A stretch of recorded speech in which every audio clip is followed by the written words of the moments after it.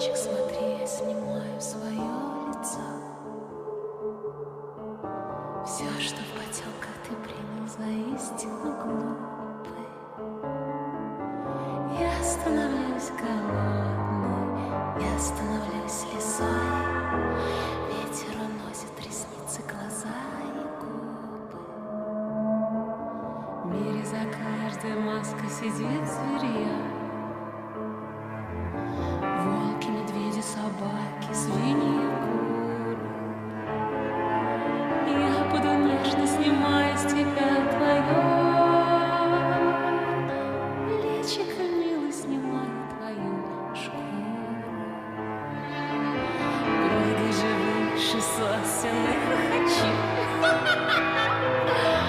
Я навсегда, я вечно буду с тобою. Лица, как листья, летят в ледяной ночи. Можно носить любовью. Да не пугайся, не стой предо мной столбом. Маски меняй, здесь миллионы милых. Нет ничего скучнее, чем быть собой. Это под силу только костям в могилах.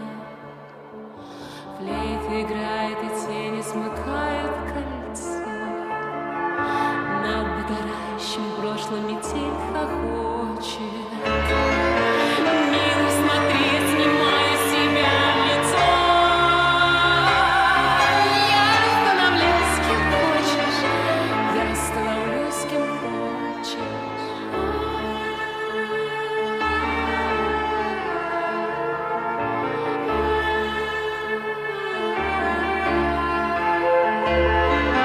Прыгай же выше сосенных хохочи. Я навсегда, я вечно буду с тобою. Лица, как листья, летят в ледяной ночи. Можно носить любовь, можно носить любовь.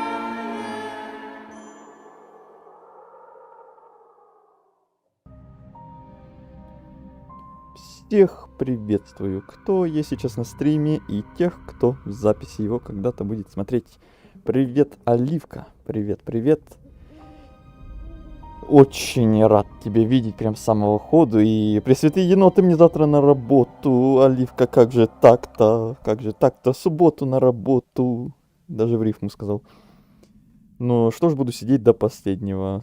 Обидно, конечно, что на работу. Конечно, да, обидно, но приятно, что ты попытаешься хотя бы посидеть до последнего, но я не знаю, если честно, сколько это самое последнее. Последний, собственно, стрим, возможно, финальный, наконец-то будет длиться. Не факт, конечно, что он вообще будет последний, но планы такие есть, хотелки такие есть. Что сегодня закончить, наконец-то, с оригинальным зайчиком.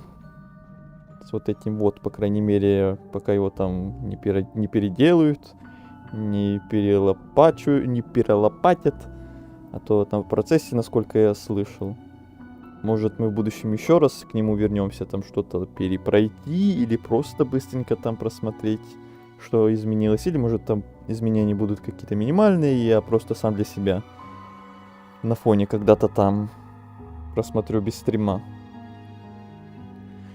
Также я обсуждал и раздумывал недавно, что после оригинального зайчика, может, мы опять вернемся к модам на зайчика когда-нибудь.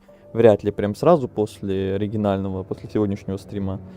Вряд ли. Но когда-нибудь, может быть, я там доберусь и пересмотрю, какие там сейчас есть моды, какие новые вышли, какие старые, может, улучшились. Тот же, например, другая история, которую мы проходили после оригинального 4-го эпизода в прошлом или позапрошлом году.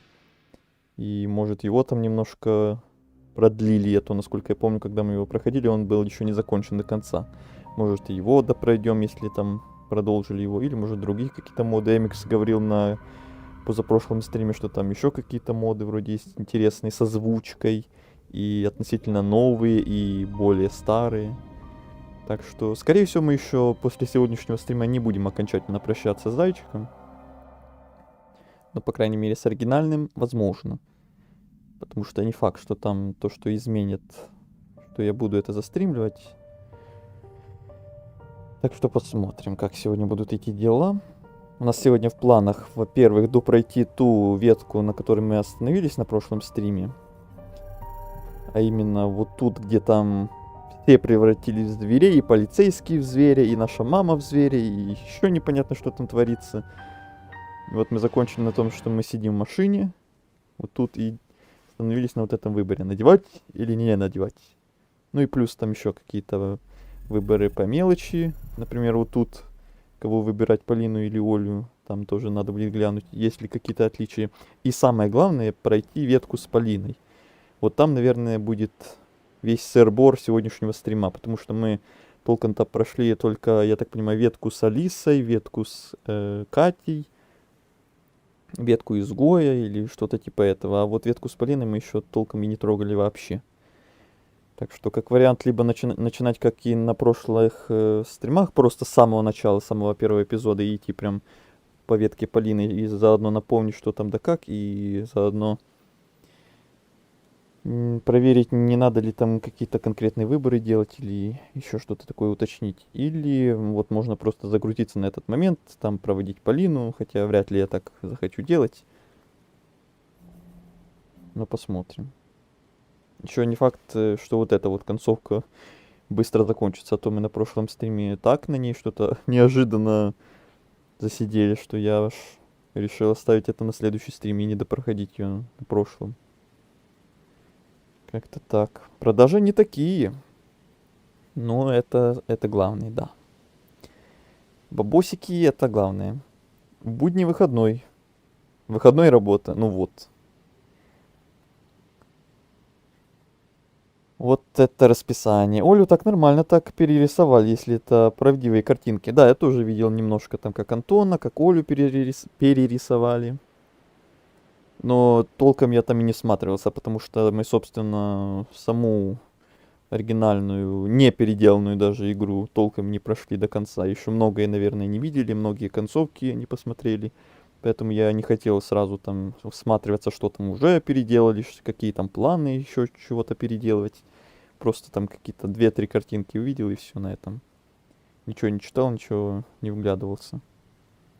И будет 2 кнопки, режиссерская версия и каноническая. Ну, вряд ли я, наверное, буду перепроходить, как говорю, еще раз там на ту же какую-нибудь режиссерскую или каноническую версию. Заново все это.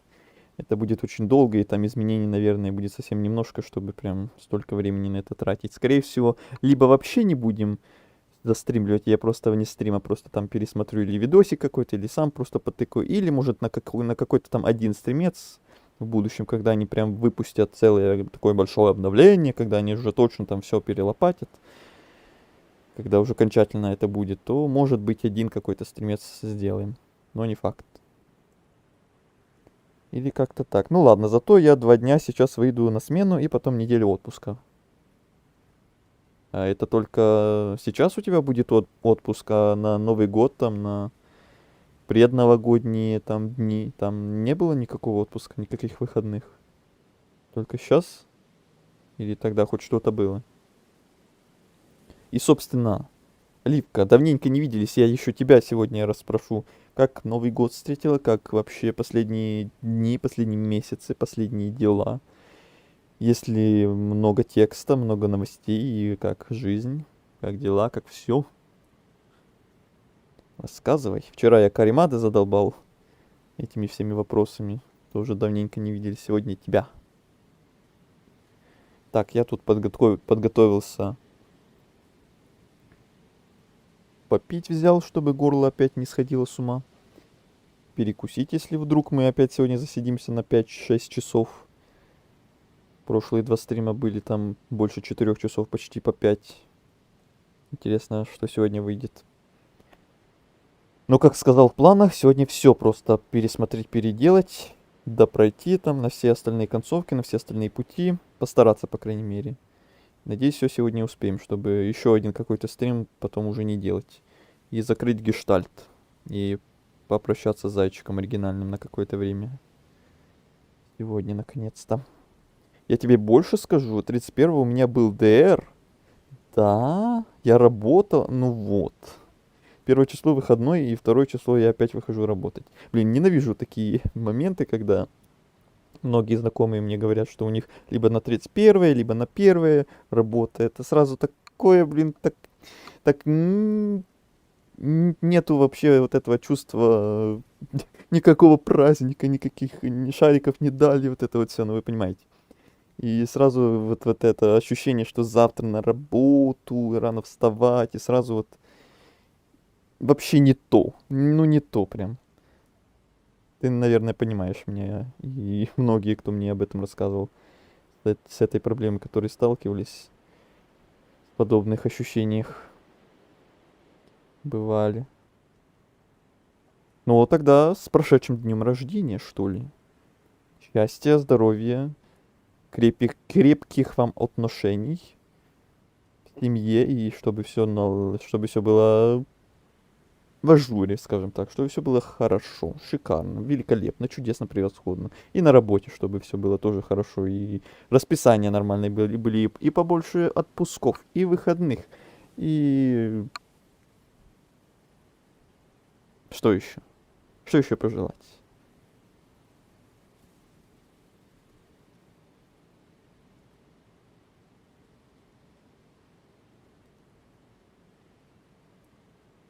Чтобы енотика себе завела домашнего. Не знаю, это тебе приятное пожелание или не очень. Не знаю, как вы там относитесь к тому, чтобы завести животных любых. Но генералу енотовой армии полагается свой домашний енотик. Это прям так должно быть.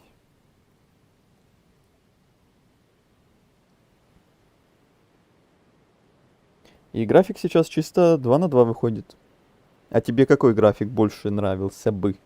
Вот такой, как сейчас, или другой какой-нибудь? Новый год обычно. Посидели с родителями Егора, потом у себя посмотрели мультик «Клаус». Ему понравилось. Блин, я вот этим Клаусом, многие мне уже уши прожужжали, не знаю. Что там такого супер-пуперского, что прям все его так нахваливают, все рекомендуют. Я уже тоже давненько собирался, и в этом году думал, что хотя бы в этом году получится, но вот опять не получилось, и не знаю, когда уже руки доберутся его посмотреть. Хотя было бы прям в тему как раз Новый год, Рождество, Клаус. Ну все, нет, да нет. Но честно скажу, я хотела выйти 31-го. Хотела выйти 31-го работать, просто потому что не хотела весь день находиться с родителями Егора. Ничего против них не имею, но не целый, блин, день. Ой, понимаю. Понимаю. Спасибочки. Любой, только не 5 на 2. Ну да. Такой себе. Наверное, у меня такое же мнение. Только бы не 5 на 2. Согласен. Я готова выйти разово на 5 на 2, но когда это постоянно, убейте. О, да. В таком случае, да, 2 на 2 это еще по-божески, это еще другое дело. Так, что насчет игры, кстати-то? У нас там, насколько я помню, сейчас за окном машины, мы сейчас сидим в Бобике с Олей, а там за окном Бобика творится какая-то чертовщина. Не знаю, ты, Оливка, пересматривала тот момент? Вроде как да, судя по твоим комментариям под теми стримами. То я даже не знаю, что нам сейчас выбирать. В любом случае мы все посмотрим, естественно. Ну что, начать? У нас там и драки какие-то между хозяином леса и между зверьми. И Ромка с Полиной там где-то были, и непонятно, что с ними происходит. И вообще какая-то дичь там происходит на улице. Но, по крайней мере, помню, что Оля нам говорила не надевать. Насколько я помню. Так что, раз Оля просила, то давайте послушаем Олю и начнем с этого выбора. Не надевать. Ты права, как Ой, всегда. ё-моё, как громко. Вам нормально? Сориентируй-ка, Оливка, по звуку. Мне вот прям голос прям долбанул по ушам.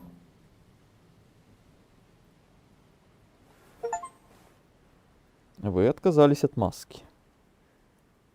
Достижение. Я выронил маску. Достаточно этого кошмарного волшебства, порожденного лесом и тьмой. Игры зверей закончились.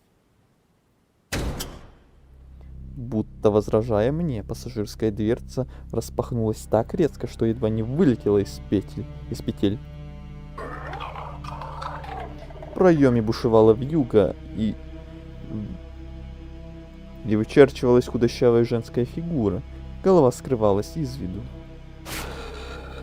Бледные руки шарили по металлу, как какие-то пауки-альбиносы. И тут пауки, блин, гигантские. Что ж они везде меня преследуют, заползая в наше с Олей убежище. Сестра впилась пальцами в мое плечо. Женщина начала наклоняться, медленно сгибаясь в пояснице, словно проржавелый механизм. Показался подбородок сваленной шерсти, рот прорезав глаз. Ну и морда, конечно. Какая-то вообще неестественная. Как будто прифотошопленная где-то вот тут. Вы тоже видите вот этот вот немножко ни туда, ни сюда.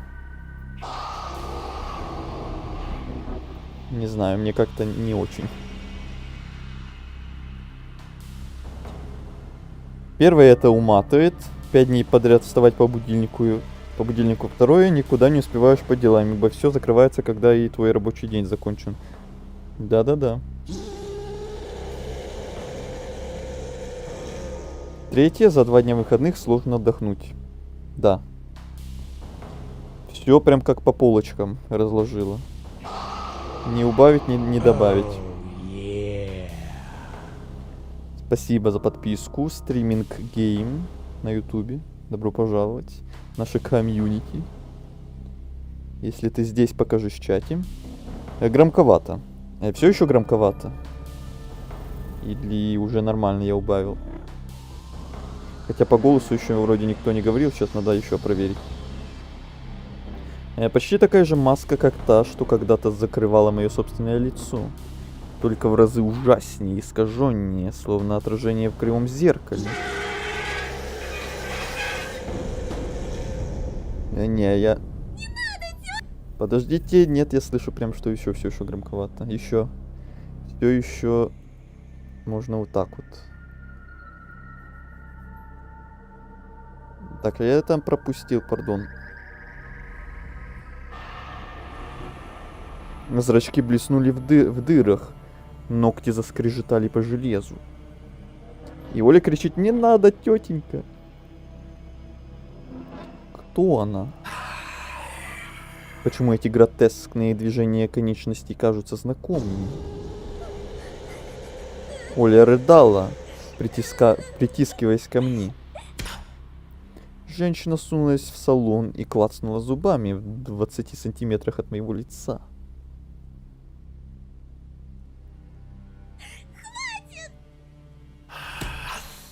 Аф! Снова щелкнула челюсть, ноздри шумно втянули воздух. Существо принюхалось. Я боюсь! А сейчас как?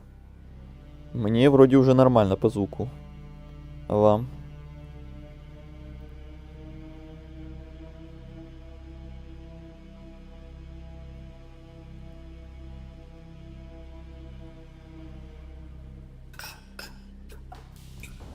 Женщина по-звериному изогнула шею. В ее горле заклокотало. Она точно вспоминала человеческую речь. Я понял, что она обращается к Оле.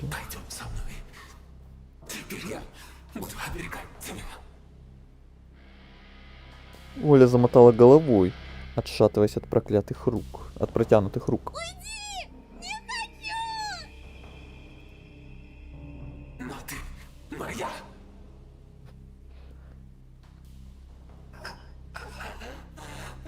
На миг дьявольская злоба покинула мерцающие глаза в отверстиях старой маски.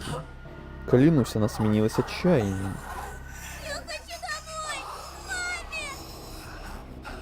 Оля билась в истерике. Так это и есть мамочка.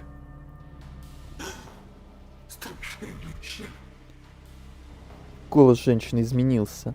В нем звучала мука. Глаза в полутемных прорезах заблестели, но уже не от злобы, а от слез. Я потрясенно смотрел на монстра, который секунду назад собирался порвать нас в клочья.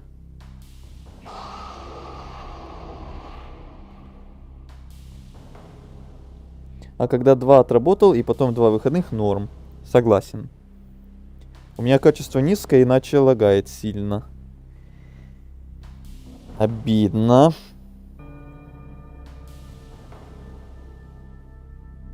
Но на Твиче тогда советовать не буду, учитывая, что ты рассказывала, что с Твичом у тебя там с аккаунтами проблемы. Тогда ничего не поделаешь, получается, к сожалению. Норм по звуку? Все, тогда отлично. Наслаждаемся. Рука с длинными пальцами опять потянулась к Коле, но замерла на середине пути. Внезапно женщина с головой зайца выскользнула из салона и бросилась в самую гущу боя. Я увидел, как она вцепилась зубами в шею Тихонова и начала вырывать из него куски мяса. Волк метался по багровому снегу, жалобно скуля, в безуспешных попытках сбросить озверевшую зайчиху. Я не знаю.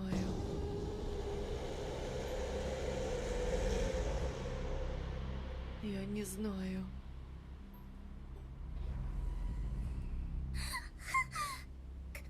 Я не знаю. Что-то вот это я не знаю, каким-то тоном озвучено, как будто вообще другой актер озвучивал. Не похоже на остальное. С Твичом у меня отдельное отношение. Я помню. Хотел отбросить маску подальше, но она прилипла к пальцам. Я тряхнул рукой, избавляясь от гадости. Затем дернул на себя дверь и заблокировал ее. У меня вопрос, что там с Ромкой и Полиной? Где они, что они? Или они там тоже превратились и присоединились к этой мясорубке? О них вообще забыли как-то. Мы остаемся внутри, пока все не кончится, пока добро не восторжествует. Ведь именно так и происходит в историях, которые мама читала мне в детстве. Оля уронила голову мне на плечо. Пятна продолжали метаться за лишившимся прозрачности стеклами. Мы сидели в автомобиле, ожидая конца. Хрустели кости, крылья. Я закрыла ладонями Олины уши. Рогатая тень прошла прямо перед автомобилем. Мелодия смерти и голода и ввинчивалась в мозг. Я подумал, что Тихонов волк управляет безвольной Алисой, как козел управлял своей стаей. Чудовище на чудовище. Тьма на тьму. Волчонок, кувыркнувшись, отлетел и повис на кресле, словно распятый бог, в которого верил мой папа. Тихонов зарычал в беснующейся метели. Козел заблеял. Кровь ударила фонтаном в ночное небо. Музыка стихла. Стало тихо. Да, маленькая. Сиди здесь. Я посмотрю одним глазком и вернусь. Нет, не надо. Я вернусь. Обещаю. Оля... Оля, блин, все вместе. Она не хотела отпустить... Она нехотя отпустила мой воротник, шмыгнула носом. Я взял с заднего сиденья топор. А куда делся автомат, который где-то там был? Про него тоже все забыли. Но про топор не забыли, который еще с дома мы с собой таскаем. Не знаю, откуда во мне взялись силы. Возможно, оставаться в салоне в неведении было ужаснее, чем выйти наружу. Ну и бойня. Я осторожно ступил на землю. Поле боя олело от крови. Труп медвежутки с проломленной головой, остатки совы без глаз и одного крыла. Лишь Алиса и зайчиха куда-то пропали. Тихонов держался за горло, тщетно пытаясь закрыть рану. Кровь толчками вытекала между пальцев. Маска была разорвана в клочья, как и кожа. Когти врага содрали половину лица от века до подбородка, убрали мягкие ткани щеки. Из скважины скалились желтоватые зубы верхней челюсти. Левый глаз вытек чем-то похожим на белок сырого яйца. Что со мной? О, какие подробности. Не хочу. Горячо так. Горячо. Он захрипел последний раз и опал. Я убедился, что Оля сидит в салоне, вперевшись в спинку водительского кресла. Побрел к могилам. Между оградок полз, цепляясь за снег, козел. Тихонов вспорол ему брюхо. За ползучим телом волочились гирлянды кишок. Он оставлял липкий след, словно улитка, истекающая слизью. Желудочный сок шипел на снегу. Из-под стыков маски тек бурый гной. Черви роились в его пасти, отчего казалось, что губы козла накрашены черной помадой. Вонючие куски плоти отваливались и скукоживались. Козел пах сырой могилой, мочой и серой петард. Он умрет, подумал я. И я смогу забрать все эти маски себе. Сам решать, кто сможет прыгать со мной до луны. А кому меня бояться?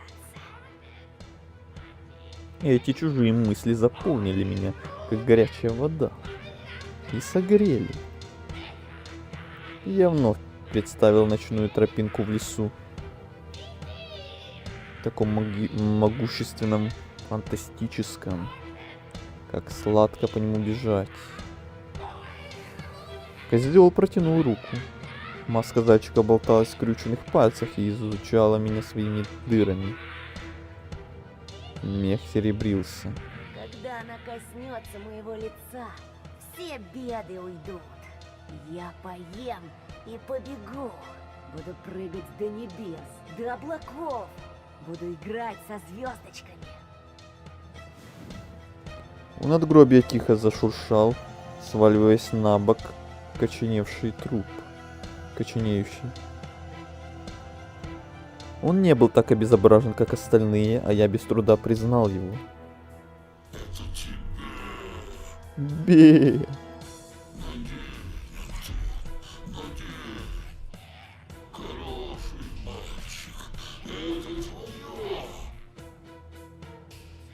Я не слушал. Я смотрел на изорванную куртку на кресте. Где-то под ним лежал мертвый и окровавленный ребенок. Рома. Посмертная человеческая маска была спокойной и умиротворенной. Мой друг. Единственный друг умер, так и не выбравшись за пределы проклятой деревни. Рома не успел подарить миру то хорошее, что было в нем. Бурлящий жар стал испаряться, пропадать. Вместо него пришли боль и тоска.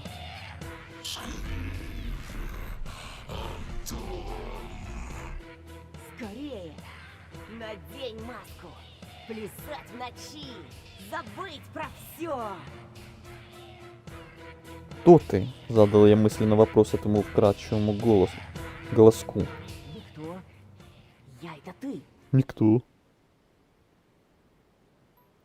Тоже прозвучало как-то не так естественно, как остальное. Никто. Никто. Ты. Кто-кто? Никто. В голосе угадывалось беспокойство. Врешь. Я посмотрел на маску. Ну уже давай, надень ее. Заячьи губы шевелились, шептали. Убирайся. Внутренний голос на время замолчал, затаился, а потом также внезапно зарычал. О, я уйду.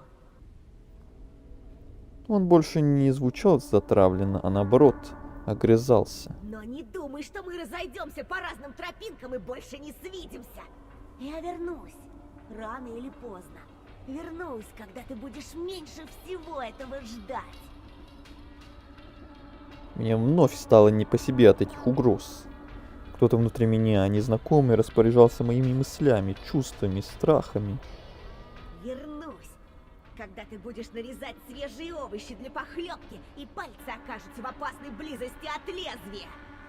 Вернусь, когда вскинешь колун над поленом, а Оля Замешков склонит над ним белокурую головушку. Или позже, да, намного позже. Я готов был броситься на утек, бежать, куда глаза глядят. Лишь бы все эти ужасные картины, написанные воспаленным рассудком, смазались и выветрились из головы. Но я понимал, что от этого голоса нигде не скрыться. Ни в густом таежном лесу, кишащем древними чудовищами, ни в лесной хибаре с заколоченными окнами, ни на луне, куда могла завести бесконечная тропа в ночи. Этот притворяющийся мной голос сочился из зияющей дыры заячьей маски и одновременно срывался с моих губ. Потому что он притворялся мной всегда. Может, я объявлюсь, когда ты подрастешь и будешь держать на руках своего малыша, сотканного из лучей солнечного света. Как легко загасить огонек лампадки. Подует ветерок и... Я зажмурился, и слезы брызнули из глаз. Замолчи! Я буду ждать. Убирайся. Можешь прогнать меня сейчас, заглушить, подавить. Мне наплевать. Это не ты. Я часть тебя. Всегда им был. Отныне мы вместе. Я вновь взглянул на сатаневшую маску. Такая прямо сатаневшая. Медленно осознавая, чего я лишусь, если перестану быть человеком. Оля, мама, папа. Ледяной ветер резал кожу, распаляя по телу болезненный жар. Я был больше не в силах понять, происходит ли со мной все за правду или я давно брежу. Где-то вдалеке, за оградками мелькнула шустрая тень, и я, не таясь, вытянулась среди стволов огромной скалопендрой. Кстати, вот. Вновь подул пробирающий до костей ветер, но вместе с ним до меня донесся знакомый шепоток. Словно ко мне обращался сам лес, а не покачивающаяся на ветру хищная тень.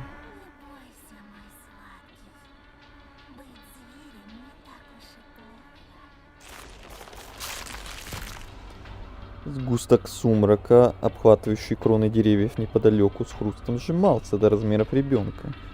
А в его копошащемся силуэте начинал угадываться облик знакомой девочки лисы. По крайней мере, какой я запомнил ее в день нашей первой встречи. Особенно хорошо, когда не надо плясать под чужую дудку. Я перебросил взгляд с лезвия топора в моих руках на изрезанную в лоскуты козлиную маску. Глядя на окоченевшее тело рогатого великана, было невозможно понять, жив ли он до сих пор. У нас больше нет хозяев, а значит, больше никто не заставит травить кого-то. Алиса замялась, катая слово на языке, словно пробуя его на вкус. Беззащитного. Порой в наш лес забредают люди, которые заслуживают стать нашей добычей. Что ни говори, а среди людей полно настоящих чудовищ. Смеясь, она игриво выглянула из-за мачты вековой сосны. Прорезы хитрой маски нашли меня в темноте. Мы последние из стаи, зайчик. Только я и ты. Нам нужно заботиться друг о друге. Разве ты не видишь? Алиса сделала шаг навстречу мне и выставила на показ сочащиеся в лунном свете глубокие порезы на руках.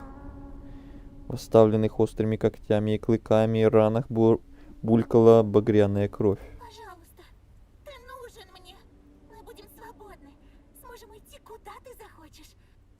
А как же моя прежняя жизнь? Моя семья, Оля, друзья. Я подозрительно посмотрел на Алису. Казалось, что я наконец знаю ее секрет, но боюсь себе в этом признаться. Как же Полина? Алиса удивленно уставилась на меня, а потом прыснула от смеха. Раз, другой, и вот она уже истерично хохотала, держась за живот. Ее тело неестественно дергалось, как у сломанной механической игрушки, пока заряд не кончился, и она молча не застыла со своей неизменной улыбкой. Полина. Да, Полина. Тот, кто был под маской, явно улыбался, но тут же холодно резанул. В пизду Полину. Ну, как бы мы сейчас будем проходить ее ветку, так что нет, не согласен. Если бы мы ее уже прошли, и сейчас бы это была уже последняя ветка, я бы, может, и согласился. А так нет. Только ты и я. Решайся, малыш. Только, пожалуйста, не бросай меня. Я снова уставился на заячью маску, на которой как будто появилось некое подобие улыбки. Затем бессознательно взял топор поудобнее под пристальным взглядом Плутовки. Вспомнил угрозы зайчика, затем сладкое обещание Алисы, верить которым казалось безумием. Вспомнил согревающий Олин свет. И принял решение. Принял решение сначала сохраниться. И разбить нахрен эту маску. Я отчеканил. Ты, это не я. Вскинул топор. Осознание затлело в глазищах козла. Черный язык выпал из пасти.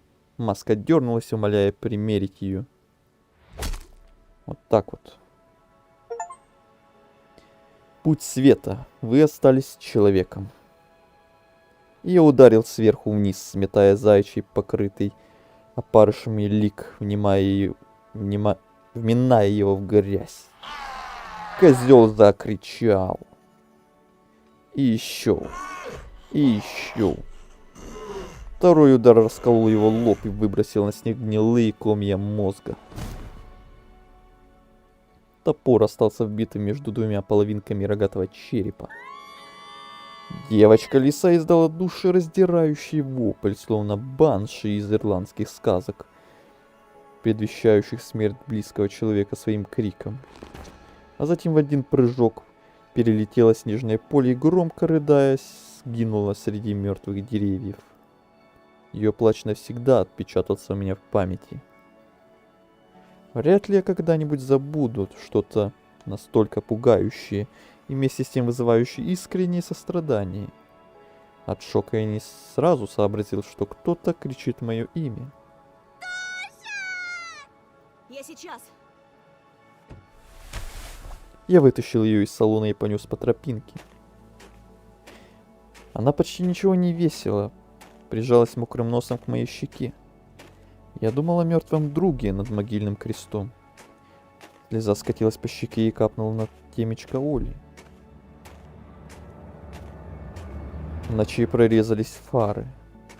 Я шел вперед, не зная, что ждет меня там. Папин автомобиль затормозил посреди просеки. Или просеки. Отец выскочил, спотыкаясь. Папочка! Он обнял нас своими большими руками. Его щетина колола кожу, но это было самое приятное чувство на свете. Простите меня, пожалуйста, простите. Он плакал впервые. Впервые я видел отцовские слезы, скупые, но обжигающие. Я не должен был уходить. Боже мой, не должен был. Дом сгорел. Они подожгли. Отец кивнул коротко. Забрал Олю и положил на заднее сиденье. Они подстерегли нас в лесу. Звери? Отец взглянул на меня удивленно. Я сел в автомобиль, наблюдая, как папа обходит машину спереди, как садится за руль и хлопает дверьми. Это проблема всех девочек. Для вас, мальчиков, мы никогда ничего не весим. Ну, романтизация вот этого вот всего. Люди, конечно. Люди, которые хуже зверей. Он ничего не знал. Не видел, как сверкают во мраке глаза чудовищ. Я думал, что того ублюдка арестовала милиция, но там были его дружки. Машина пошла, набирая скорость. Метель почти угомонилась, снег перестал валить. Я спросил себя, не рассвет ли рдеет над вековыми соснами. Время сломалось, утратило прежние свойства. Стало снежинками, упархивающими в небо, вместо того, чтобы лететь вниз. Где мама? Папа молчал, буравя дорогу тяжелым взором, цепив на руле побелевшие пальцы. Плохие люди забрали нашу маму. Я все исправлю, верну ее. Но сейчас главное вы. Ты и Оля. Так, мне кажется, или теперь голоса какие-то немножко тиховатые. Я чуточку сделаю погромче. В зеркале заднего вида вырисовывалась сонная мордашка сестры. Тоша, Да, Оленька. ты спас нас, братья. У тебя получилось. Она уснула в тепле, сопела, посасывая пальчик. Я смог. Я вытащил ее из ада. Все обойдется, они нас не найдут. Больше никогда. Что-то мелькнуло у обочины. Поправив очки, я рассмотрел девочку, хватающуюся за обледенелые прутики. Стой! Мой крик не потревожил сна Оли. Машина притормаживала, а я уже вывалился из салона и побежал через сугроб. Полина! Она пошатнулась. Одежда была исполосована то ли ветками, то ли когтями. Я осторожно обнял Полину.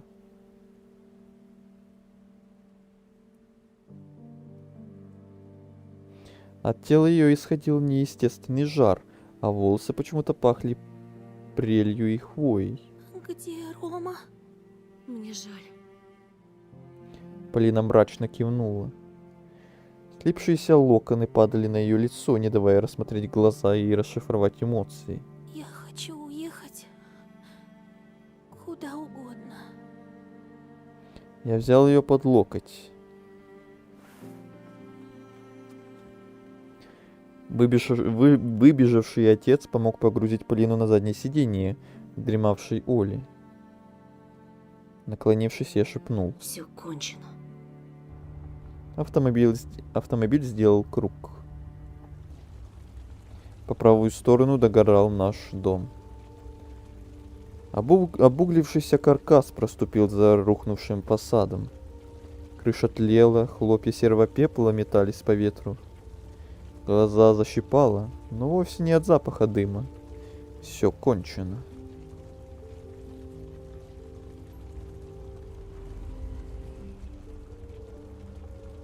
Все кончено или все конечно, тут написано.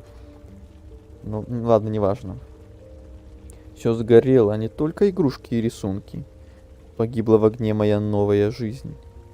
А впереди... Я не знал, что там. Фары освещали лишь столбы деревьев.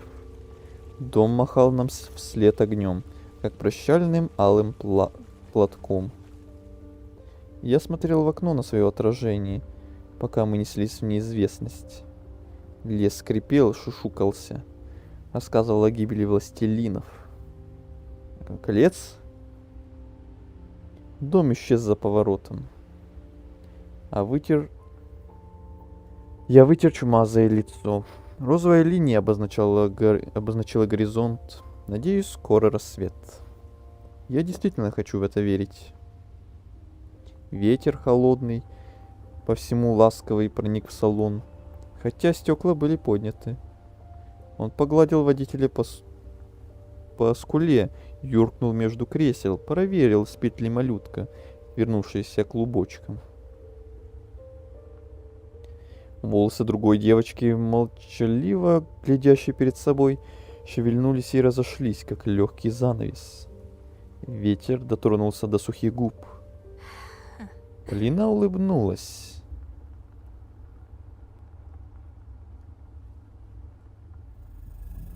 Внезапный выбор. Ну, сейчас будет скример. Что я пропустил, отошла на 2 минуты. Ну, смотря на каком моменте ты отошла.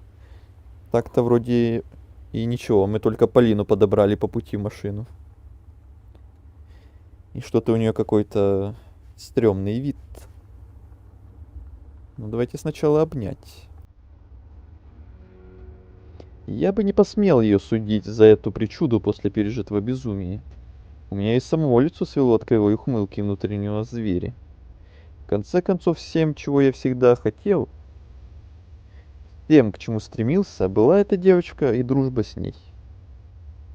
А может даже и больше, чем дружба. Я обнял Полину.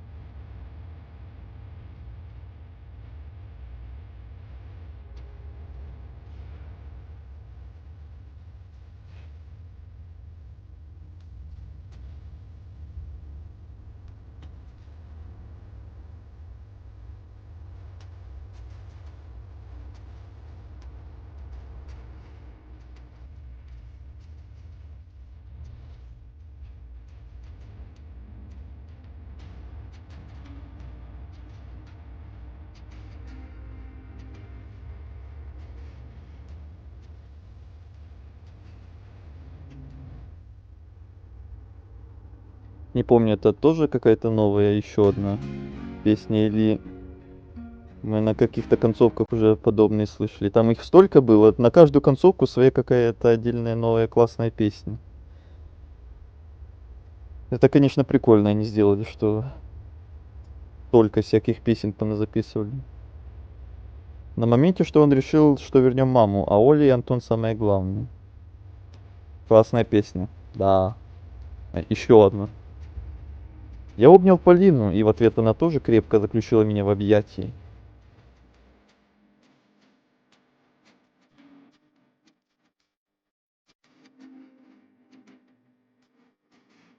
Это что, мы по ветке Полины по итогу вышли? Хоть я и не планировал сначала.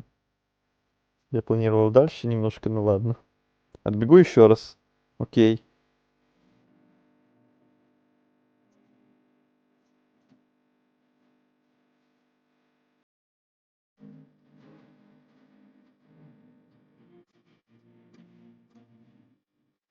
Кожа.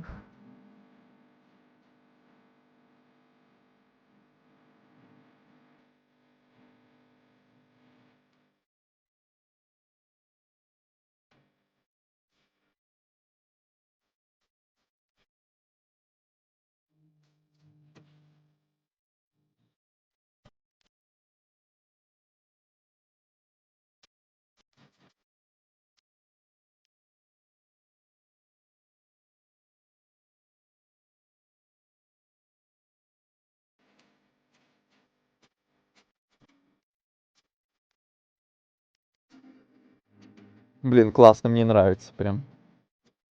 Не хочется аж продолжать. Ну ладно. Нормис. Вот это достижение, Нормис. Гений и мрак. Говоря о современной российской живописи, нельзя не упомянуть ее флагманом. Так, сейчас я прочитаю сам про себя, а то опять это может, как в другой концовке, вообще ничего общего с игрой не связано, просто какая-то вообще другая фигня.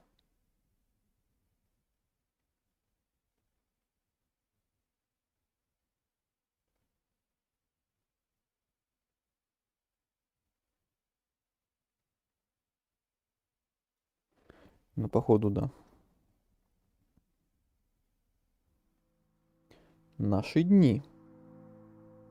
Никогда не понимал, зачем в небольшом поселке нужна психушка. Так. Это окружная больница. И ты знаешь, здесь, возле леса, так легко сойти с ума. О, я это прекрасно знал. Ветер шевелил голыми ветвями деревьев в пустынном сквере. Солнце зашло за тайгу, доносился запах хвои и сырости. Тени скользили у обшарпанного фасада, как призраки безумцев в черных больничных пижамах. Черных? Обычно в белых. Этот поселок напоминал мертвеца, в венах которого загустевала бальзамическая жидкость, жуткую куклу, смастеренную некрофилом из похищенных у трупов одеяний. Так покажите поближе их. После всего, что мне пришлось сделать, после того, как мы с Полиной прикоснулись к мраку, наши руки были по локоть во тьме, как в крови. Стоя возле машины плечом к плечу со своей соратницей, я смотрел из-под лобья на зарешеченные окна. Падал снег, торжественный, тревожный. Я сам мог оказаться внутри, в психиатрической больнице, но в другой концовке так и было. Привязанной к койке, контуженной препаратами. Но мы избежали запертых палат. Когда много лет назад спасатели подобрали Бяшу, он ползал среди лесных оврагов. В его желудке доктора нашли остатки полевок и белок. Что? Он выживал как мог. Милиция решила, бедный мальчик стал жертвой маньяка, и его разум пошатнулся. Мы с Полиной уцелели, действуя своими методами. Но, может, настоящие безумцы не внутри, а снаружи? Я взглянул на мобильный телефон. В заставке на меня смотрел мягко улыбаясь отец. Он держал за руку Олю. Сестричка смеялась, застыв, как в янтаре, в далеком-далеком, навсегда утраченном летнем дне. Взглядом я сверлил время в углу экрана. Приемные часы. Пойдем. Кому это они? В вестибюле ветхого здания дули сквозняки. Каждая вторая лампочка перегорела, так что в коридоре царил полумрак. Вы к кому? К Игорю Будаеву. А, наш завсегдатай. Пациенты сейчас в столовой или на процедурах, но Игорь Дулгарович уже вернулся в палату. Дулгарович? Впервые такое слышу. Как он себя чувствует? Ой, ё-моё. Чё он как из пластилина? Ну, борода и волосы уж точно как-то вообще не ахти. Не знаю, это уже переделанный Антон или еще нет? Там вроде его должны были переделывать, не знаю. Там были какие-то патчи еще с тех времен. Не знаю, это уже переделанный или нет, но мне он все равно не нравится, даже если переделанный. Вообще как-то нет. Не ахти, не то. Не то, что я представлял. А со стороны было многообещающе. Надежд на выписку по-прежнему никаких. Боюсь, он до конца жизни будет нуждаться в медицинской помощи. Это про кого они? Но знаете, Игорь всерьез увлекся творчеством. Мы здесь всячески поощряем арт-терапию. Кто такой Игорь? Кроме того самого Игорь Дулгарович. Что за Игорь? У меня такой же вопрос. Что за Игорь, к которому они приехали в психушку? Игорь Дулгарович. Игорь Будаев Дулгарович. Вот, полное. Впервые слышу о таком. Или это дедушка Полины, может, тот самый. Хотя, не знаю, короче, кто это может быть. Он даже возглавил наш кружок самодеятельности в детском отделении. В детском это ребенок какой-то. Неужели выжигает по дереву? Да кто ж паяльник такому доверит? Нет, шьет костюмы для нашего любительского театра. Что происходит? Произошли титры, и потом написали типа «Наши дни». Таймскип произошел, и нам показывают взрослого Антона и Полину, которые приехали в психушку кому-то. И я уже успел обсудить, как мне не нравится Антон, повзрослевший. Не знаю, это уже переделанный Антон или еще нет, но мне не понравилось. Да у вас тут не больница, а клуб талантов. Может, Игорь это их сын? Ну, тогда интересно. Медсестра не уловила сарказма. Что она сказала, я не уловил. Клуб талантов. Наши ребята большие молодцы. Идите за мной. Фи. По линолеуму пробежал таракан. Полина наступила на него и презрительно поморщилась. Вот так вот. Медсестра отворила дверь. Игорь Дулгарович, к вам пришли. Дулгарович. И кто это? Что это? Я готовился к этой встрече, но вид рано Бяши? Рано постаревшего Бяши ошарашил меня. Бяша? Еще раз как? Где оно, блин, делось?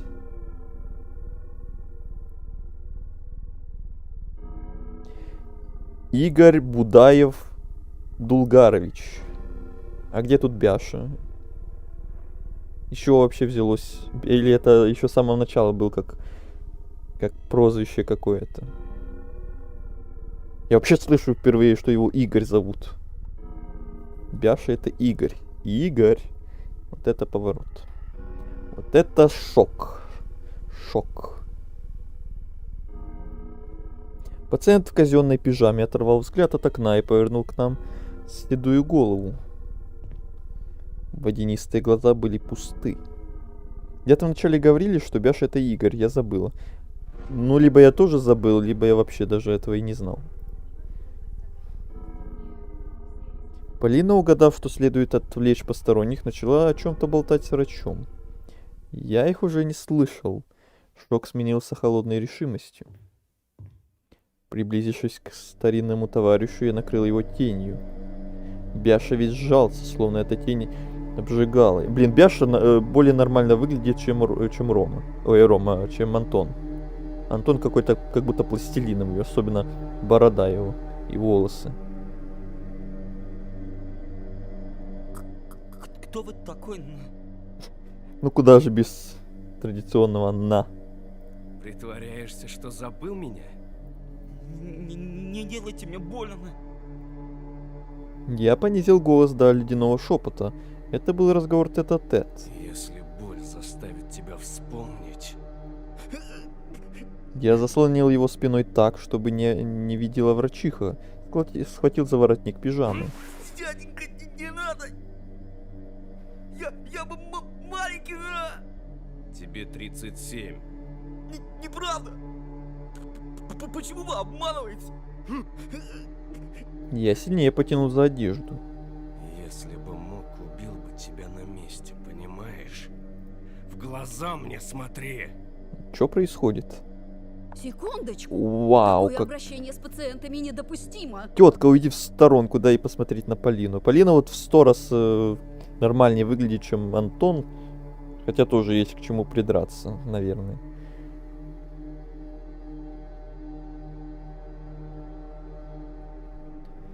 Даже не начинал пока, подумал я, разжимая пальцы. Все в порядке, они старые товарищи. Взор Бяши заметался по палате и замер на Полине. Задрожав всем телом, наш бывший одноклассник вжался в стену. Зачем вы привели ее сюда? Прогоните, да!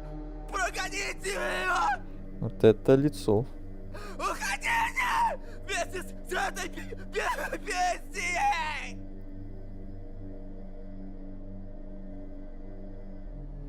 Я тоже бросил взгляд на Полину, застывшую в темном углу.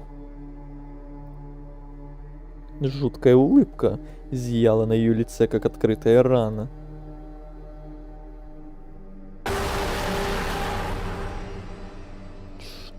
Что это было? Я даже не успел заметить, что там появилось.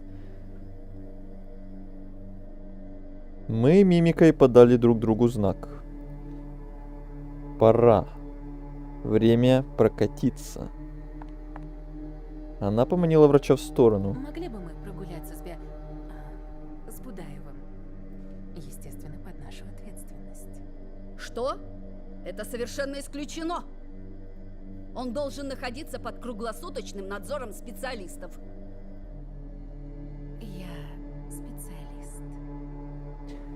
У нее сразу тон стал таким каким-то загадочным. Как будто она гипнотизирует. Полина вынула что-то из кармана и протянула врачу. Та смотрела, хмурясь на конверт в руках Полины. У вас, милочка, какая-то аура негативная. Вы оба странные. Это исправимо. Полина зашуршала купюрами, увеличивая награду. Что ж, доктор, полагаю, с вами пациент будет в безопасности. Не отдавайте меня! Да только не... О, Нет, да! как тебе, Антон, Оливка? И Полина тоже как, кстати. Твое мнение. И ты, кстати, успела заметить, что там появилось в этом скримере? Я еле-еле какой-то там белый силуэт заметил, и все.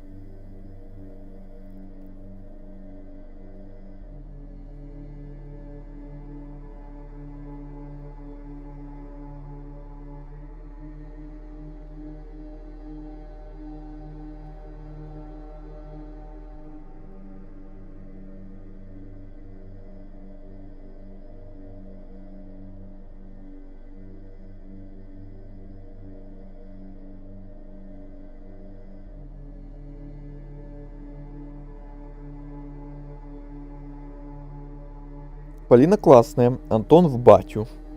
Не успела. Но Антон мне что-то не очень понравился. Не знаю, реально, это уже переделанный, тот, которого Антона переделывали, или они не этого переделывали, а какого-то другого Антона. Я там вроде другую фотку какую-то видел, но мне что-то он не очень. На выход! Ну, выход! Ау. Я стиснул его плечо, наверняка оставил хороший синяк. И не скрою, получил удовольствие.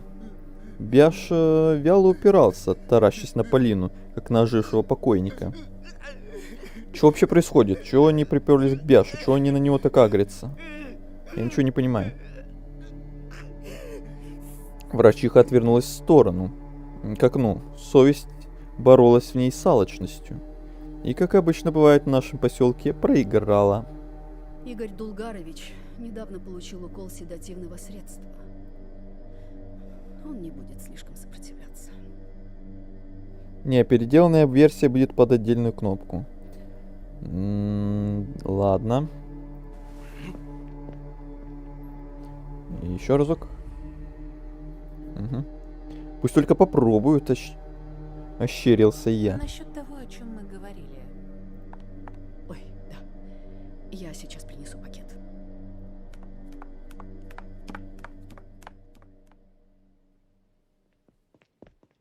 Вот это у них броневик, конечно. Это они серьезно на этом приехали?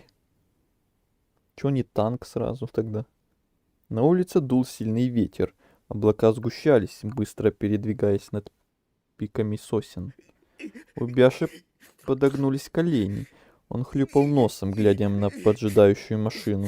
Мой черный внедорожник «Тигр» смотрел так, словно вместо салона ожидал увидеть за дверцей просторное помещение с промышленной мясорубкой. Внушительная громадина поблескивала хромом. Проголодавшийся металлический зверь, зловещие животные. Хорош нахваливать свою машину. Реклама, блин, пошла какая-то. Придерживая Бяшу под локти, мы с Полиной конвоировали его на заднее сиденье. Судорожные ухмылки искажали наши лица, отразившиеся в стекле. Бяша беззащитно озирался на клинику, в которой провел большую часть жизни.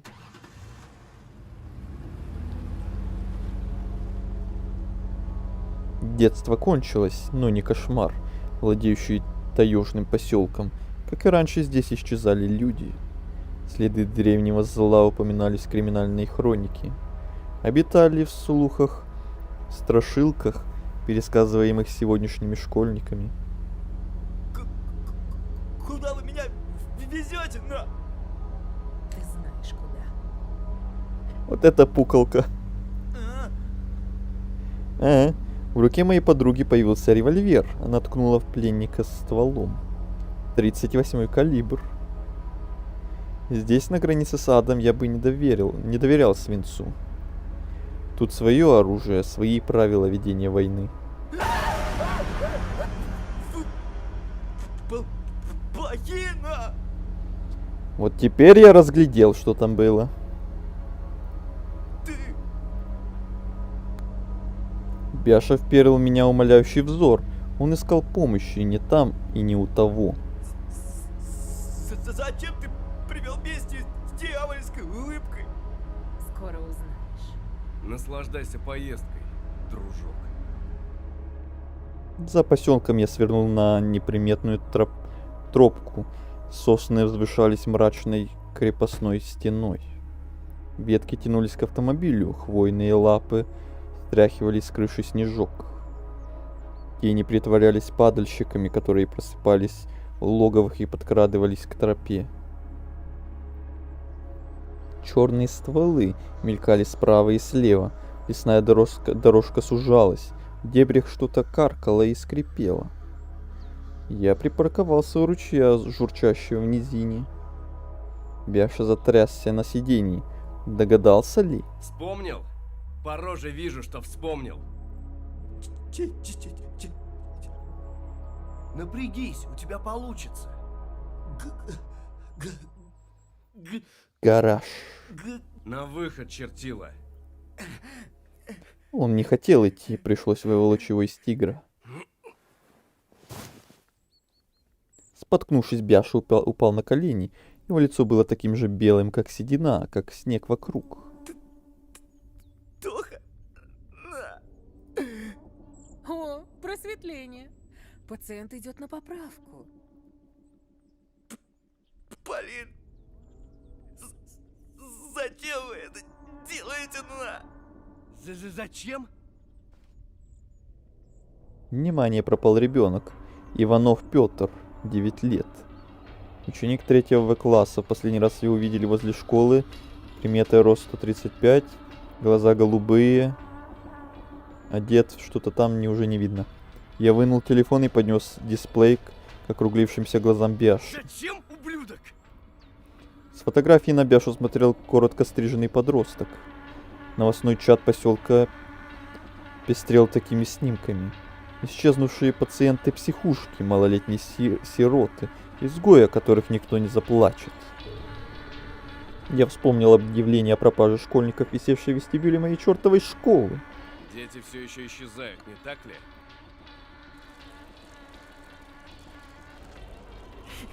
Бяша хныкал, пуская слюни. На пижамных штанах выступило темное пятно. Полина брезгливо фыркнула. Кружок умелые ручки, да? Мы все знаем. Полина открыла багажник и швырнула Бяшу пакетом. Несколько звериных масок, проданных предприимчивой медсестрой, выскользнули на снег. В дурдоме ты делаешь новые маски. Я ничего не понимаю. Тошенька, мне сказали, это поможет. Что так мои мозги встанут на место. Я не знал, что это плохо.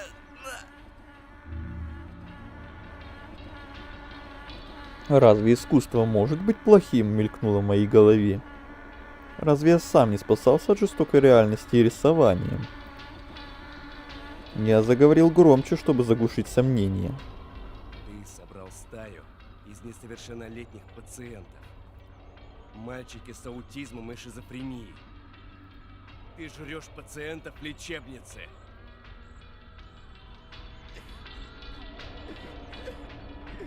Бяша обронил голову, рыдая. Из его глотки доносился сиплый жужжащий звук. Ты помнишь мою бабушку? Перед мысленным взглядом встала фигура бабули, озаренная трепещущим сиянием свечей. Оставьте меня в покое, на! Бабушка жила здесь и ходила в одну очень старую церковь при монастыре. Я вас не слушаю, да? Умирающий монах рассказал ей, что зло бродит по миру, но божьи создания присматривают за людьми. Создание.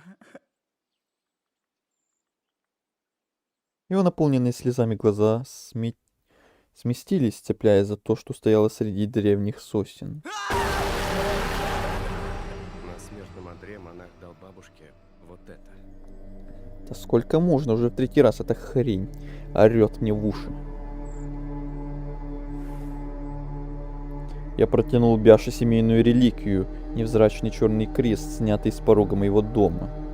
Нам с Полиной потребовались годы исследований, чтобы понять. Внутри спрятана реликвия для связи с ними. С ними. Он повторял за мной, как умалишенный, коим и являлся. С небесными заступниками. У всех народов есть заговоры, ритуалы, помогающие вызвать этих сущностей, чтобы бороться. С такими, как ты, дружок. Точнее, теми, кто управляет тобой, словно марионеткой. Без Полины я бы не додумался. Пустяки. Просто я знала правду о своем деде. Харитонна. Хотя бы показали помедленнее, что за хрень. Да-да, даже толком рассмотреть нельзя, только доли секунды.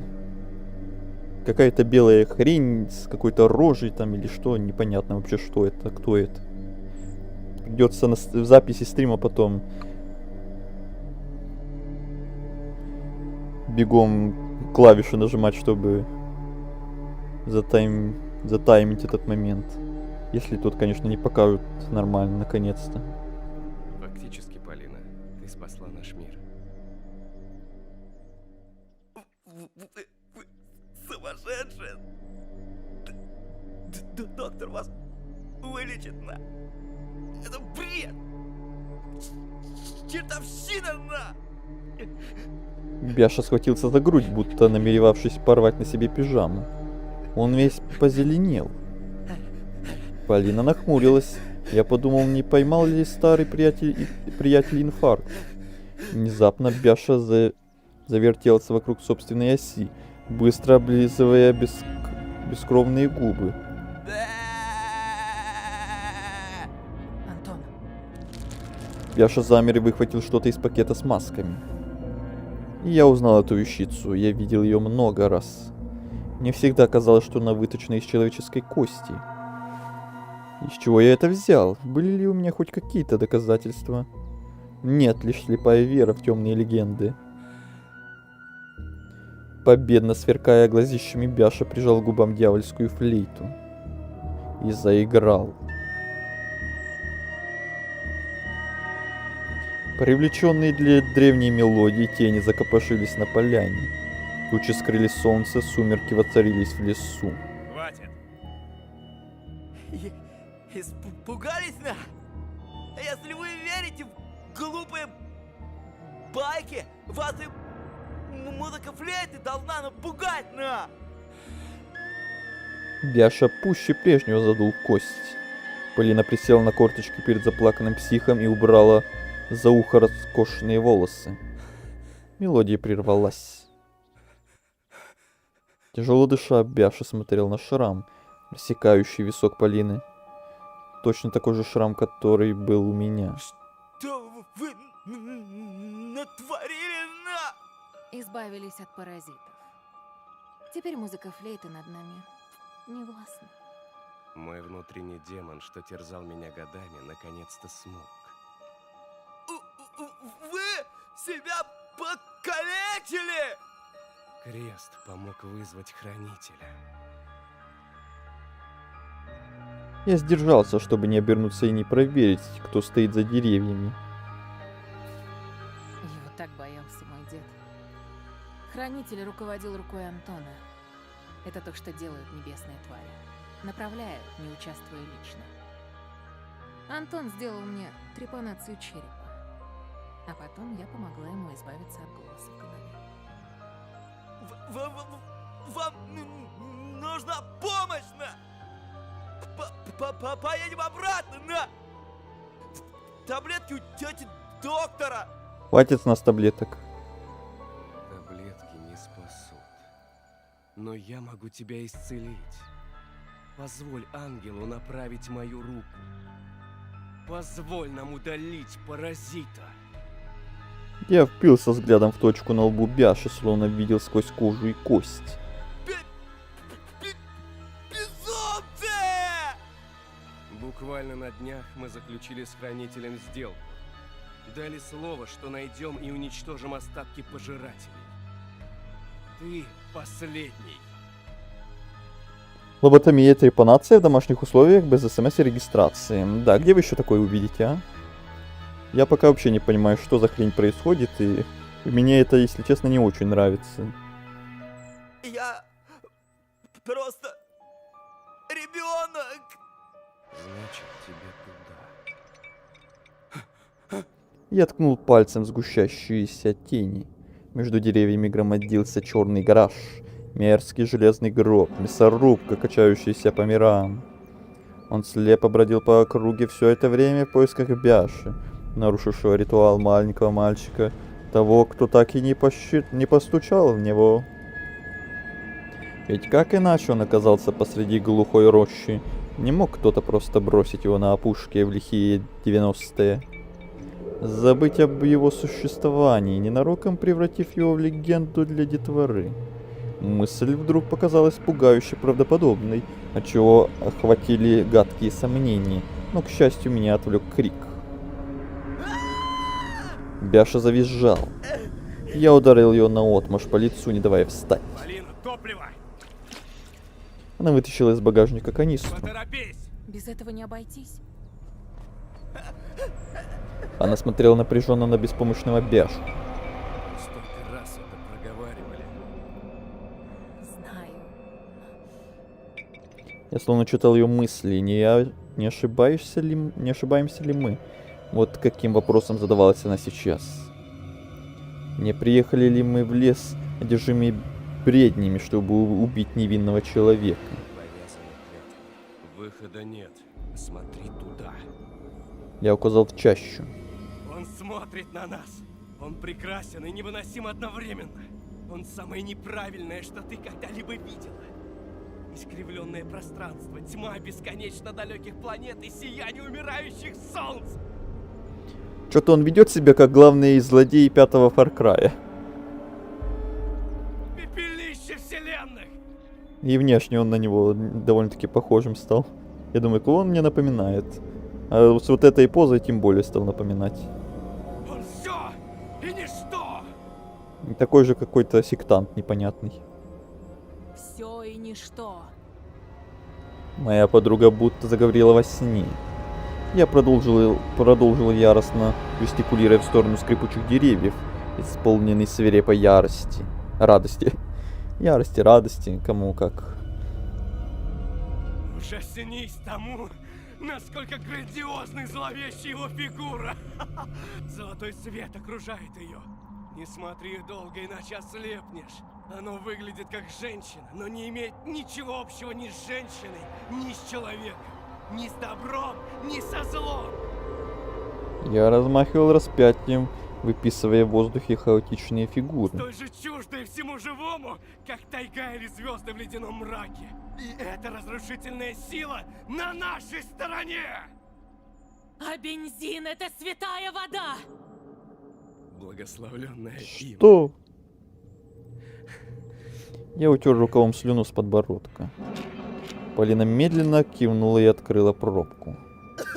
Открутила. Я взял у нее канистру и вылил содержимое на голову Бяши.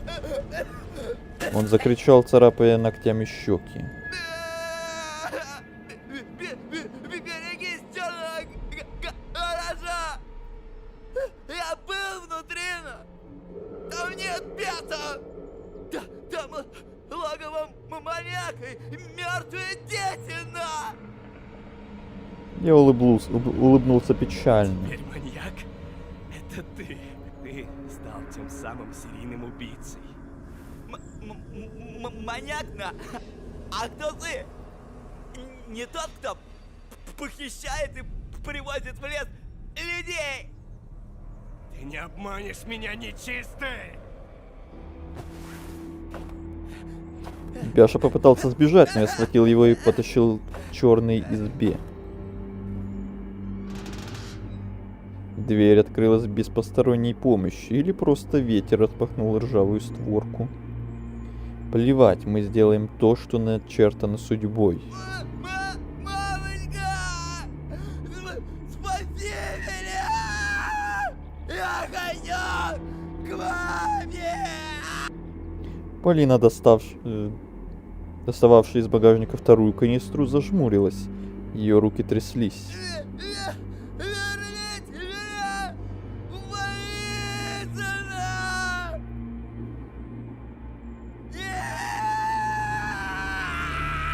Я хочу домой! Не убоюсь зла! Страшно! Мамочка! Ты со мной! Твой жезл и посох!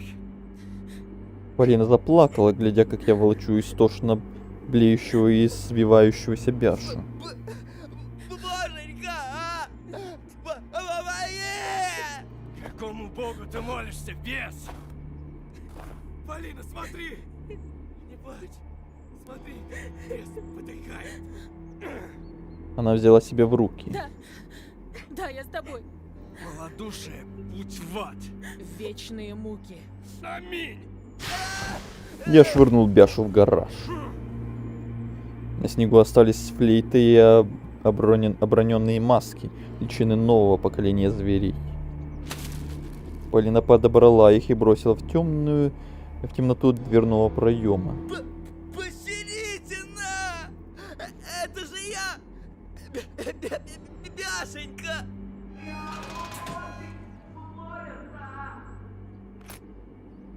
Исцели, Боже! Я забрал у Полины вторую канистру и облил бензином гараж. Каждой клеточкой тела я ощутил покровительство небесного создания. Полина тоже. Горящие спички мы бросили в лужу одновременно. Пламя охватило гараж. Это хранитель нашими руками испепелял заклятого врага.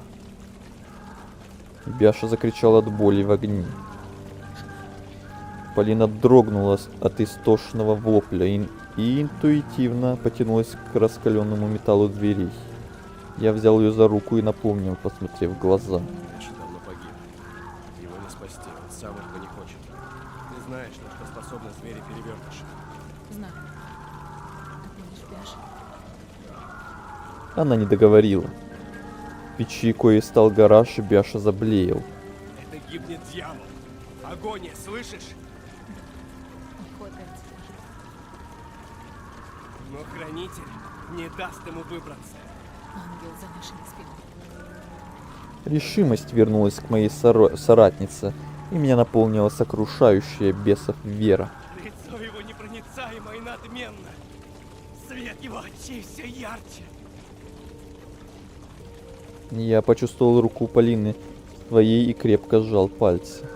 Мы стояли на фоне пожара, и наши тени плавили снег. Мир, спасибо. С пожирателями покончено. Мы поступили правильно. Хранитель обещал нам забвение. Мы забудем. Забудем обо всем. И друг о друге. Я не потеряю тебя. Дверной проем гаража деформировался, извергая пламя. Пепел и крики, становящиеся все тише.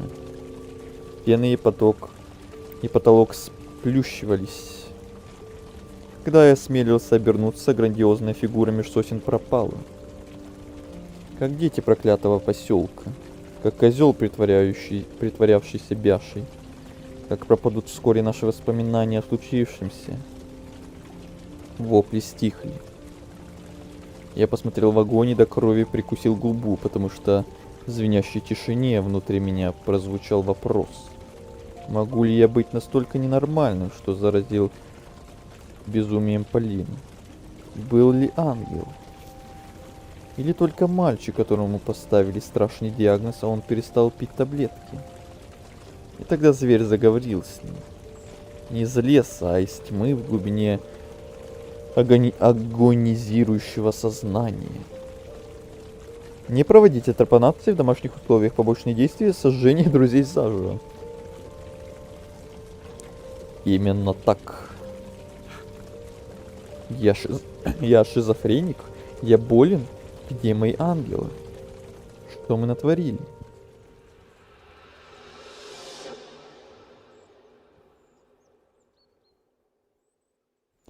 Ну и капец какой-то. О, вот эта картинка прикольная.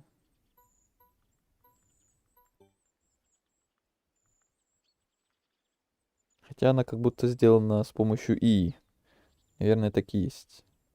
А эта хрень — это ангел? Я не знаю, что это за хрень. Я вообще не понимаю, что с этой концовкой такое. Она мне вообще не нравится. Она вообще так же, как и эта концовка с инопланетянами и с пожирателями галактик. Так и эта концовка какая-то вообще не в ту отрасль, по-моему, пошла, не в ту сторону, не в ту тему.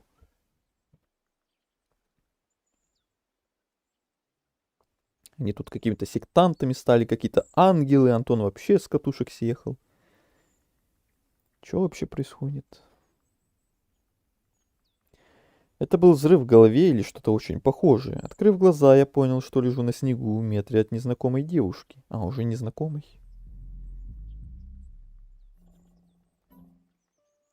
Сосны вздымались над головами до голубых небес. Нас окружали дебри, но они не пугали. Сам факт, что я не понимал, как оказался тут, не вызывал ни малейшего страха.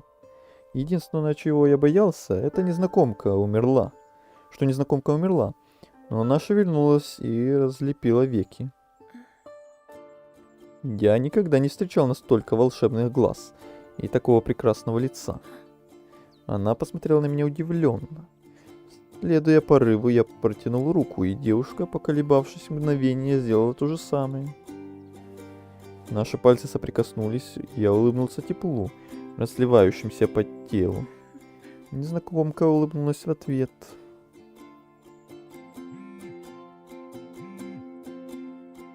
Оля, сестра.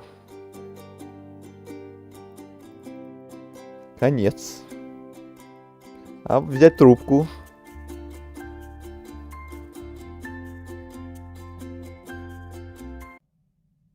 Все? Не понял, короче, я этой концовки. Вообще ни черта. К чему это внезапно все? Нифига не объяснили, что с ними реально произошло. Трепанации себе какие-то сделали, ангелы, поехавшие какие-то. Бяшу за что-то спалили. С детьми там что-то не сказали, непонятное, что творится, они дальше пропадают. Не понял я, короче. Мне эта концовка не понравилась, короче. Теперь давайте посмотрим другие варианты. Давайте тут оставить, выбираем, а не обнять Полину. Неистовая улыбка Полины пугала. Будто ей нравилось происходящее, нравилось все плохое, что случалось с нами, и даже то, что еще только должно случиться. Она вела себя так всегда, сколько я ее помню. Все время была чем-то одержима. Как и я.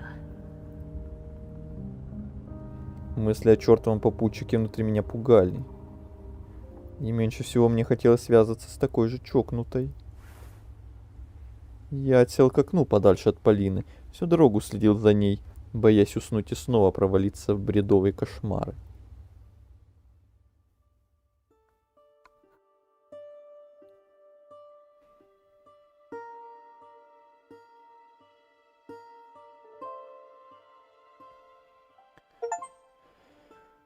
Сигма-бой. Достижение называется. Вы отвергли Полину. Сигма-бой. Контракт с дьяволом. Знаменитая скрипачка, яростно оберегающая личную жизнь от общественности, что скрывает звезда академической музыки за фасадом успеха. Полину называют русской реинкарнацией Паганини, но готова ли она продать душу, чтобы тайное оставалось тайным? И расскажет ли наконец публике, что на самом деле случилось с ее мужьями?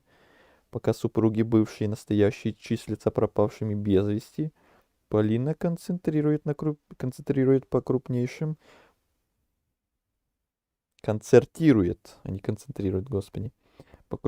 площадкам Европы. Давайте же пролистаем самые загадочные страницы биографии скрипачки и узнаем, насколько острым может быть смычок.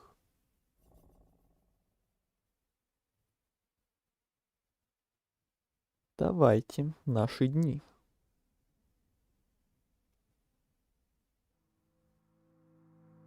Свет. Вы не сказали. Да будет свет, хозяин. Я, может, и творец, но в моем мире больше темноты. Просто включи его, душнило. И стал свет. Я сощурился, как и каждый день, внутренне готовый. Но вместо интерьеров дорогостоящего особняка увижу деревянный, окутанный тенями дом из прошлого, что сгинул в пожаре морозной ночи. Вот это особняк. Но, как и каждый день, яркие лампы осветили белый пластик, мольберт с незаконченной картиной. Навехонький особняк, построенный вдали от бабушкиной усадьбы. Мое холостяцкое логово. Кофе? Уже готовлю. Если бы не моя исполнительная подруга, сотворенная из датчиков и сенсоров, я был бы совсем один в этом лесу. Мой агент удивляется, как, живя в этом богом забытом краю, я до сих пор не сошел с ума. Можно ли быть настолько близоруким и не чувствовать, как хтонь правит этой землей? Кофе. Если я правильно знаю, Бяша стала новым козлом. Видимо, Полина и Антон удалили из себя частицы зверей, как они поняли, что это часть мозга зверь, хз. Я тоже хз. И по местным поверьям есть хранители, ангелы и пожиратели звери. Полина и Антон примкнули в ряды хранителей и вылавливали пожирателей, и либо делали им трепанации, либо убивали. Но это же надо такое придумать. Такую концовку. Но именно такое место, напоминающее о мрачном доме, где я жил когда-то, позволяет мне творить. Я выпил кофе, не чувствуя вкуса. За панорамными окнами из пуленепробиваемого стекла кружились снежинки. Вот это ты даешь. Снег выпал ночью, пока я работал над очередным полотном. Теперь он будет идти недели напролет. Ой, у нас за окном тоже такая обалденная погода. Тоже снег выпал. Как несколько лет уже не выпадал. Красота такая, что прям вау. Нет, этот мир никогда не был хорош. По крайней мере, не для меня. Я всматривался в чащобу. Она окружает крепость, построенная по моему заказу и под моим чутким руководством. Между деревьями гнездились тени с повадками выжидающих хищников.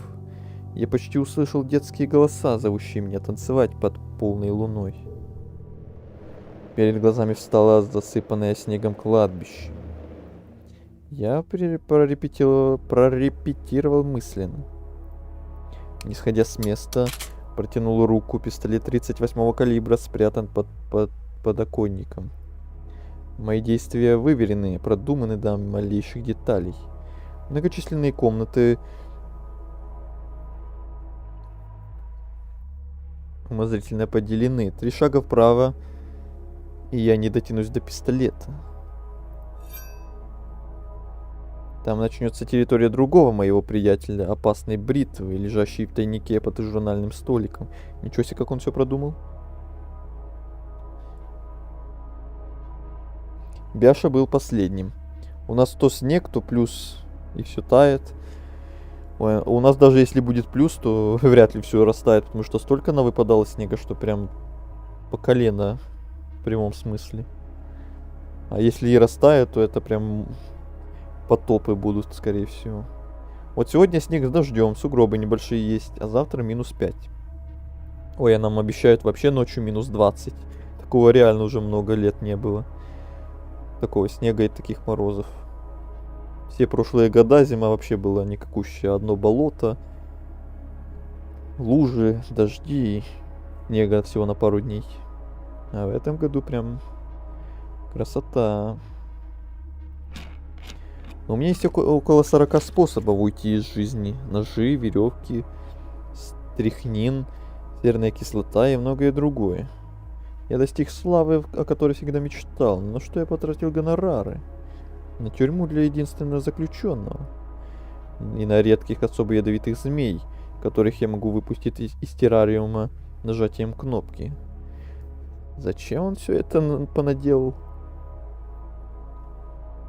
Лучше такой печальный исход в одиночестве, чем ужасы, которые обещал мне внутренний голос. Я оглянулся на мольберт. Картина как окно посреди ультрасовременной гостиной. Над ней действительно изображено окно, заиндевевшее, и с почти таким же видом, какой открывается с моих панорамных окон в реальности. Впрочем, что такое реальность? Я пишу исключительно ночью и на рассвете валяюсь без сил, передавая заботу о своей безопасности сложнейшей охранной системе. На полотне руки мальчишки, касающиеся стекла, и не тает под пальцами.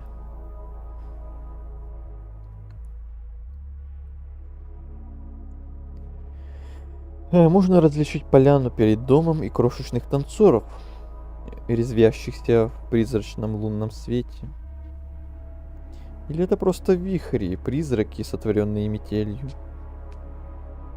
Я встал напротив мольберта. Если напрячь глаза, получится заметить отражение в стекле. Лицо того, кто детскими руками тянется к древней загадке леса. Нет, не лицо, старую маску с длинными ушами. Агент однажды спросил меня, почему я пишу все эти мрачные картины. Зачем столько безысходности и первобытной жути? Я парировал, звеня льдом в стакане с виски. Тебя не устраивают наши заработки? Мрак хорошо продается. Тьма никуда не уходит, даже если напичкать лампами каждый сантиметр жилья. Мое детство испускающее отравленные испарения болота. И я построил дом среди топий. Когда я стану тонуть, у меня будет десяток другой способов прервать свое затянувшееся существование. Я смотрю картины на стенах, маски животных, лейтмотив ночного творчества. Двуличие, двусмысленность, огромные детские глаза, вьющиеся тропки в бесконечном лесу. Мама среди теней. Праздник мяса за буреломом. Давным-давно ночные голоса звали испуганного мальчишку. Теперь он вырос и сам призывает своими полотнами тьму. Приди из чащобы или из черных глубин, из закоулков внутри больного мозга. У меня кое-что есть для тебя. Вещи, делающие больно, как ты любишь. Только страха у меня больше нет. Я не дорожу своей шкурой, мои близкие далеко. Отец жив, но мне пришлось вести общение к редким телефонным разговорам, обезопасив его. Может быть. Может быть, она придет сегодня. Вы говорите это каждый день, хозяин. Ты здесь, чтобы слушать. Есть какие-то новости? Статья, которая может заинтересовать вас. Гений мертвых пространств. Московская выставка Антона Петрова. Хотите послушать? Валяй, желательно с конца. Тех, кто надеялся увидеть художника лично, ждало разочарование. Отшельник остался верен себе и не покинул таежное пристанище. Хватит. Криминальные сводки? Как обычно, ограничится вашим районом. Ты знаешь. Теги, пьяные драки, семейное насилие, грабеж. Хорошо.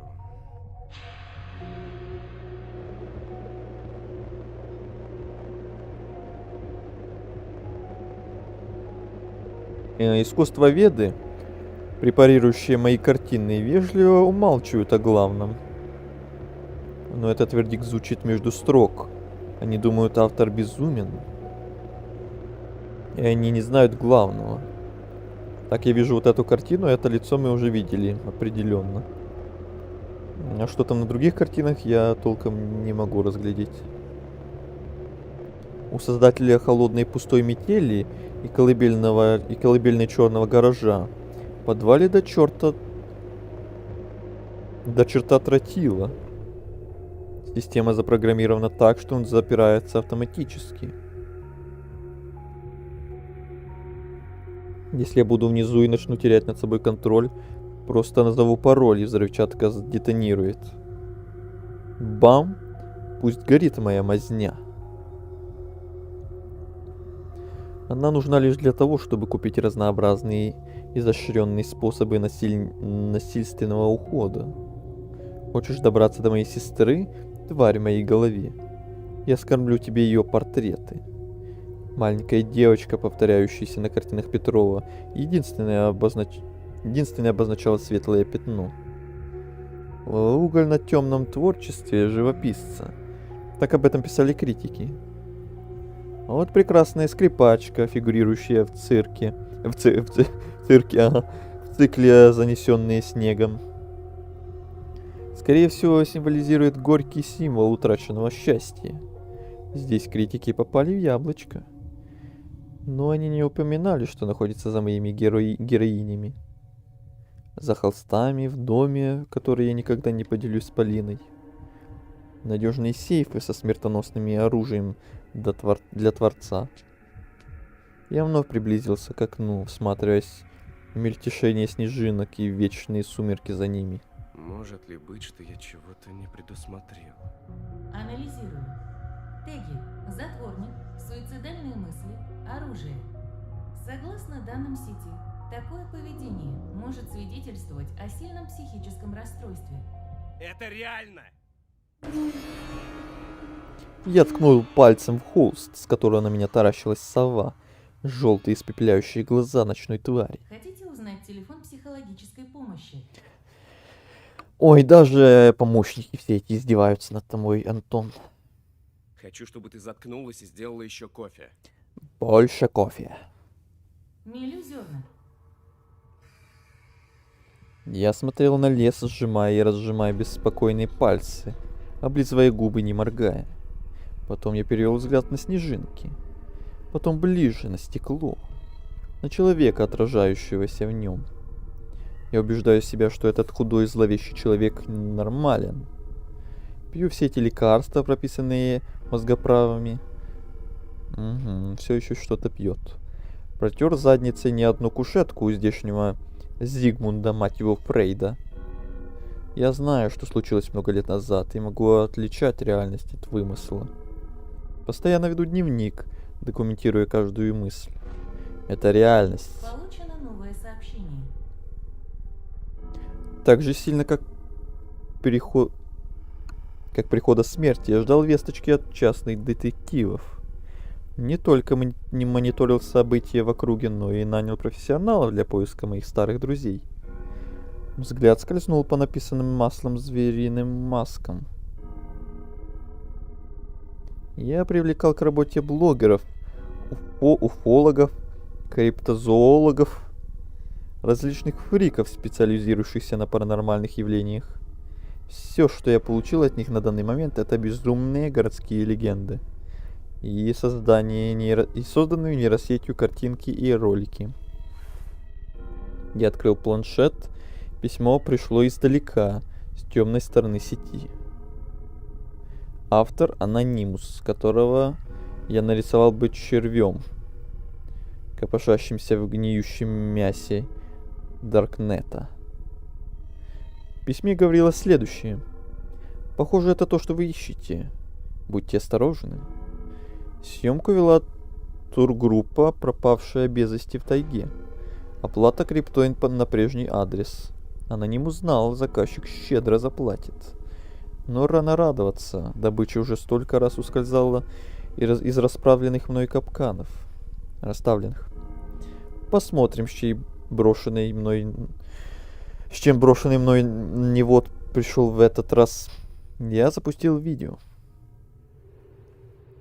На нем древний таежный лес. С пересохшим ртом я всматривался в черноту между соснами.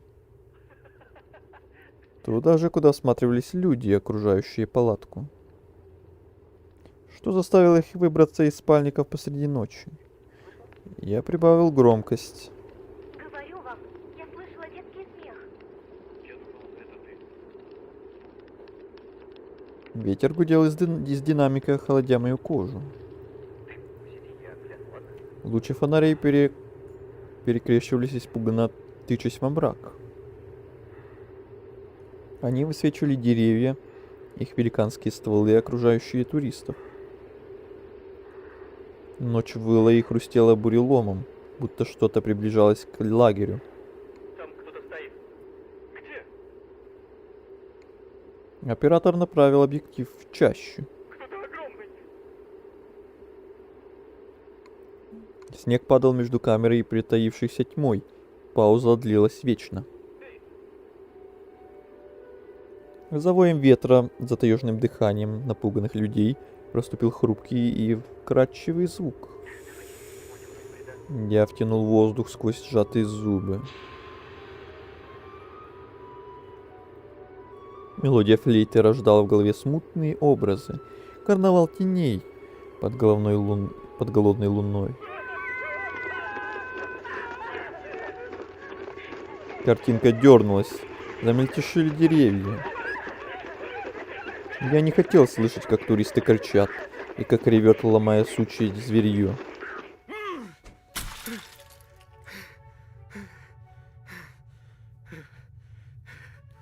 Планшет, посланный мною в стену, разлетелся на пластиковые куски. Мне надо успокоиться, выгнать из головы музыку старого леса. Что я, собственно, видел? Ничего. Постановку, студенческий фильм для одного зрителя, достаточно наивного и богатого, чтобы платить за фейк. Они даже на спецэффектах сэкономили. Отвлечься, не паниковать, забыть.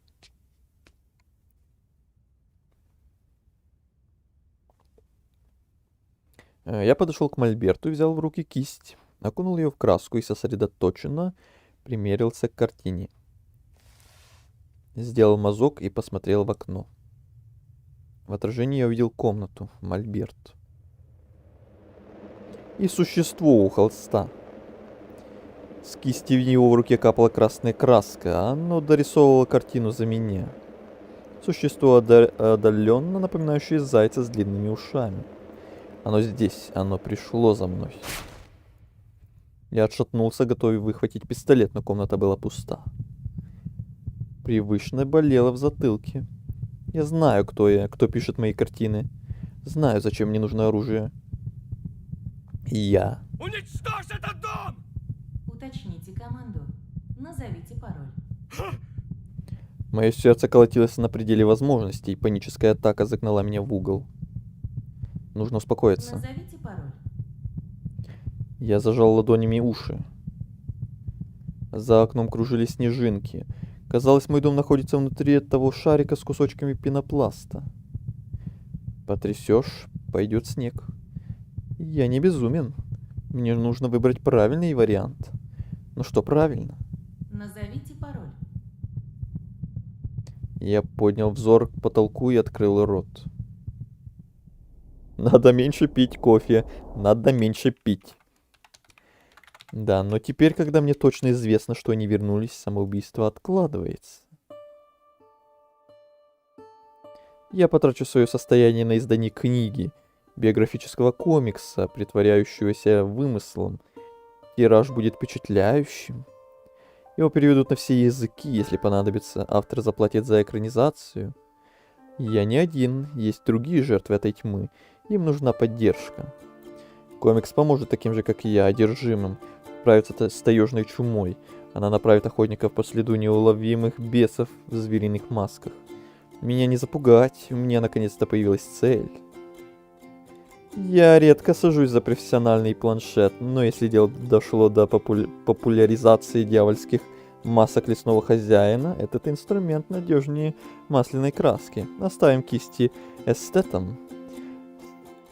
Стилус скользит по экрану. Прямоугольники и квадраты заполняются фигурами, пузыри словами. Вот моя история.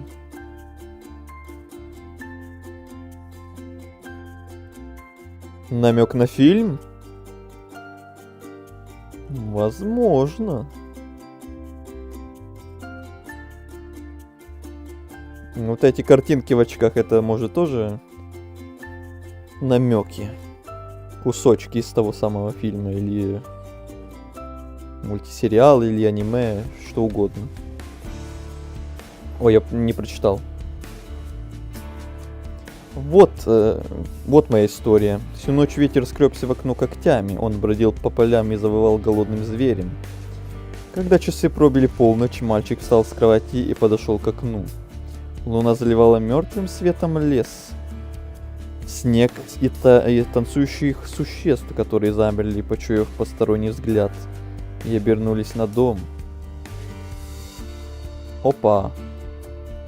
Ну это уже не намек, это уже прям наглую говорит нам разработчик. Зайчик, краденое детство, зайчик, любовь, смерть и клубника. Это все уже вышло или в планах? Любовь, смерть и клубника у меня есть. Но вот эту среднюю обложку я уже где-то видел. А вот эти две левые еще нет. Но, наверное, они все уже реально вышли. Это просто реклама такая дополнительная. Мол, покупайте мои эти... Что это? Комиксы, манго. Купите. Краденое детство не видела. Ну вот, реклама тебе. Купите.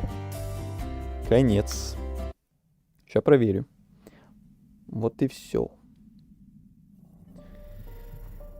Ладно, дальше что? Дальше сюда. Надеваем маску теперь тут. Топор описал дугу и вонзился в землю рядом с маской. Ударом я будто перерубил позвоночник своему прошлому. Я слишком долго обманывал себя. Убегал от собственной тени. Упрямством едва не погубил Олю и, возможно, погубил родителей.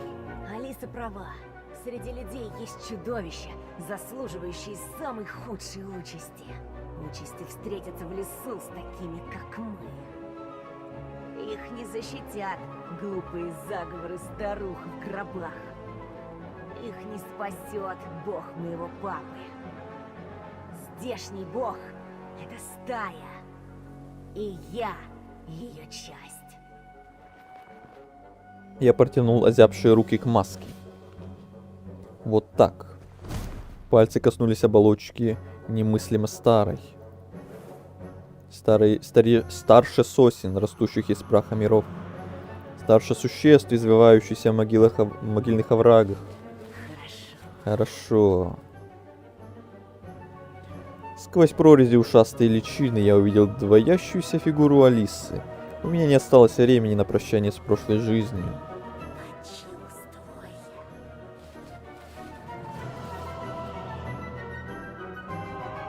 Маска прильнула к коже. Словно я погрузил лицо в кипяток, но это было приятно. Запах земли наполнил все мое существо. Я увидел цепочку заячьих следов на заснеженной равнине, пунктир, ведущий прямо к лесу. Я увидел корни, которые непрерывно двигались, переплетались, прорастая из моего трепещущего сердца. Я увидел черные ветви, напоминающие лестницу, ведущую к луне, там, в неистовых небесах. Снежинки таяли на моей шкуре. В моей подшерстке ползали блохи. Хотелось почесаться задней лапой. Я заставил себя думать о сестре, о ветре, гудящем в дуплах, о Линьке, когда все старое слезает клочками грязной шерсти. О сладких ягодах, в темноте которой можно снимать губами с ветвей. Я знала, что она будет тебе к лицу. Как долго ты откладывал, Антоша. Антоша. Чье это имя? Зачем вообще нужны имена? Зверю нужны лапы, которые понесут сквозь ночь, и зубы, чтобы скалиться, и слюна, чтобы смачивать жесткое мясо.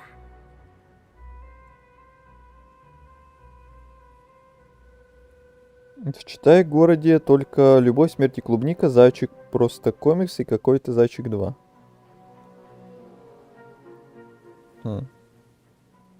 Интересно. Зверю нужна прыть, а не клички, позволяющие людям отличать одного зверя от другого. Я неотличим. Я сольюсь с тенями. Я стану частью стаи.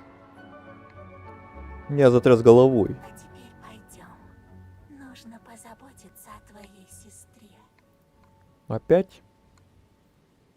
Оля. Надо поскорее увезти ее из этого места.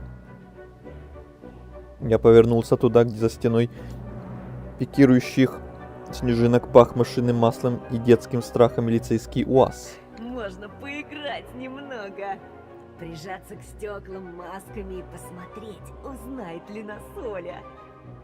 На кладбище метели так весело проказничать. Я заставил себя двигаться. Лапка, рука, конечно, потянула пассажирскую дверь. Все хорошо. Оля закричала истошно, но крик прервался тут же. Она обмякла на сиденье, лишившись чувств. Не спасителей, а чудищ, лезущих в автомобиль, увидела она. Порождение зимы и хищной чащобы. Пусть отдохнет. Она просто не привыкла к твоему новому лицу. Я осторожно вынул сестру из салона, поражаясь тому, какая она съедобная. Съедобная. Внутри мне, как паразит внутри жульки, как мрак внутри черного гаража, ухмылялся и прял длинными ушами кто-то древний. Заплесневелая маска застягивала кожу. Обычная маска для утренника. Ты веришь в утро? Глумился внутренний голос. И я сниму ее, когда захочу. Но ты ведь не хочешь, звереныш. Глаза слезились, в них летели ледяные пушинки снегопада. Я вынул из тумана полузабытую сценку. Старший брат поднимает на руки крошечную сестричку, чтобы она могла водрузить на вершинку елки рубиново-красную звезду. С трудом передвигая увязающие в снегу ноги, я нес Олю сквозь ряды могил к асфальту черному и обледенелому, как тварь, поселившаяся во мне. Слышишь? Я не слышал ничего, кроме воя ветра и быстрых ударов сердца в груди, но нюх уловил усиливающийся запах железа и топлива. Машина приближалась из тьмы. Оставь ее здесь. С ней все будет нормально. Я подумал, что если отпущу сестру сейчас, то порву последнюю паутину, связывающую меня с прежней жизнью. Алиса смотрела подбадривающе. Я опустил Олю на обочину. Я так бы и стоял над ней неодушевленным предметом. Камнем, пыльным чучелом зайца в провинциальном музее, если бы не приказ Алисы. Бежим! Каждой мышцой я откликнулся на этот зов. Я был фигуркой Тетриса, которую нельзя остановить, только направить в груду предыдущих фигурок. 3 прыжка мы преодолели дорогу и в страшный лес. Милый лес. Трупный лес. Волшебный лес. Принял нас в свои объятия. Оранжевые фары, подобные совиным глазам, выплыли из тьмы. Мы стояли с Алисой плечом к плечу в будоражащих сумерках и смотрели, как БМВ отца резко сдает к обочине и с пронзительным визгом тормозит перед лежавшим на асфальте ребенком. Радость и горе смешались во мне, когда я увидел папу, выбегающего из машины. Он был жив, но он был потерян для меня. Зарешечен прутинками кустов, за которыми мы стояли, я и моя заклятая подружка. Два порождения русского леса. В руках отца я заметил пистолет. Выстрелил бы он в своего сына, выйдя я сейчас на дорогу. Узнал бы он меня или как Оля принял бы за монстра. Я здесь. Я с тобой. Очнись, Олечка. Все в порядке, папа здесь. Папа поднял Олю, и его тревожный взгляд задержался на стене сосен по эту сторону дороги, прямо на мне. Антон! Я Сынок, ты тут? чуял запах его отчаяния его замешательства. Антон! Я знал, что он не видит меня, Антон! и что я больше никогда не увижу ни родителей, ни сестру. Потом папа уложил Олю на пассажирское сиденье, похлопал... Я уже начинаю понемногу заговариваться. Уже сколько мы стримим? 2 часа всего лишь? Странно, я думал, времени уже побольше прошло. Интересно. А потом папа уложил Олю на пассажирское сиденье, похлопал дверцами и сдал назад. Я наблюдал, как он выруливает и уезжает прочь. Навсегда. Метель проглотила и автомобиль, и весь мир мальчика Антона. Пальцы Алисы нашли мою задубевшую руку и стиснули. Напоминаю, что отныне у меня новая семья. Пойдем. Тьма бесконечна. В ней еще столько всего интересного. Я повиновался. Мы шли по следам мертвых детей, Полины и Ромки. За стволами разрасталось зарево пожара. Это пылал дом, который я когда-то считал своим.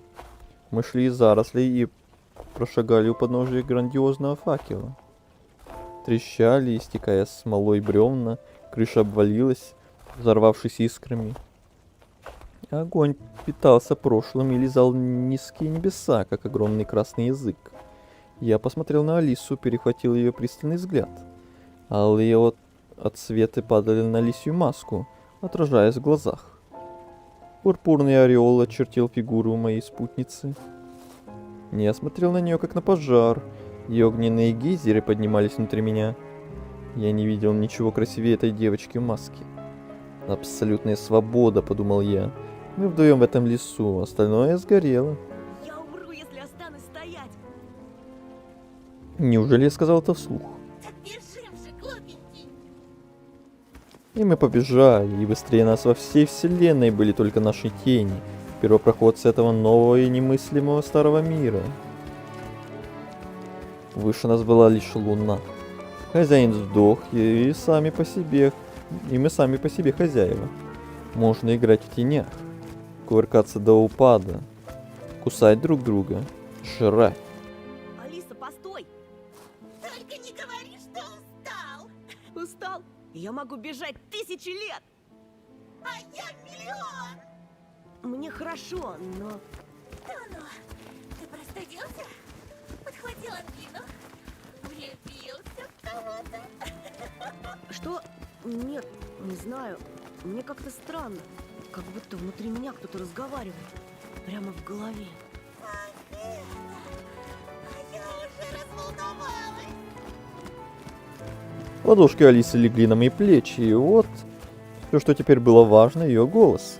Глаза все так же полные огня.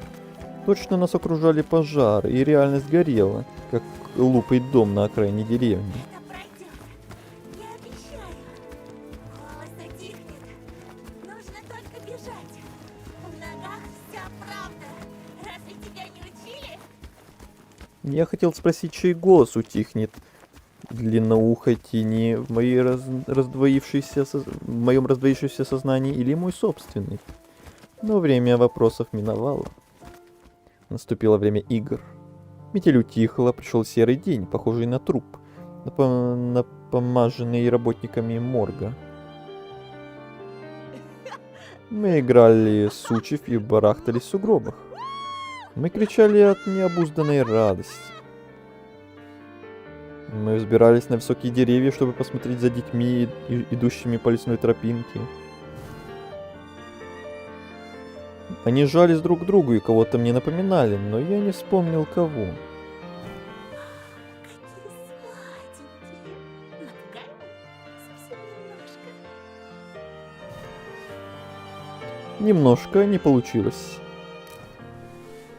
Мы так увлеклись, шныряя в полумраке за соснами, окликая детей дурашливыми голосами. Эй, вы! Какие смешные у вас маски! Маски заблудившихся человечков. А вдруг в лесу водятся хищные звери? Вдруг вас надумают съесть? Цап! Цап! Цап! Незнакомая девочка споткнулась и упала. Бледный мальчик помог ей встать. Часть меня желала продолжать игру, догнать детей и снять с них маски. Пусть я и не видел никаких масок, а моя собственная приятно пульсировала. Я взял Алису за руку. Пускай идут. Мы просто поломались. Знаю. Но давай поклянемся. А как? Приложи руку к сердцу. Алиса уперла ладонь в мою руку. Сердце гоняло по организму горячую кровь. Можно и так. Мы клянемся. Повторяй. Мы клянемся. Не обижать беззащитных. Никогда и ни за что. Клянемся охотиться только на чудовищ. Алиса сощурилась и приподняла Алисий носик. Ты чего? Кстати, о чудовищах. Ты не чувствуешь? Я принюхался, различая обострившимся обонянием тысячи вещей, там в потемках короткого зимнего дня. Ёжика, просыпающуюся под малинником, дохлую синичку, коченевшую в канаве, кряжистого человека, перебегающего от здания к зданию. Это тот. С зайчьей губой. Угу. Предлагаю новую забаву. Охота на монстра? Ловишь на лету. Наша добыча была проворна, но это лишь раззадоривало. Когда солнце кануло за горизонт, мы припали животами к земле, переглянулись, облизывая зубы и синхронно уставились на лесную опушку. Каким-то образом киллер высвободился из кутузки. А он уже не маньяк, а киллер. Он сидел на пеньке, одной рукой потирая бритую макушку, а другой сжимая телефон, похожий на тот, по которому Малдер звонил Скалли, сообщая об очередном странном преступлении. Голос в моей голове сказал, что странные вещи постоянно творятся здесь, в зачарованном лесу. Кстати, а за весь 5-й эпизод было хоть что-то, что вот тут в этом словаре появлялось? Или оно просто как-то там незаметно мелькало, что я никогда на него не обращал внимания. Или реально что-то было. То во всех прошлых главах прям постоянно что-то новенькое там появлялось, что потом описывало подробно какие-то новые штучки. Не, словаря не помню. Вот и я что-то не помню. То ли его вообще в этой главе решили не добавлять какие-то новые подробности. А жаль. В прошлых главах мне это понравилось. Зайчик внутри меня нетерпеливо перетаптывался. Заурчал желудок. Зайчья губа поставил ботинок на спортивную сумку.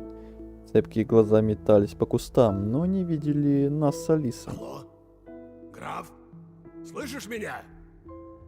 Мы впервые услышали его голос. Вижу цель, не вижу преград. Как? Положил мусоров, как терминатор из волыны. Да шучу, не серчай. Там в участке кипиш был. А мусорок, которому ты кашлянул, меня выпустил. Ты слышишь? Да, инструменты вернули. А что толку? Казначей, походу, слинял. Казначей? Это про нашего отца? Не осенило, он говорит о моем отце. Неужели папа, мой добрый, мой унылый папа, имел общие дела с этим уродом? Там был мой умный папа, не унылый, ну ладно. Подтверждая догадку, киллер просипел. Дом Петровых сгорел. Спалили хату во всех смыслах. Не я. Похоже, казначей наш не нам одним дорогу перешел. Прерываешься, слышишь? Ебаная дыра. Я думал за ним гнать, но местные мою тачку по запчастям разобрали, пока ебалом щелкал в мусарне. Даже иконы вытащили, черти. Фу, ничего святого! Я в лесу. Алло! Граф, в лесу я! Буду на юг уходить. По любасу менты следом идут. Сброшу хвост и за казначеем блескать пойду. Не пойдешь. Возразил голос в моей голове. Я был с ним полностью солидарен. Я посмотрел на Алису. Она кивнула, улыбаясь. Прижимаясь брюхом к насту, я пополз вперед сквозь кусты. Время кормить зверей. Ну ты же сам сказал пацаненка Петровского не трогать. Сказал, граф? Гондона Петрова, блядь! Ноготок бы сковырнул, зуб вырвал, и сразу бы узнали, где пахан его. Пахан. Сейчас ты все узнаешь. Думал я, выгибаясь нетерпеливо. Будет тебе мой ноготок. Будет тебе мой зуб. Мое сознание двигалось над снежными горбами, как камера над могилами той телепередачи. Я прижался своим собственным лицом к шершавой коре. Скосил глаз, чтобы не упускать из вида профиль киллера.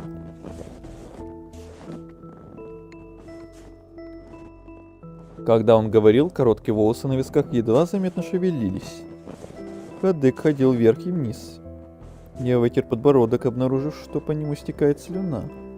Шел я за ним, граф. От школы шел, и не один раз. Только его следы исчезали. Будто их зверье заметало. Ты слышишь? Я слышу. Ты тут?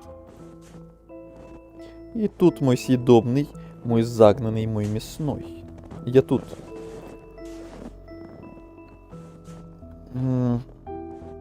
Сердце твое стучит, колотится, проталкивая кровь по сосудам тела. Я представил этот комочек, бьющийся в грудной клетке, и мне захотелось коснуться губами его желудочка, предсердия, из чего там еще оно состоит. Красное сердце, как в учебниках биологии. Как в поваренных книгах, написанных для чудовищ. До заячьей губы было рукой подать. Прыг! И вцеплюсь в его одежду, кожу, мышцы. Но я обуздал эмоции и неторопливо вышел из-за сосны на опушку.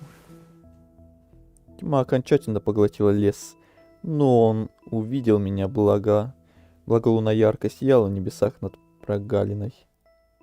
У монстров острое зрение, а он был монстром, и дело не в заячьей губе. Погоди-ка, граф.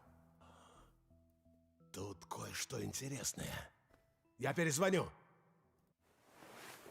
Прикипев ко мне удивленным взглядом, он опустил сотовый в карман, медленно склонился к сумке и сунул руку в ее нутро. Он вел себя так, будто я лесной зверек, которого он не хочет спугнуть. Ну, привет. А что это у нас за бал маскарад, а? Ай!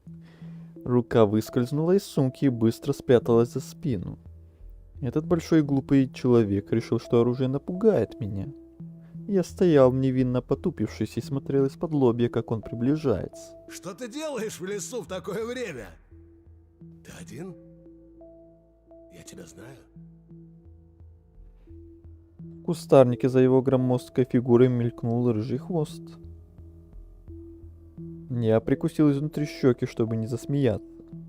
В голосе киллера зазвучали нотки тревоги. Зачем тебе эта маска? Ты же сын Петрова, верно? Или нет? Свободная от пистолета рука потянулась ко мне. Замерла в воздухе. Продолжила чуть навстречу моим скрещущим челюстям. Я позволил чужим пальцем коснуться моего истинного лица. Я больше не боялся. Я просто Хрум. Трю потянуло в хрусте костей.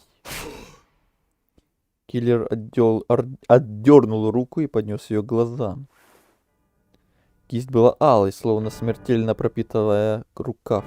Стремительно.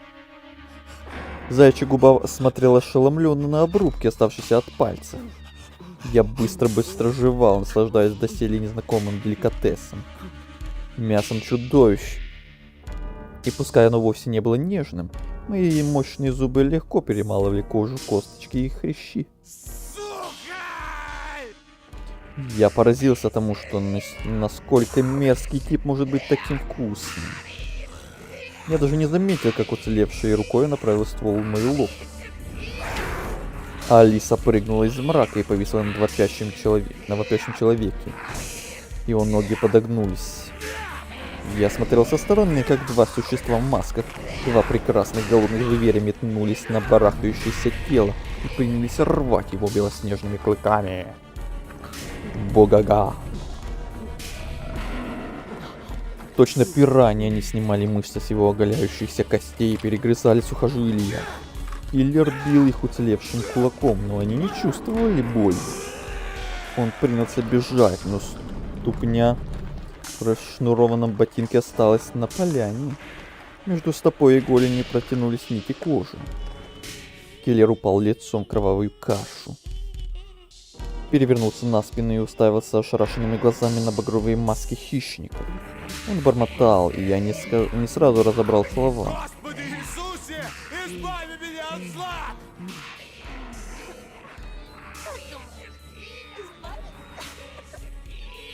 Эта концовка мне почему-то нравится.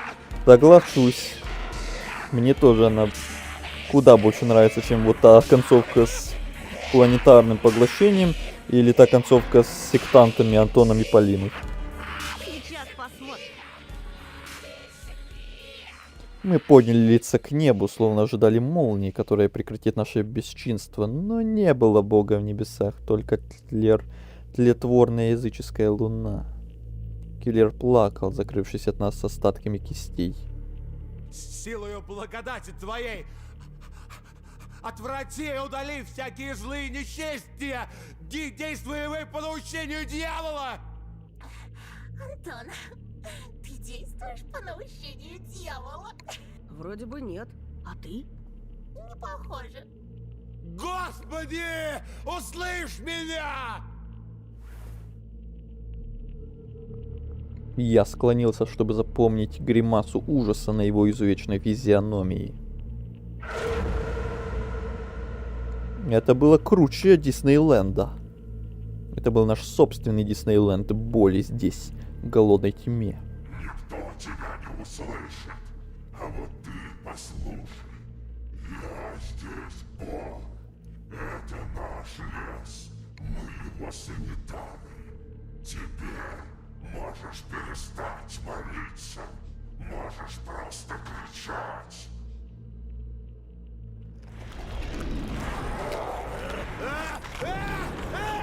Вот это видок. Вот это да. И он кричал, пока у него были голосовые связки. Снег истаял от обилия горячего огнектара. Звери в масках ели человечину, вычерпывали внутренности и баловались едой, прежде чем сунуть сочные куски в распахнутые пасти. А потом я окончательно слился с одним из пирующих существ.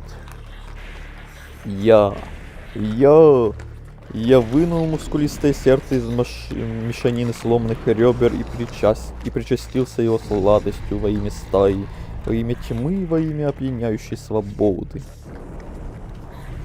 Алиса визжала от счастья, и мы танцевали в крови, в лоскутях кожи, под луной, полной как живот, набитый мясом. Танцевали на костях и подпрыгивали до небес. Алиса, Она остановилась и посмотрела на меня бездонными глазами, в которых так приятно тонуть. Мне хотелось нарисовать ее, дикую, безудержную, совершенную, но я не помнил, как правильно держать карандаш. Я и с речевым аппаратом справился не сразу. Пришлось откашлять шерсть и отвлечься, чтобы пару раз укусить себя за бок и прогнать зловредных блох. Мой мозг напоминал космос, в котором порой вспыхивали чьи-то имена. Я еще помнил Олю, но кто такие Вова, Сенечка, Катя, Рома? Моего друга звали Семен? Или так звали моего папу? Я провел лапой по мордочке. Что-то гложет тебя, милый? Я боюсь, что забуду. Забудешь? Я боюсь, что когда наступит весна, я окончательно стану зверем и не узнаю тебя. Она протянула руку и провела пальцами по моей щеке. И столько сострадания и нежности было в этом жесте, что я не сдержался, накрыл ее ладонь своей и сильнее прижал к пылающему лицу. Разве это можно забыть? Разве можно забыть все, что случилось с нами? Звери помнят. Весной и жарким летом, осенью и лютыми зимами, в логовах и на охоте, у водопоя и в период линьки я буду рядом. Я мечтал, чтобы это длилась вечность, прикосновений и взгляд. Но она отняла руку. Я знал, что надо делать. Знание жило внутри меня, а вот посторонних голосов я больше не слышал. То ли мой зайчик уснул, насытившись, то ли мы действительно стали одним целым, внутри и снаружи.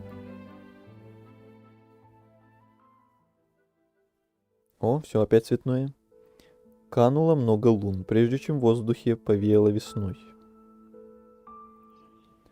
Надвигалось ужасающее лето, которое наши измененные тела не переживут так же просто, как раньше. Нужно было меняться, сбросить старую шкуру и переждать жару в тенях древнего леса в новой форме.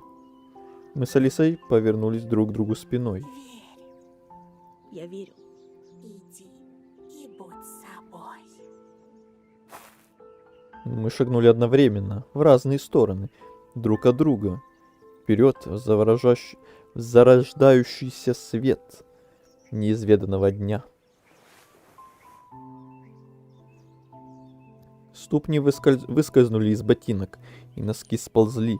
На снег ступили босые пятки, но это было приятно избавиться от оков цивилизации. Блин, а вот если бы вся игра была вот такая цветная, это было бы, наверное, так красиво. То за все это время уже это черно-белый оттенок уже немножко приелся, если честно. В самом начале в этом и была суть, наверное, и изюминка. Но уже иногда так хотелось вот этих цветов всех. Звериная тень падала на землю передо мной. В ее удивительных очертаниях я видел черные прогалины и нежно-зеленую траву, тянущуюся из почвы к солнцу. Тень двигала ушами. Я слышал звон капели и щебет птиц, возвращающихся из странствий. Тень принюхивалась, мои ноздри заполнял аромат ягод на дальних опушках, запах подснежников и хвои. Я знал, что позади меня Алиса также всматривается в свою тень, и, возможно, тень нетерпеливо хлопает пушистым хвостом. Шаг, и я выскользнул из одежды, как из старой кожи.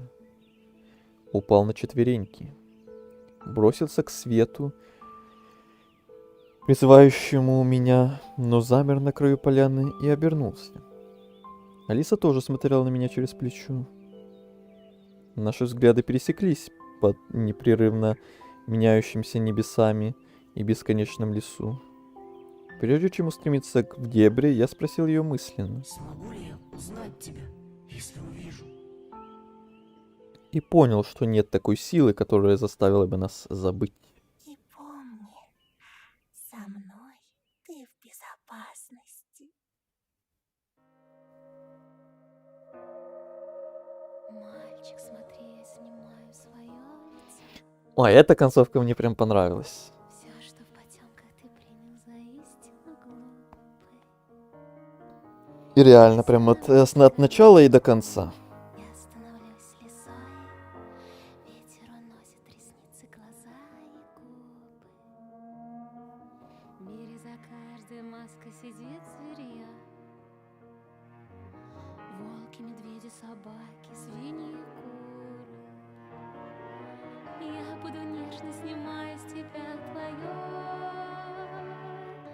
личико, мило снимая твою шкуру. Как красиво. Да. Но пока эта концовка, наверное, у меня в топе.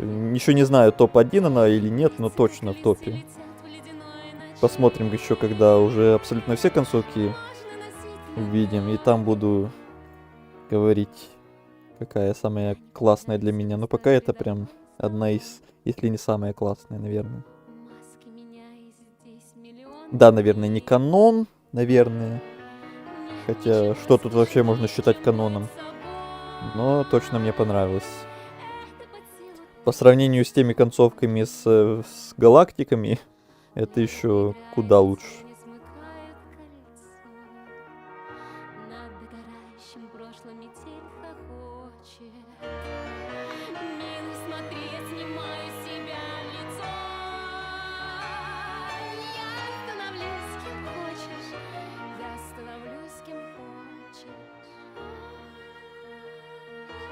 Два с половиной часа мы уже стримим. И немало так за сегодня уже посмотрели. Неплохо. Галактики писались, наверное, под чем-то. Под кофе. Угу. Под тем самым кофе.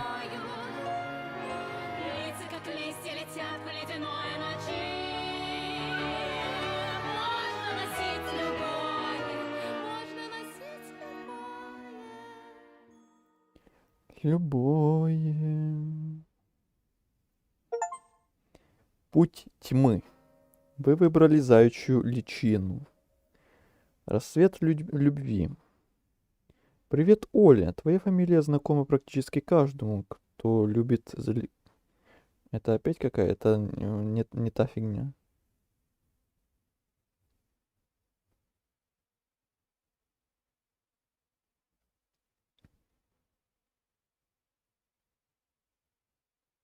Походу, да. Блин, вот в некоторых концовках понаписано просто что-то вообще не в тему игры. Просто от разработчика или от кого что-нибудь. Вот не знал, что написать под концовку, написал что-нибудь. Вообще неподходящее. Так, следующее. Это было, то было. Еще вот эти две надо глянуть. Хотя там, наверное, отличий уже будет поменьше. Так, вот тут. Надеваем. Ради тебя, сестренка, надеюсь, ты поймешь меня позже. Зверь, вы надели маску. Маска коснулась лица, как шершавый язык зверя, вызвав короткое замыкание в черепной коробке. Мои легкие расширились, я вздохнул воздух, пахнущий бойней и грязным салоном автомобиля. Будто возражая мне пассажирское, так это было. Почти такая же маска, как та, что закрывала мое собственное лицо. Только в рожу ужаснее искажение, словно отражение в кривом зеркале.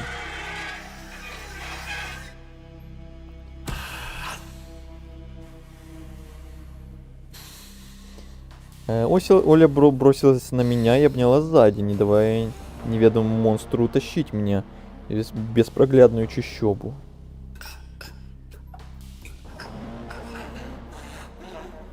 Я потрясенно смотрел на женщину, которая секунды назад собиралась порвать нас в клочья.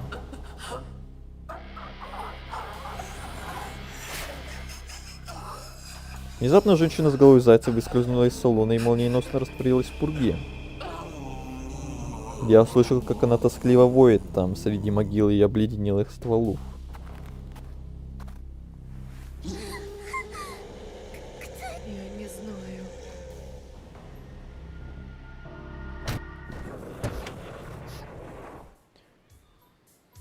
Так, там все то же самое.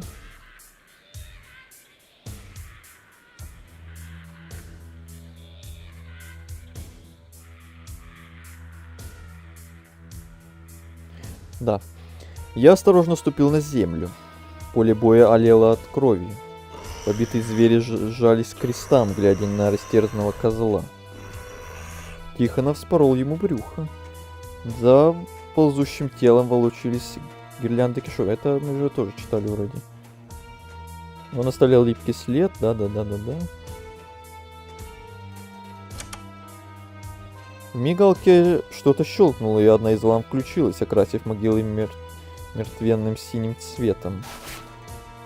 Тихонов стащил волчью маску с потного лица. Вот это тоже неплохо. Когти врага исполосовали его от века до подбородка. Выкололи глаз, оставив на его месте взрывающийся кровью кратер. Но он улыбался, чудовищно скалился, глядя на щенящийся ужасом зверинец. Лейтенант? Широкими шагами милиционер приблизился к старому вожаку. Фигура Тихонова сейчас внушала мне такой же ужас, как силуэт из зверенышей у крестов. Заухала разоданная, словно старая плюшевая игрушка, совушка. Медвежутка одобрительно заворчал, баюкая сломанную лапу.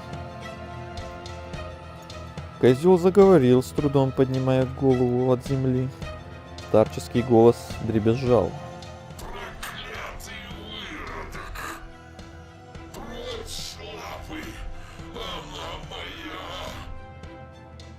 Разве ты не слышал шепот? Я ее хозяин. Шепот коснулся моих ушей и разбудил меня. Ты слишком стар, чтобы допрыгнуть до луны. Нет! Теперь мой час носить ее. Но не беспокойся, я сохраню жизнь твоим щенкам. Чего же вы ждете, куколки мои? Почему вы не поможете вашему хозяину? В ответ волчонок лишь угрожающе оскалился. Медведь поковылял задние лапы, не делая вид, что не спешит. Клюв воткнулся в разбросанные кишки, те лопнули, вылив на снег черно-бурую массу. Сова хихикнула мерзко. Будьте вы прокляты! Вечный голод вам, неблагодарные твари! Вечный голод! Тихонов воткнул пальцы в спину козла, прерывая гневную тираду. Поддел его лопатки с двух сторон и потянул, выламывая. Теперь они топорщили топорщились крыльями, а оперениями их были комья желтого сала. Предсмертный крик воспарил над кладбищем. Рыком Тихонов вынул из козлиной спины хребет. Позвонки образовали дугу, мост, оплетенный вязкими лоскутами. Глазища козла погасли, он сдох среди тлена и снега. Все кончено. Неужели мы спасены? Эта музычка как-то вообще не в тему. Ту-ту. Вопреки всему, что стряслось со мной, я ликовал. Зло повержено. Ну ты да, конечно, сейчас герой тоже мне. Тихонов провел пальцами по окровавленной морде.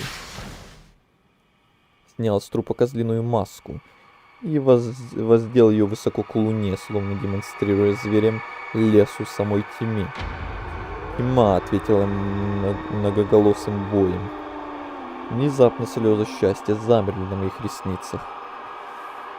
Тихонов надел маску. Прижал ее к лицу и развел в стороны руки. Козлиный лик сидел как влитой. Ужас острым штыком проткнул меня. Стойте! Звери поклопали навстречу новому хозяину.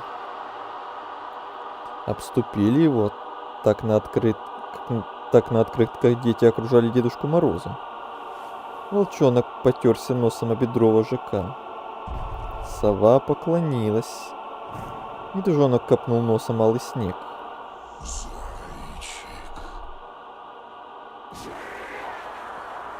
Жрать. Так и знал, что все менты козлы. Ой, это как это звучит, как раз в тему, ой, как двусмысленно. И прям очень-очень подходяще, прям хорошо сказано, Оливка.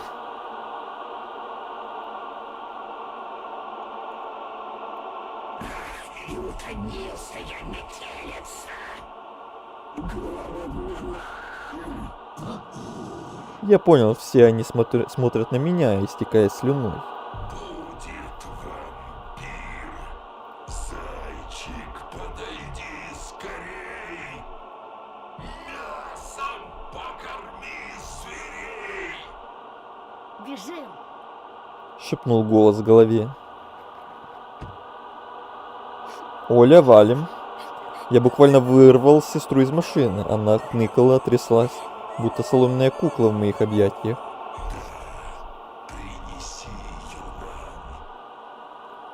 Мы побежали прочь, врезаясь в надгробье.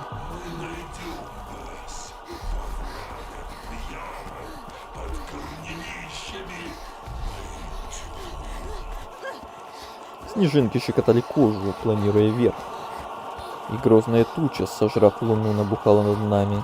Я видел брошенную хибару сторожа, гранитные памятники со сбитыми лицами, захоронения с номерами вместо имен и склепы прошлого века. Видел зияющие дыры в земле, искусственные цветы в вазах, алчные глаза во мраке. А потом я видел только лес, растущий за оградой. Мы пролезли сквозь прутья решетки. Ах, если бы Оля и правду могла светиться, озаряя нам путь. Чудо, но я смог улыбнуться ей подбадривающе. А загонщики свистели все ближе и ближе. Слишком голодные, чтобы забыть о наших костях и сладком мясе. Мы стали добычей. Мы всегда ею были, дичью для хищников, которые никогда не устанут и никогда не прекратят погоню. Дорога закончилась. Дальше была тайга, царство теней, копошащихся в сугробах. Я замер у вековых сосен. Вспомнил все, что потерял, все, что лес отобрал у меня. Отца с его мудрой спокойной улыбкой, мою красивую маму. Они наверняка сгинули в западне этой отвратительной чащи, пытаясь достать лекарства для Оли. Лес забрал у меня Полину, играющую на скрипке, смеющуюся и прекрасную. Все мои любимые люди сгинули в этой тайге. Но не только они. Лес отобрал у меня вкус сахарной ваты в далеком парке диснеевских аттракционов, Мои игрушки, мой ненарисованный комикс, мой первый поцелуй, мое будущее. Мы ведь спасемся. Я погладил сестренку по волосам и солгал. Конечно. Она протянула мне руку. Я стиснул ее холодные пальчики. Если зажмуриться, можно вообразить, что Оля действительно сияет. Моя маленькая сестра. Мы вошли в лес, откуда никто не возвращался живым. Тени выползли из берлог. Мы побежали. В вечном мраке, что окутал нас, никогда не засветит солнце.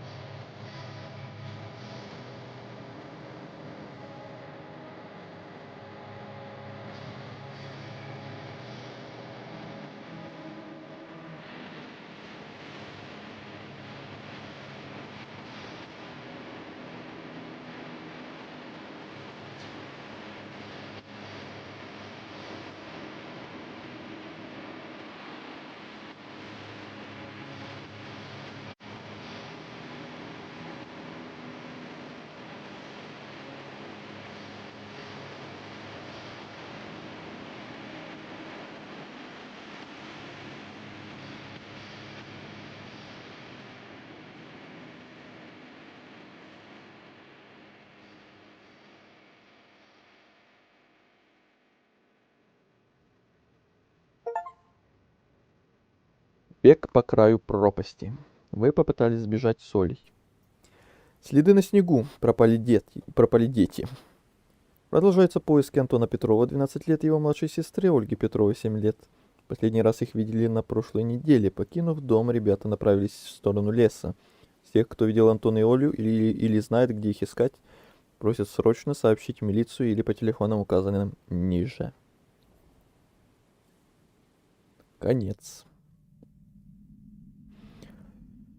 Интересно, какая это уже концовка?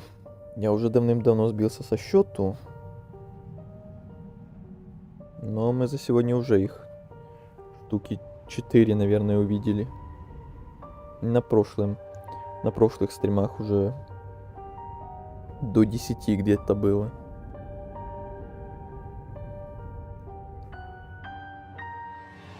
Интересно, сколько еще там осталось.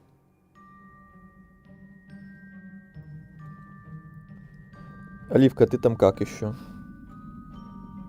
Меня начинает вырубать, могу резко пропасть. Ага.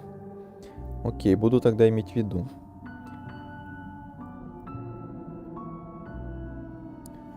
Ну тогда продолжаем. Дальше тут я хотел посмотреть, будет ли разница, если мы Полину тут выберем. В прошлый раз мы Олю спасали, а теперь Полина. Я выронил топор, упал на колени, вцепившись окоченевшими пальцами Полины на рукав. Одно неверное движение, и мой ботинок ухнет в припорошенную яму. Некому будет спасать подругу. Держись, Поля! Поля? Достижение любовь. Вы вытащили Полину. Я впервые, по-моему, слышу, чтобы он назвал ее Поля. Я потянул Полину, чтобы было сил за пальто. Как вдруг она будто сделалась вдвойне легче. И только сейчас увидел, что сзади ей помогает выбраться Ромка. А на Олю вообще всем наплевать, да? Я с тобой! Ну что тогда? Ну кто тогда спасал мою сестру? Никто. Весь ужас дошел до меня, когда Оля завопила.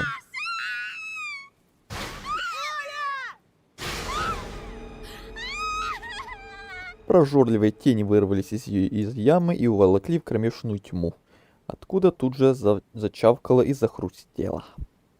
Своим поступком я убил сестру, предал доверие родителей.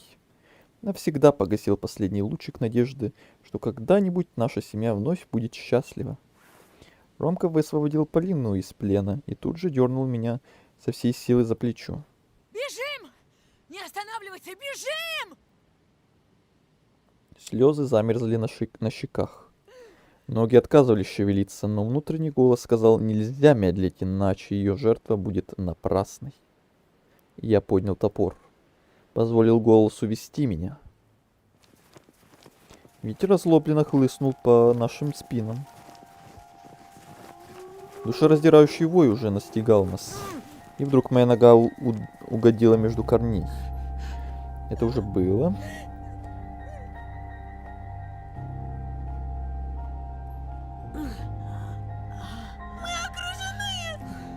Так, ну дальше пока все идет так же, как и тогда было, наверное. Ну вот и все, да? Полина, Тоха, простите меня за то, что не сумел. Рома, я боюсь!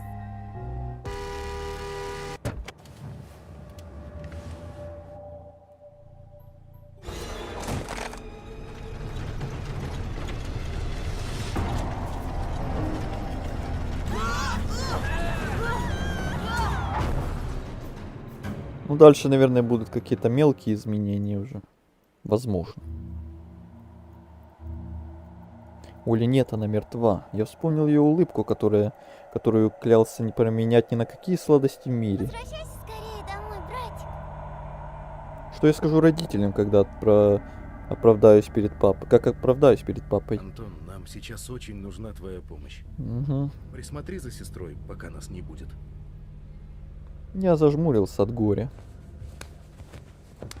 Кто-то затормошил меня, похлопал по щекам, словно засыпающего на морозе. Я удивленно уставился на Ромку. Пощечина отрезвила. Ты чего, Тошек? Команда Вольтрона, помнишь? Да, помню. Почему тогда мы не спасли Олю? Потому что такой выбор был. Рома виновато отстранился, а потом вдруг притянул меня к себе, и мы стукнулись лбами. Прости меня, друг. Это просто какой-то... Валить надо скорее. Тох, они нас вот-вот нагонят. Вставай. Я уперся ногой в сиденье, вцепившись в рукоять, и рывком выдернул топор, будто зуб у мертвого великана. Нет, это все уже было. Слышите?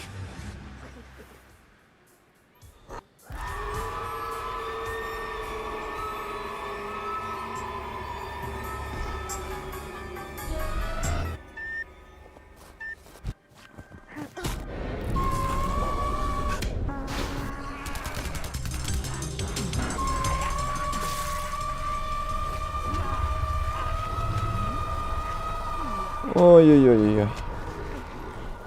Так, я же там громче делал. Музыку надо потише опять. В салоне было холодно, но не стужа, а страх заставлял меня трепетать на заднем сиденье. И теперь Оли рядом уже нет. Я хотел видеть, что происходит снаружи, и одновременно мечтал ослепнуть. И в лучшем случае потерять сознание и очнуться рядом с родителями. Стекла милицейского автомобиля затянуло инеем. А я различал лишь смутные пятна, мечущиеся в пурге. Кто-то перепрыгнул через моторный отсек, прополз под днищем машины, промчался справа. Одно пятно проследующее другое. Где же Тихонов? Он обязательно придет на помощь. Я не был в этом уверен. Часть Минада странного, хладнокровная и хитрая, осознавала, что надежды на взрослых нет.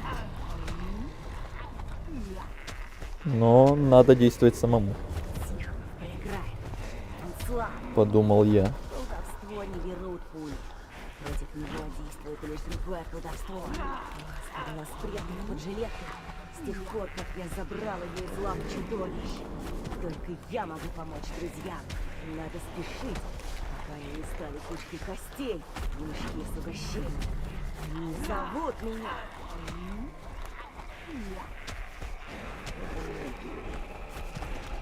В этот момент показалось, что я слышу заглушенные стихи ее голоса Полины и Ромки. Темный овал вырос за водительскими дверцами. Будто что-то лицо ткнулось в морозное стекло и сразу же исчезло. Сказал я себе. Или не я? Это все еще мои собственные мысли? Метели, кричали дети, времени в обрез. Я смогу стать героем для Полины и Ромки. Но без чуда мне их не спасти. Еле сдерживая панику, я извлек из кармана маску. Кто ее создал? Кто поселил в ней зверя? И кто это и что этой мрачной силе нужно? Я вправду хочу срастись с тем, о чем не имею ни малейшего представления. Это же как облиться бензином, поджечь себя и кидаться на противника. Не думай об этом сейчас. Не мешкай. Твердил внутренний голос. Маска казалась такой приятной на ощупь, ее изнанка манила. Мурашки покрыли кожу, предчувствия охватили. Так бывает в детстве накануне Нового года, когда ты еще веришь в магию и доброту бродящего под луной старика. Я поднес маску к лицу. Что бы сказала Оля, будь она жива? Моя маленькая сестричка, как дорого бы я заплатил, чтобы снова услышать ее голос. Я понял, что плачу. Слезы согревали щеки, щекотали. Я позволил им течь, позволил призраку мертвой сестре появиться в салоне. Пусть она была лишь порождением фантазии. Я знал, что ее глаза будут умолять и убеждать меня опомниться. Я провел рукой по пустоте, будто приглаживая шелковистые Олины волосы. Пальцы сжали воздух, не отыскав никого живого. В дверцы яростно заколотили.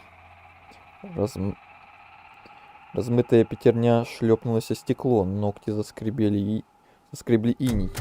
Ручка трещала под напором того, кто рвется в салон. Так, и вот опять тут надеть, не надеть. Возможно, все то же самое будет.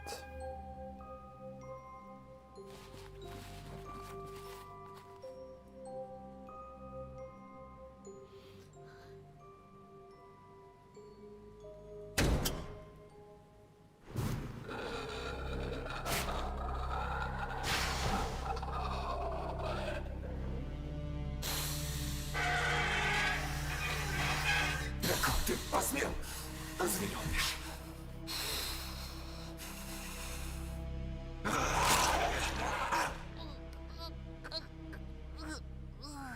Женщина вползла в салон рыча. Резко выбросила руку, и длинные ногти полоснули по моему горлу. Кровь полилась из шеи, согревая живот и бедра. Взвыл ветер. Я моментально разучился дышать. Понятно.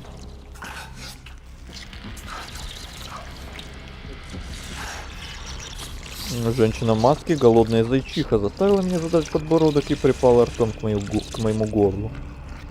Она жадно пила, хлюпая и причмакивала. Что-то шевельнулось внутри моего мозга и стремительно поползло навстречу языку, жадно копошащемуся в ране. Ну и подробности. Я тебя породила, я тебя и убью. В этом случае я тебя и сожру.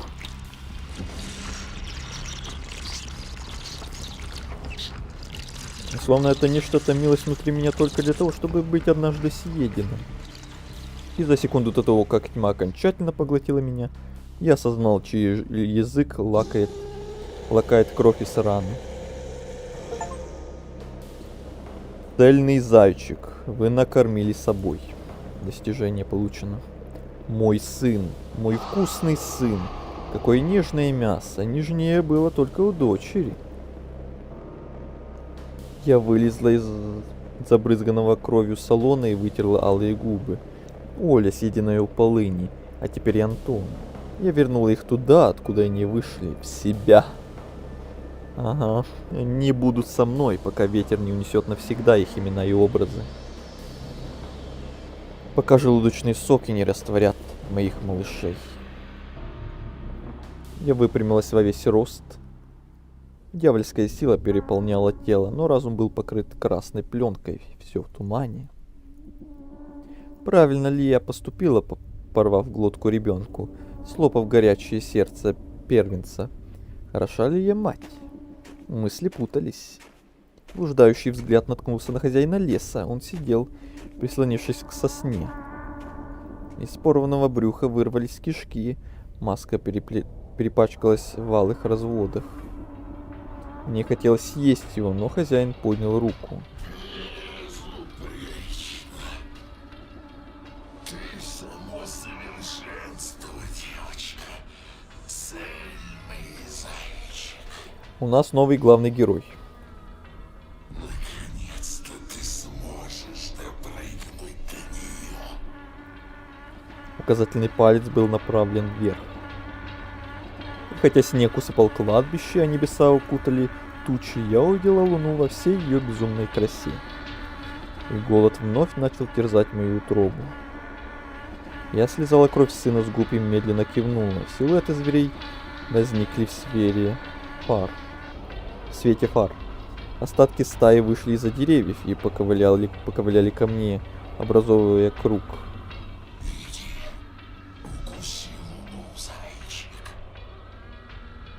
Я больше не смотрела на стаю и хозяина леса. Мой взор устремился к луне. И вот я направляю мышцы и прыгаю. Ноги расстаются с землей, с земной твердью. Я взмываю, лечу, раскрываю пасть. Луна все ближе. Звери остаются внизу, крошечные фигурки, ждущие моего возвращения, чтобы исполнить ритуал.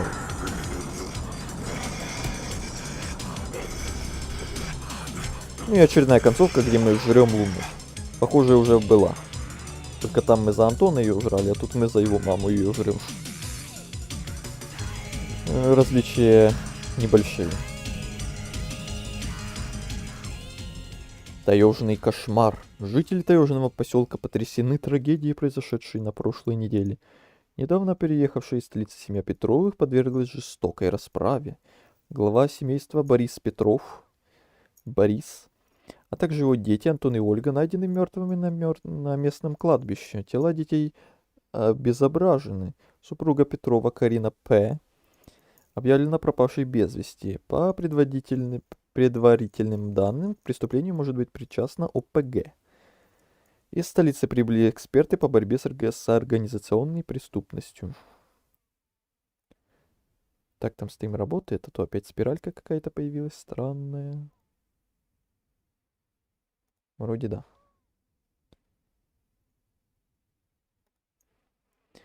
Конец.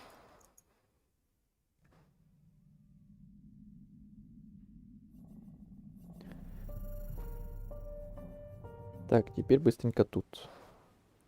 Не надевать теперь.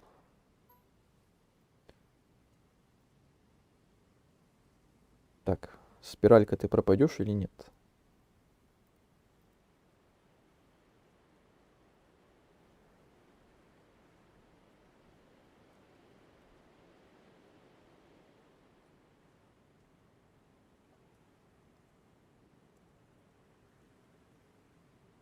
Алло.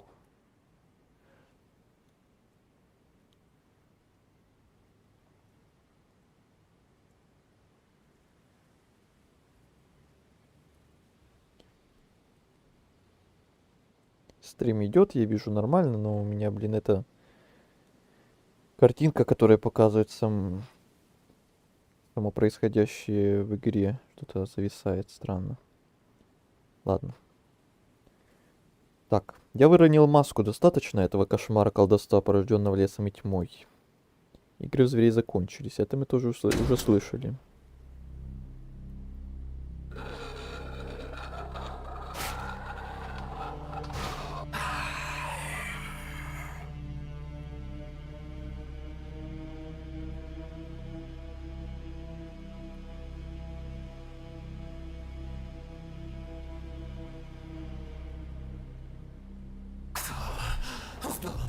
живет.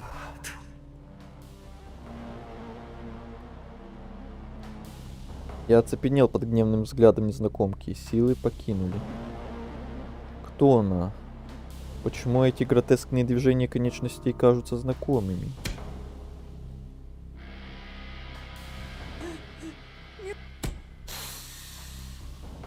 Мамочка, пожалуйста! Я звал маму, словно она могла услышать меня и спасти от этой твари.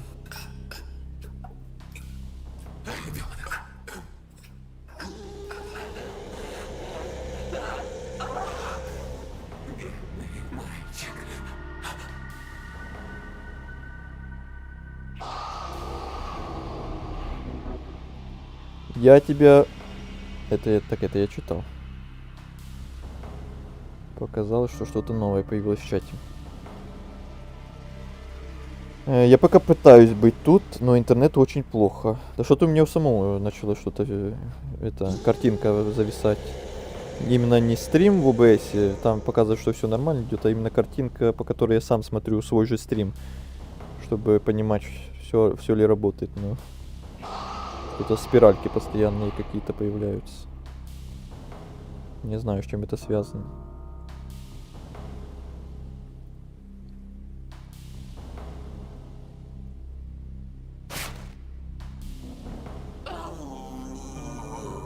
Я услышал, как она тоскливо воет там среди могил и обледенелых стволов. Хотел бросить маску подальше, но она прилипла к пальцам. Это все было.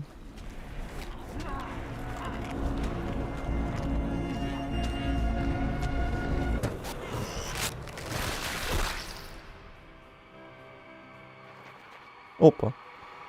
Полина вынырнула из тьмы, запихавшаяся и взлохмоченная. А хотя здесь, наверное...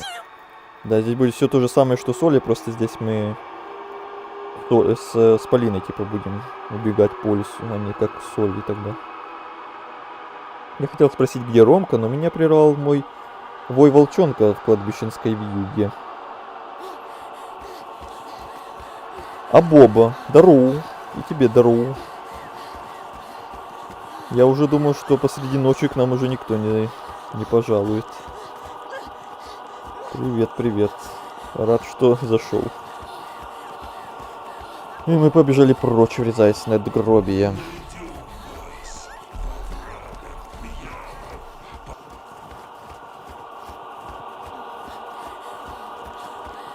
Да, все то же самое, что и с Олей было.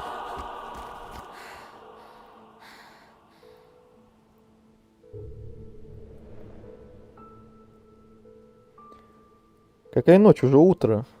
У меня 11 часов только ночи. Ночь еще только начинается, я бы даже сказал. У тебя что, уже утро? Это же какая разница тогда у нас? Какой смысл? Помнишь, я обещала не называть тебя глупым. Я удивленно уставился на нее. Мы рождены, чтобы убегать. У меня почти 5 утра. Ну, нормально, у нас разница 6 часов где-то. У тебя уже ночь заканчивается, а у меня еще только начинается. Так что? Она протянула мне руку. Я стиснул ее холодные пальцы. И плечом к плечу мы вошли в лес, откуда никто не возвращался живым. Тени выползали из берлог, но и побежали. В вечном мраке, что окутал нас, никогда не засветит солнце.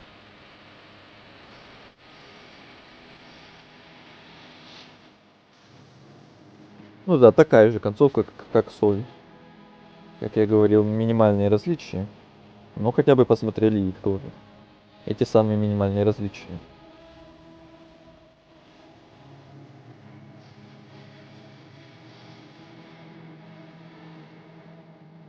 Какими судьбами, собственно, Боба? Как наткнулся на меня в такой час?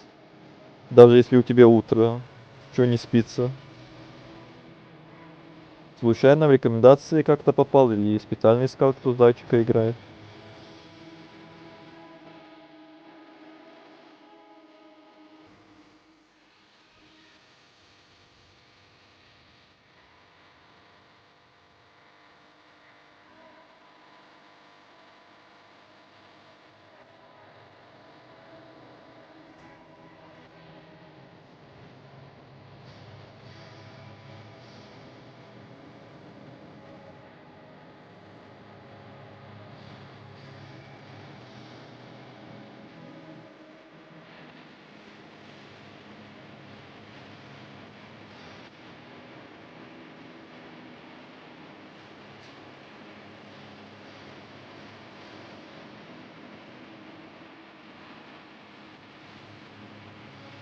Да просто скучно. Люблю со стримером с маленьким онлайна пообщаться. Ну тогда ты попал туда, куда нужно. А то я уже боялся, что Оливка вот сейчас уже уснет. И я останусь один. А одному проходить хорроры поздней ночью мне как-то не очень хотелось. Потому что еще только 3 часа, и еще есть что там проходить мне. Как минимум целый один рут с Полиной. Последний рывок. Вы сбежали с Полиной. Угу. Ага, тут все тоже так же написано. Я сегодня спать не буду. Да и правильно. Когда уже спать? Уже 5 утра, конечно. А я тут тем временем пытаюсь зафиналить 5-й эпизод. Уже 3-й стрим. И сегодня в планах закрыть гештальт и допройти все, что мы не допрошли на прошлых стримах. Сейчас вот мы посмотрели еще несколько концовок. И у нас вроде как осталось только ветка с Полиной. Все остальное я посмотрел. Тут все было. Тут все было. Да.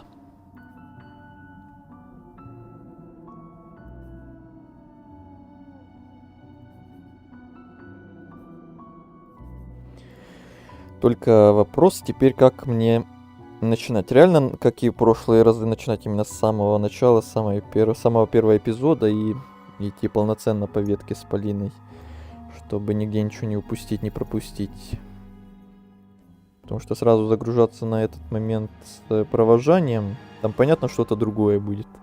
Но может до этого там еще что-то надо будет другое выбирать. Мне так кажется. Там же еще различия тоже были, там с амулетом, помню, какие-то. Может, это тоже как-то повлияет на будущее. А ты знал, что в Зайчике много правил на это... Много правил? Да, это немногие знают, но это правда. Просто загугли Зайчик правило 34. Впервые слышу о таком.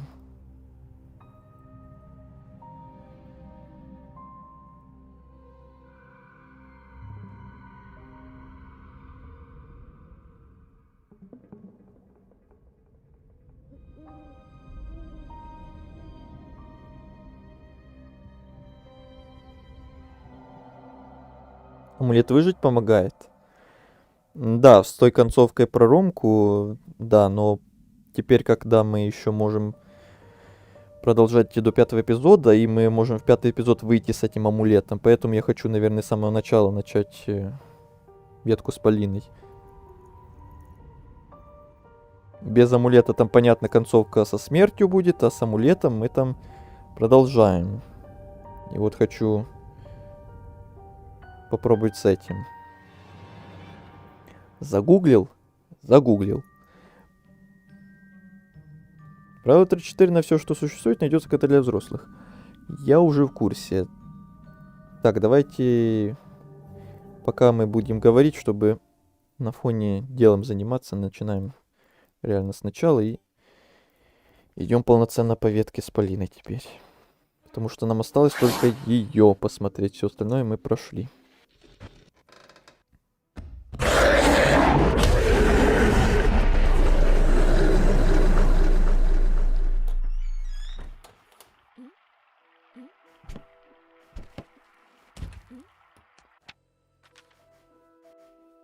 Хотя в этот раз, может, улики эти и не собирать вообще.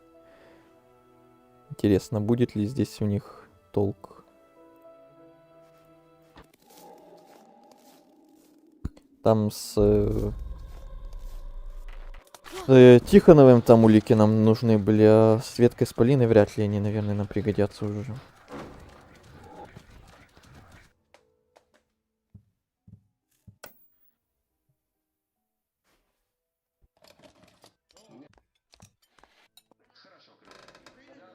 Довольно баловства.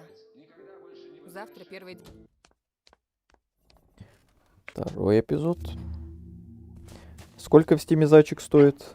В рублях не знаю. Я не в рублях покупал. Не знаю.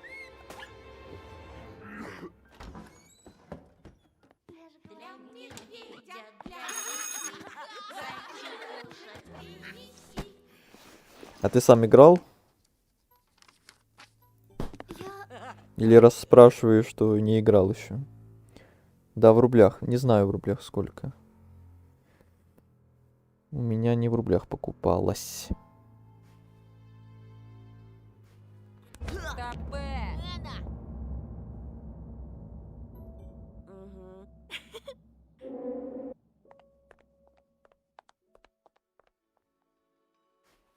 Так, ну мы теперь определенно везде выбираем Полину.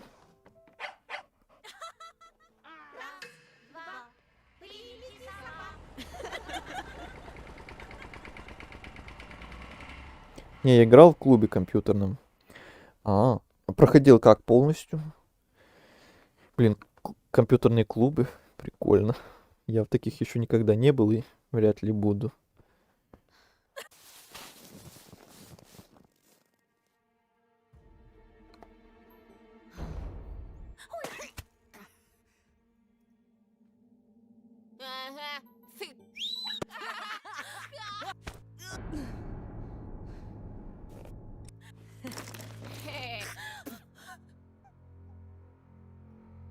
Так, ну тут я на всякий случай опять посохраняюсь, а то...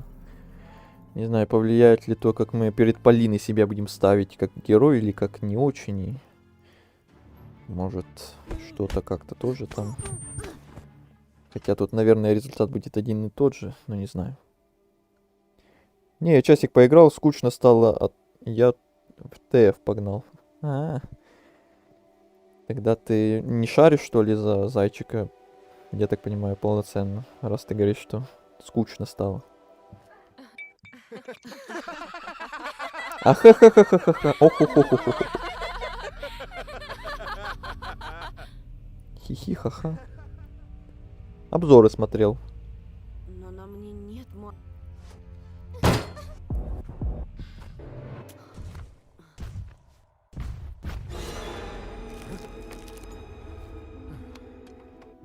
Кстати, вот этот пистолет может наконец в этой ветке с Полиной понадобиться.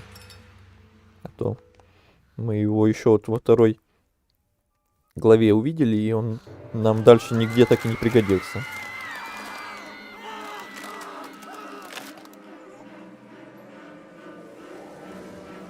И прохождение Куплинова. Ну это ж, конечно, это ж... Куда же без этого? Это само собой, это обязательно. Я вот, кстати, тоже, вот когда наконец мы сегодня, если допройдем полностью все и все увидим, то я наконец тоже посмотрю, что он там, как он там проходил 5-й эпизод. А то я специально, как говорю, пока сам все не увижу, я нигде себе не спойлерил, ничего ни у кого не смотрел, в том числе и Куплинова тоже. Так что сегодня допройдем и наконец могу глянуть его видосы по 5-му эпизоду, наконец-то.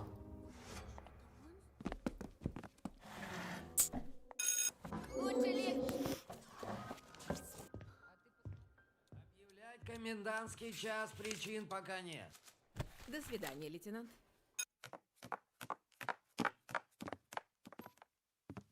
И да, мы же теперь, если с Полиной будем, то мы с Ромкой особо дружить не будем. Нам в любом случае не получится собрать все улики, так что да. На улики мы забиваем. А то я боялся, что собирать ли их опять или нет, или да, или нет. Но если концовки ты вроде все уже видел, то 2 концовки записал. Он 2 концовки записал.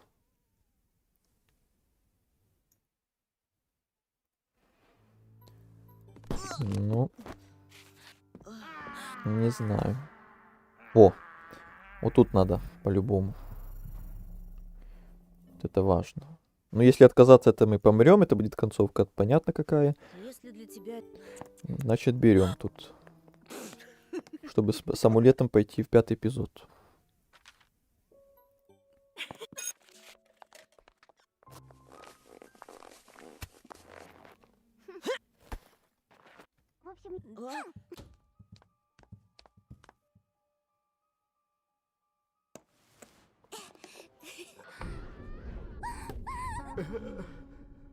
Бу!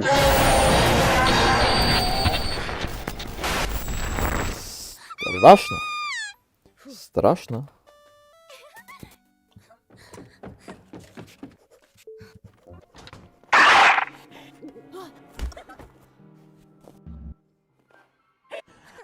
Как детей. Спасибо.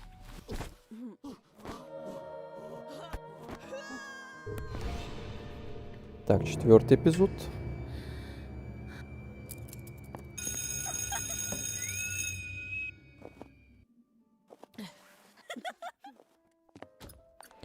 Вот мы в гостях.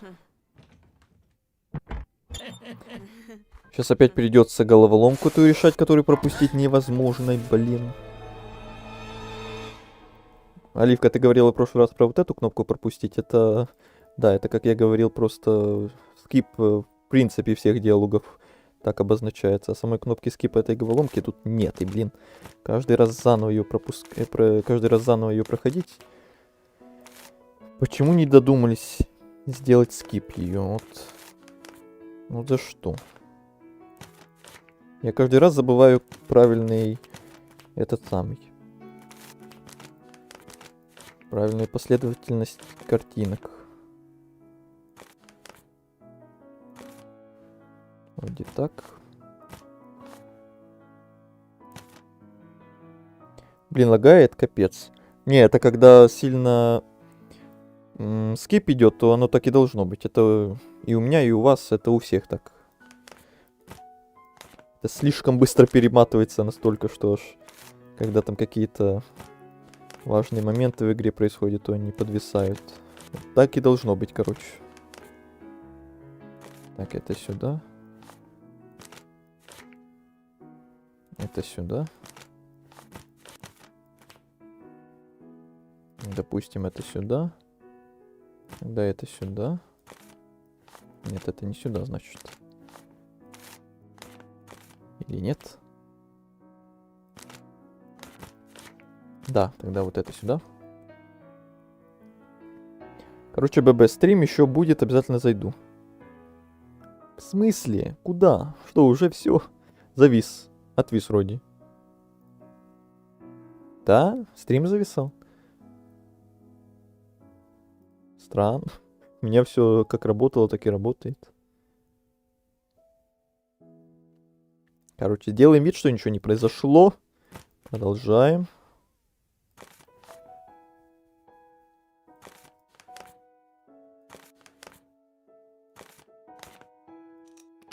Все.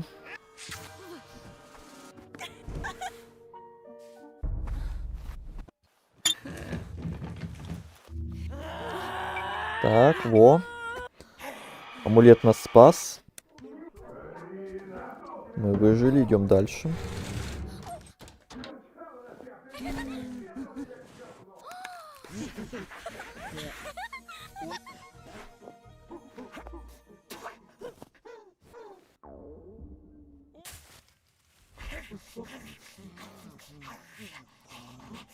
Вот если с Полиной идти, то тут тоже, наверное, все то же самое будет. Или отказаться, это мы там опять в доме окажемся. И разве что там к нам в гости придет, наверное, не Полина с Ромкой, а одна Полина. Или нет? Ну-ка быстренько проверим. Быстро проверим. Ой, нет, надо было принять наоборот. Не то выбрал. Принять, да. Чтобы быстренько проверить. Не, стриму плохо, тебя тоже не слышно было. Странно, у меня все показывает нормально.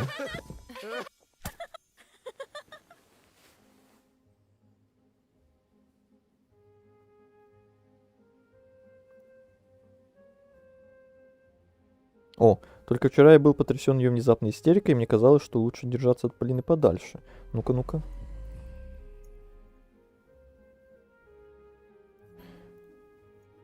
А, это галюны. От ее резких, как качели, перепадов настроения, от чудаковатого деда. Но стоило ей обнять меня, как я сразу позабыл весь кошмар и уже не хотел, чтобы скрипачка меня отпускала. Но может это с моей стороны. Но раз и у Абобы то что-то он говорил залагало, то Какой-то молниеносный подвесон, возможно, был. Непонятно из-за чего у меня. Хотя все у меня показывало нормально, с битрейтом.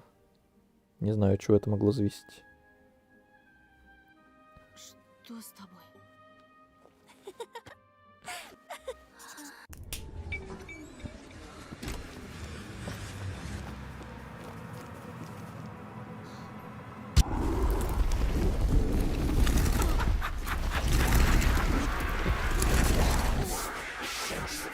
Так, вот 5-й эпизод. Будут ли тут изменения? Быстро глянем. Опять тут с Жулькой разбираться, блин. Ну, мне кажется, что ничего тут нового не будет.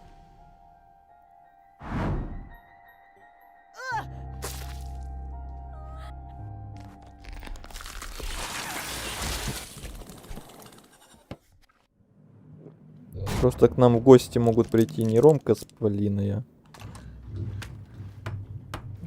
одна Полина может или что? Да. Нет, так же. Ничего нового.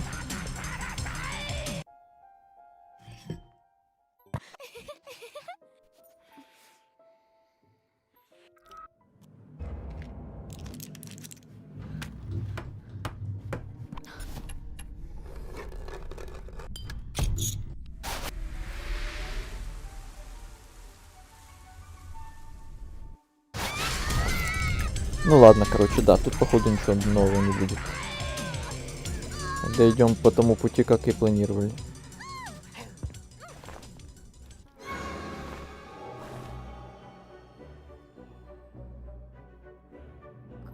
Кто вы?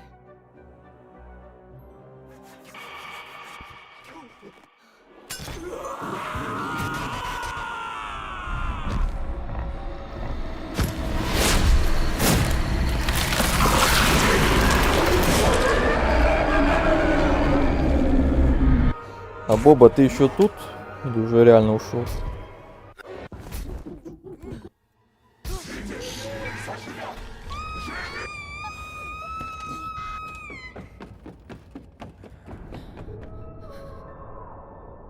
О, и о крадущемся на четвереньках Ромке.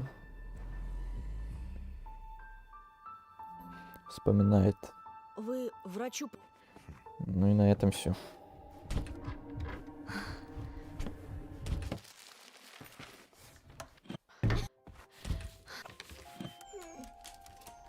Так, вот тут уже могут быть изменения.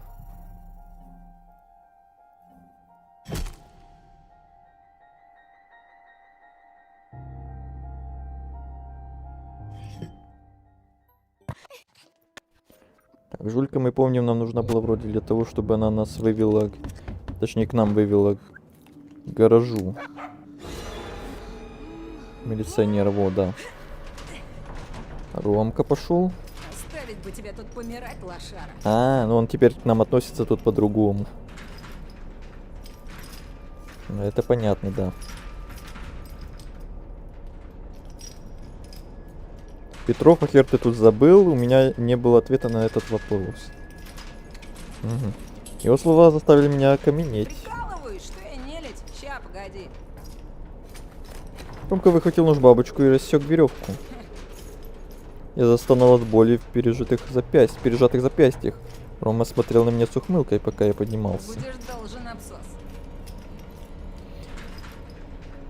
Пол над нами ходил ходуном, мы балансировали, чтобы не соскользнуть к стенам. Поздравляю, Петров, ты не убийца. Что ж, подумал я, за это тоже спасибо. Ты здесь оказался? Дальше уже все остальное было. Петров, мы с тобой, конечно, не кенты, но я все-таки тебя освободил. Значит, ты мне должен. Угу. Не говори, что я задел рычаг. Я ответил коротким кивком, и он расслабился, поверив Где мне. ты?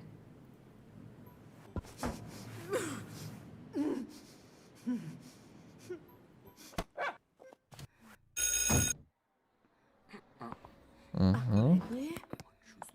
И вот сейчас будет тот самый выбор, кого провожать. Там уже начнется что-то совсем новое, наверное.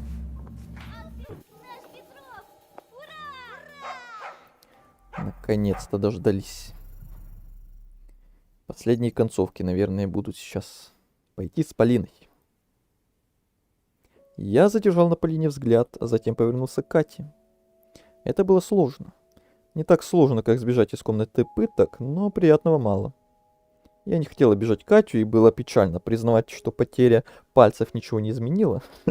Но как было, пофиг на тебя, так и есть в этом, по крайней мере, в этой концовке. Передо мной все тот же человек, умеющий манипулировать людьми. Кать, я уже пообещал Полине. Мелодия любви. Вы предпочли Полину в достижении. Так-то да. Но все. Прошла любовь, завяли помидоры. Мы сейчас что-нибудь придумаем. Что? Ромку позовем. Я задрал голову. Лилия Павловна! А учительница высунулась из-за окна. Я помог Кате спуститься. Заберете ее? Конечно! Подожди, Катюш, я уже одеваюсь. Правильно. Спасибо, Антон снова нас выручил. Угу. Она обиделась. Катя все это время молчала, побледнев. Я испугался, что ей стало плохо. Ты в порядке? Голова не кружится? Кружится. Да ты что? В голосе прорезали злые нотки. Тебе какое дело? Обещал правду говорить? Лжец! Гол с минусом, Петров! Полина покраснела на морозе, и было бы легко дорисовать молнии, стреляющие из ее глаз. Прекращай истерику, Кать. Пиу-пиу-пиу-пиу. Мы с Антоном могли бы довести тебя до дома, а потом пойти ко мне. Угу. Конечно, конечно! Лучше к черту сходите! Оба! С катертью дорога! Опешивший от этой атаки, я предпочел не вступать в конфликт. К черту так к черту. И мы пошли. Я увлек Полину, и мы двинулись по двору. Катя стояла у крыльца и испепеляла нас ненавидящим взором. Я заметил, как Полина бросает через плечо торжествующий взгляд и улыбается. Неужели все девчонки такие? Парни им важнее подруг? Чувствую, сейчас Оливка опять что-то сказанет. Впрочем, Катя с Полиной не подруги совсем. Ой, как-то не жалко вообще. Не надо такое расстроенное лицо делать. Я тоже обернулся, но мгла уже скрыла одинокую фигуру, сиротливо опирающуюся на костыли. Ой, давит на жалость. Актриса. А то. Кстати, в этой концовке, в этом выборе, напоминаю, маньяк-то сбежал.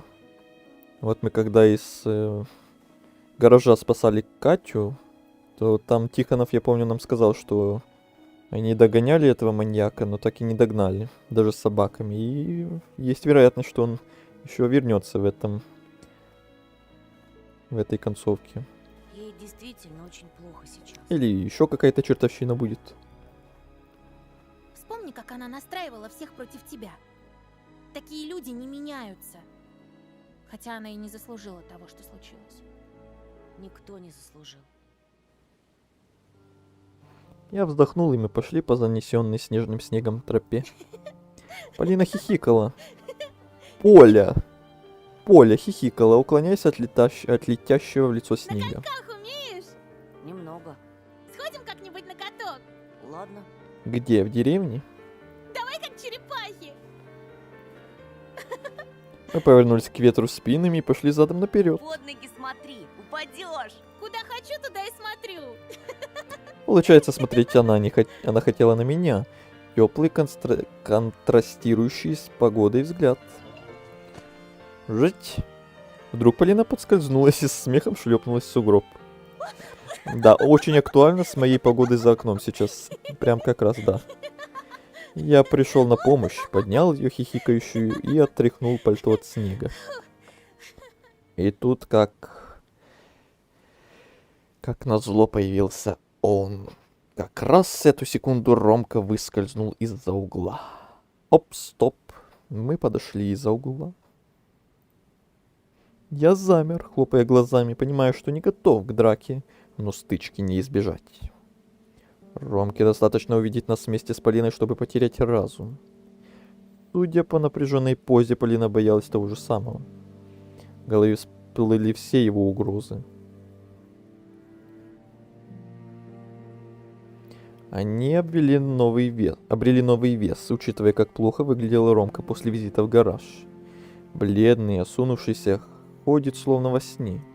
Я набрал в грудь воздух, но Ромка прервал меня. Были на уроках? Ему уже как-то пофиг, походу. В вопросе не ощущалось угрозы. Голос был лишен эмоций, словно говорил робот. Ага. Бяша объявлялся? Я качнул головой, про себя удивившись. Ром, Бяша был в гараже. Был и что?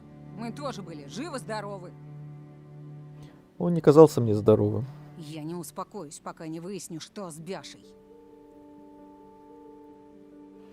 Ромины жевалки ходили ходуном. Желваки ходили ходуном, а щеки, несмотря на мороз, были белы, как снег. Бяша столько раз из дома сбегал. Бывает, кинет камушек мне в стекло. Я окно открою, чтобы он залез. На полу ему постелю. Он вертится всю ночь, как юла. Спать мешает. Зато я знаю, случись у меня какое несчастье, и он всегда на помощь придет. Рома посмотрел заторможенно на падающие снежинки. Все жду, когда Бяша снова камушек бросит. Последние слова Рома произнес так тихо, что я едва их услышал. Признание стало облачком пара, сорвавшейся с бледных губ мальчишки. Оно растаяло в морозном воздухе короткого дня.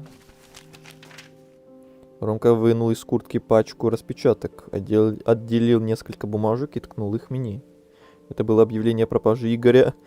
Да, того самого Игоря Будаева, фотография Бяши, его приметы. Еще отчество забыли написать то самое. Игорь! Развесь вдоль дороги. Оливка, ты еще жива? Или ты уже... Все. И не ожидая ответа, погруженный в мысли, как в зыбучие пески, он пошел прочь. Может, вовсе не заметил Полину, а может, ему было плевать. Черты его лица заострились, как после продолжительной болезни, остекленевшие глаза смотрели в пустоту.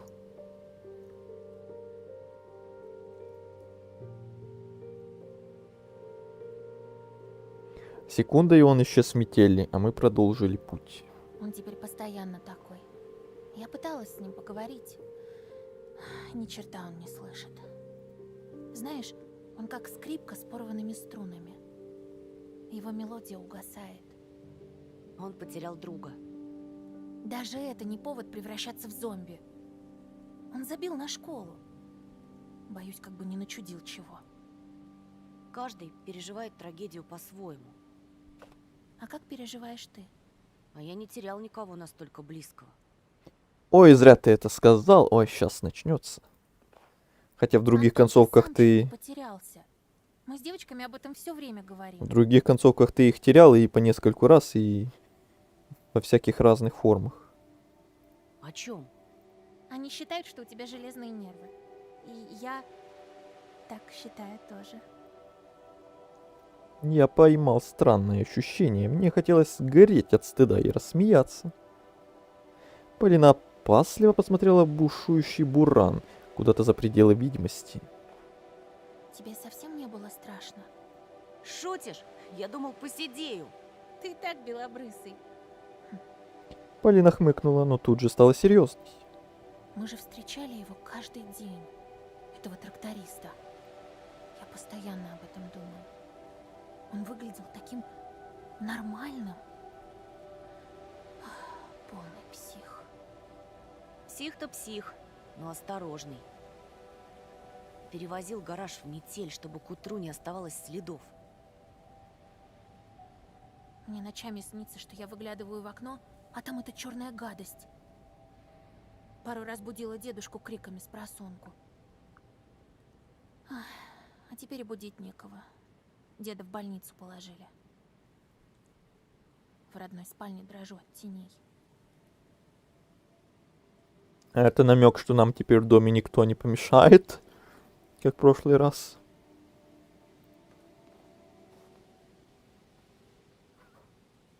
Мы поравнялись с калиткой Полины. Ты и так для меня столько всего сделал. Но у меня еще одна просьба. Не мог бы ты сегодня остаться? Опять начинается. Не знаю. 2 недель не прошло. Я у родителей на жестком контроле. Ну придумай что-нибудь. Пожалуйста, пожалуйста, пожалуйста. Я правда буду чувствовать себя в безопасности. Если мама разрешит. Она сейчас на нервах. Буду держать кулачки. И приберусь быстро, пока ты звонишь.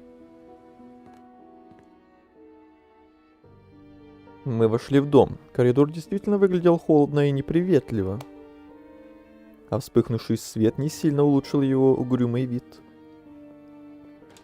И вот мы снова здесь. Полина указала на телефон и сбежала в комнату.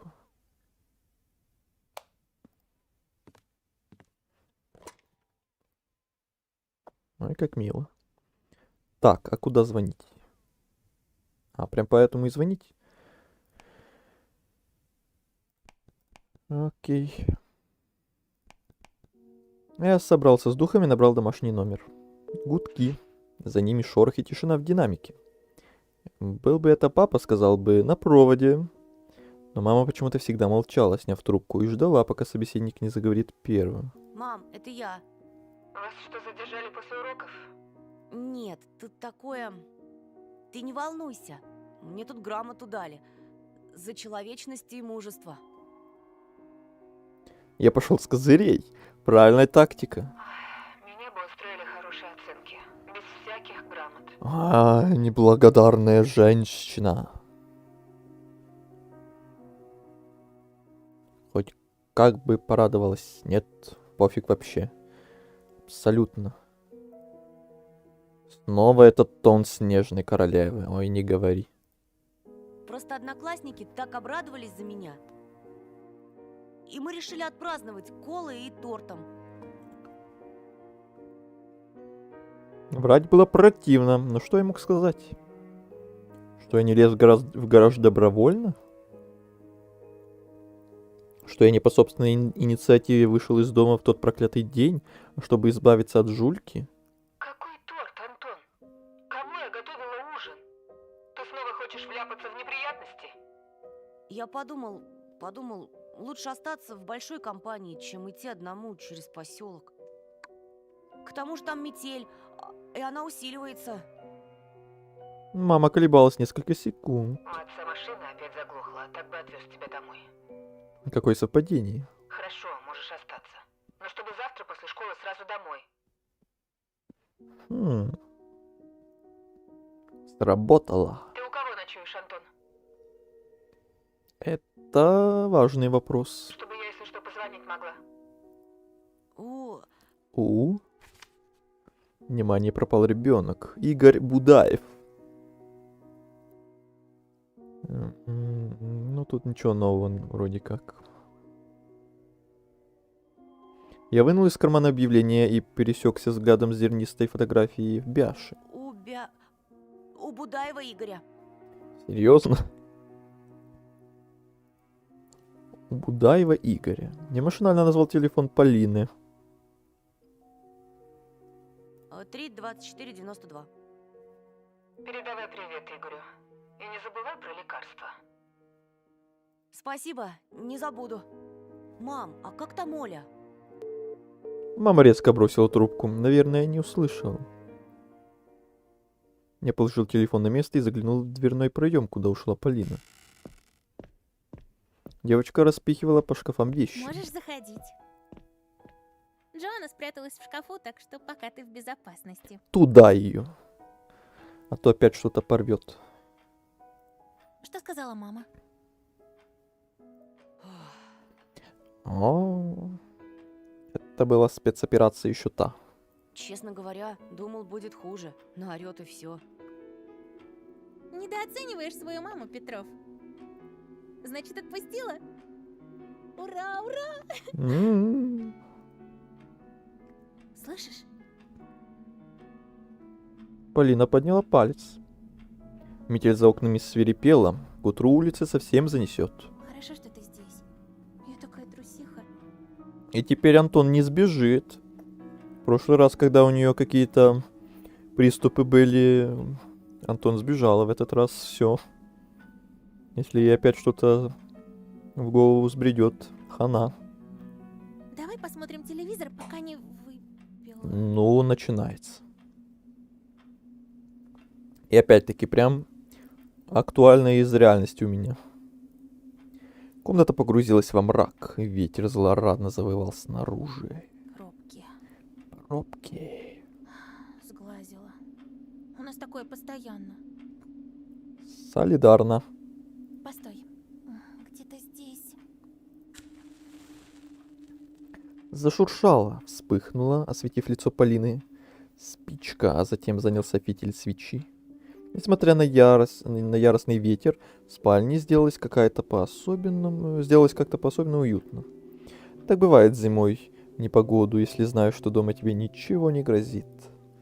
И можно даже пофантазировать о привидениях, щекоча нервы. Но я не желал думать ни о чем подобном. Романтика пошла. Полина зажгла множество свечей, и, видимо, свет в нее доме отключали часто. Телевизор отпадает. Может, сыграешь мне на гитаре?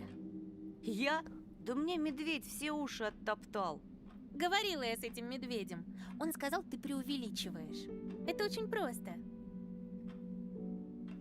Она принесла гитару и встала позади меня.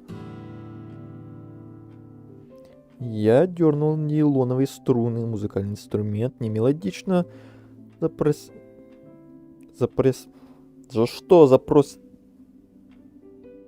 запротестовал, господи, я уже в глаза долблюсь. Реально уже почти 4 часа стрима сказываются, как обычно. Тебе нужен репетитор. Я даже знаю какой. Беру дорого, но оно того стоит. А чё дорого? А скидку? Повернись-ка вот так. Не души ее. Пальцы сюда. Стоя позади меня, Полина лепила мою руку, как скульптор глину. Я почувствовал запах ее шампуня, по телу разлилось тепло, и мне стало плевать на метель. Потом сюда, сюда. М, АМ, Д, G, С. Чё за СМР пошел? Паганини? Если бы. Я эту мелодию сама написала. Нравится? Правда? Звучит как какой-то радиохит. Мелодия такая цепляющая и одновременно очень знакомая. Спасибо. Ты меня прям засмущал. Я, конечно, эстраду не жалую, но тут соглашусь. Звучит попсовенько. Давай, ты сам сможешь.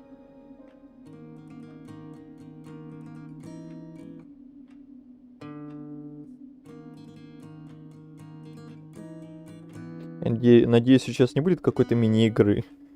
И надо будет это запоминать. Потому что я вообще не обращаю внимания на то, что там она бренькает. Спасибо. То я уж думал, сейчас надо запомнить.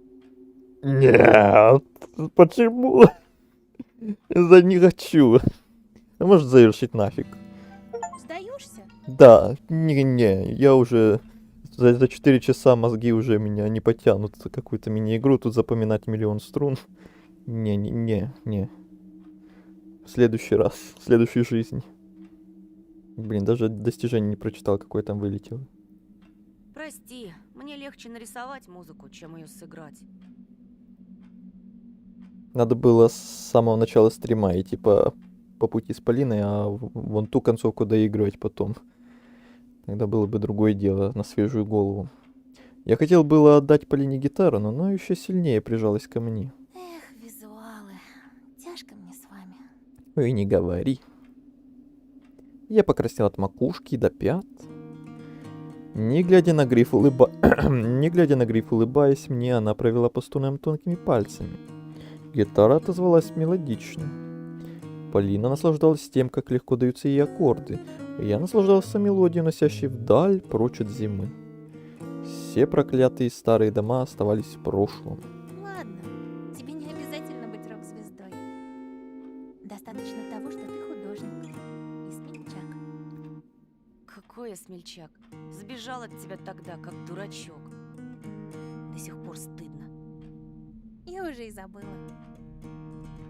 Она смотрела мне в глаза и от этого взгляда бросала то в жар, то в холод. Может, переместимся на диванчик? Ой, какие уже намеки прям прямые пошли, а? От предложения у меня сперло дыхание, но я послушно пересел.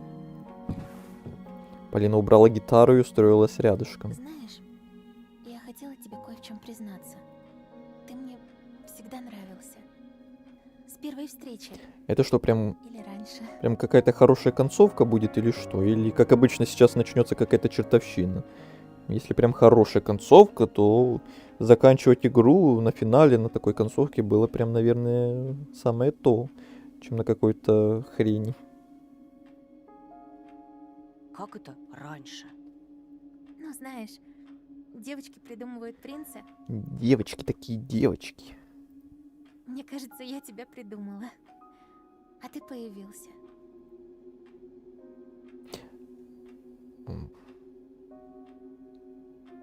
Как-то это изображение вообще отличается от других и...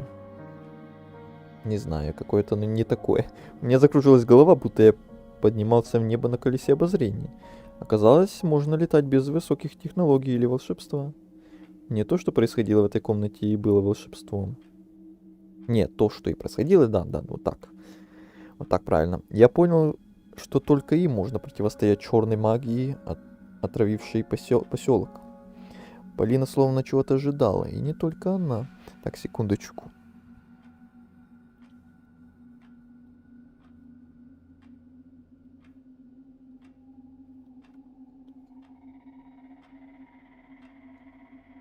О. Так, сейчас что-то будет. Я только надеялся, что сейчас будет хорошая концовка, но, как всегда, должно быть в такие моменты какая-то хрень произойти. В комнате был еще кто-то, требующий моего внимания. Кошка! Сейчас выстрибнет, да? Или нет? Или кто-то таблетки забыл выпить опять? Сместив взгляд за плечо Полины, я остолбенел. В углу спиной к нам, будто наказанный, стоял ребенок. Капюшон прикрывал его голову, крошечная фигура почти сливалась с темнотой. Она уже являлась ко мне в гараже и на уроке Лили Павловны. Оля? Но ребенок, исчезающий мистическим образом, скорее подходил на призрак, а моя Оля жива и здорова. Ты чего? Там кто-то есть. Полина даже не посмотрела во тьму, куда не доставал свет свечей. Это Джоанна выбралась. Я тоже так думаю. Ну да. Я поднес свечу ближе, чтобы прогнать наваждение. Видишь? Я же говорила.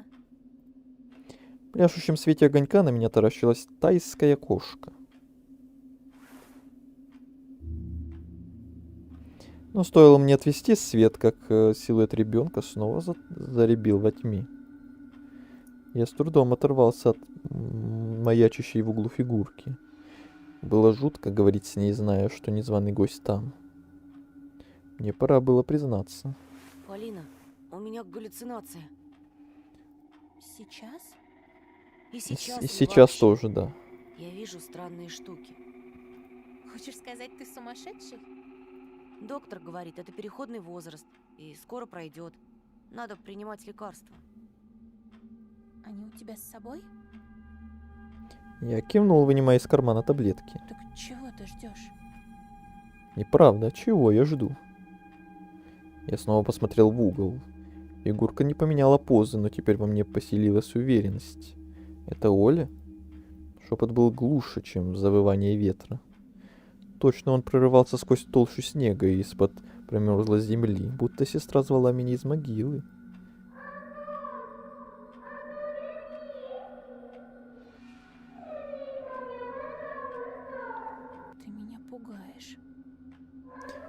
В другом мире Оля плакала и повторяла мое имя.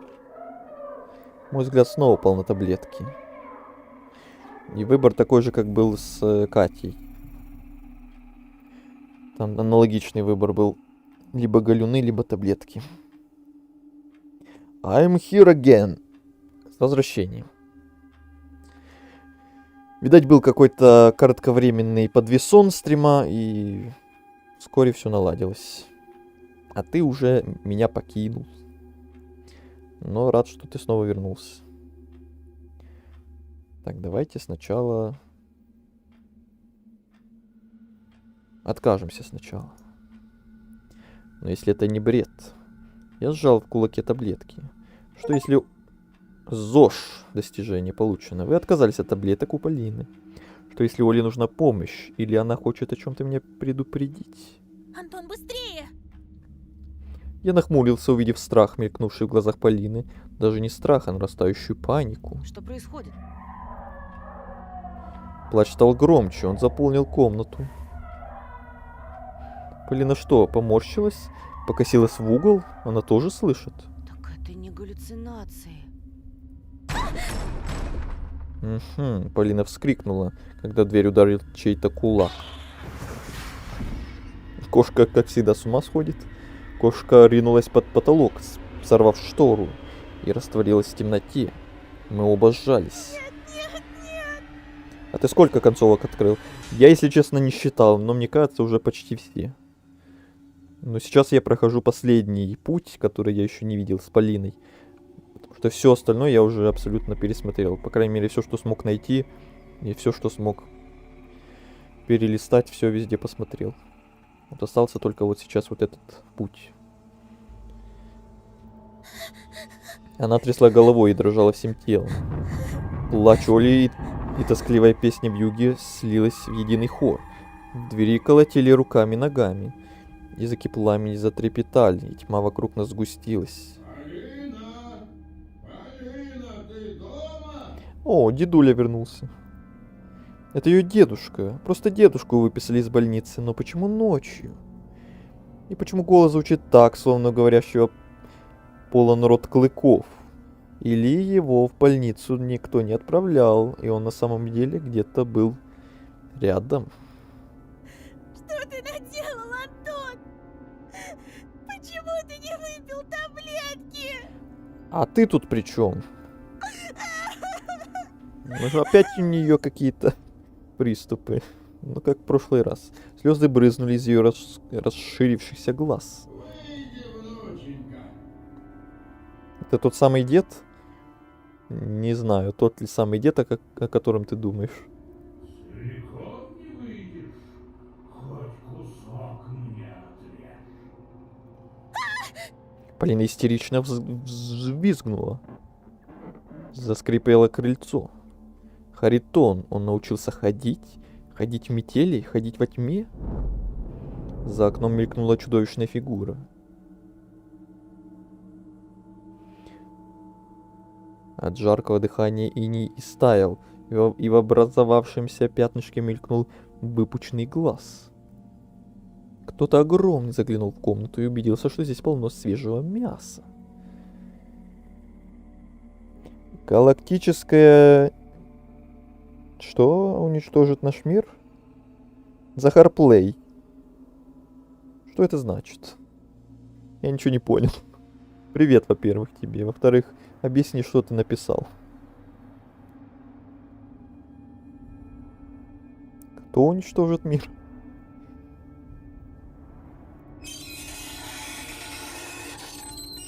Когти сковырнули иней и заскрежетали по стеклу.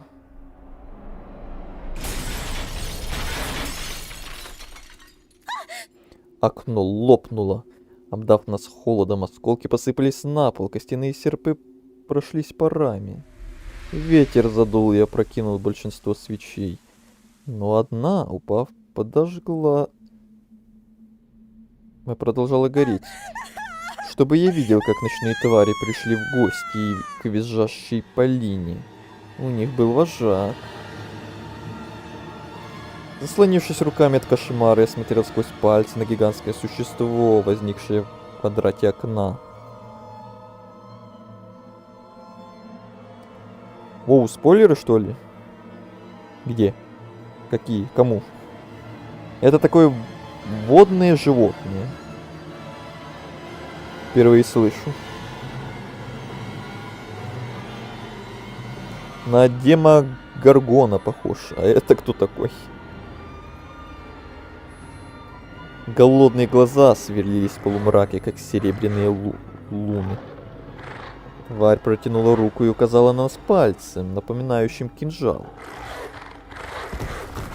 Стая обезумевших волков хлынула в комнату, как поток, снося все на своем пути. Загугли. Не хочу, я уже одно загуглил. Кто ты просил. Великан влез вслед за ними.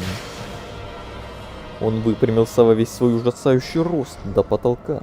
Длинные уши подергивались над громоздкой головой. Тени чудовищ бесновались на стенах.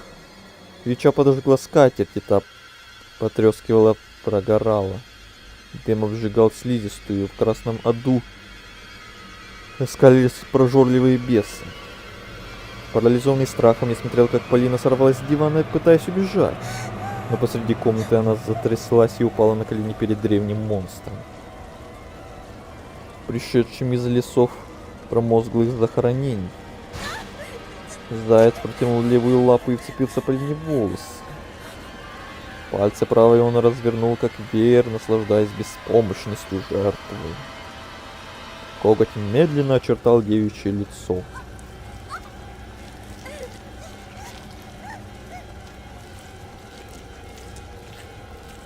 Это монстр из странных дел. Ну, наверное, тоже мерзкий.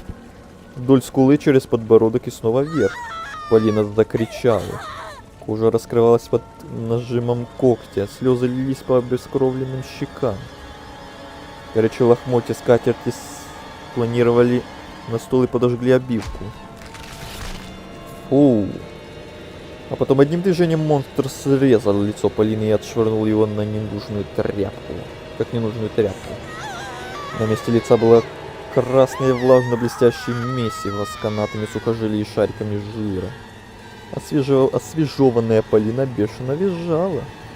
От света пламени отражались кровавой трясине на ее лицевых костях.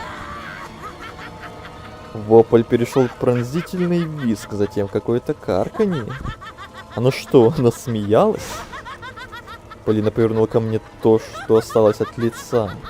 Дикий хохот извергался из дыры в лоснящемся мясе. Глаза, лишенные век, идеально круглые, вращались в глазницах. Вот это зрелище, вот это да, вот это жесть.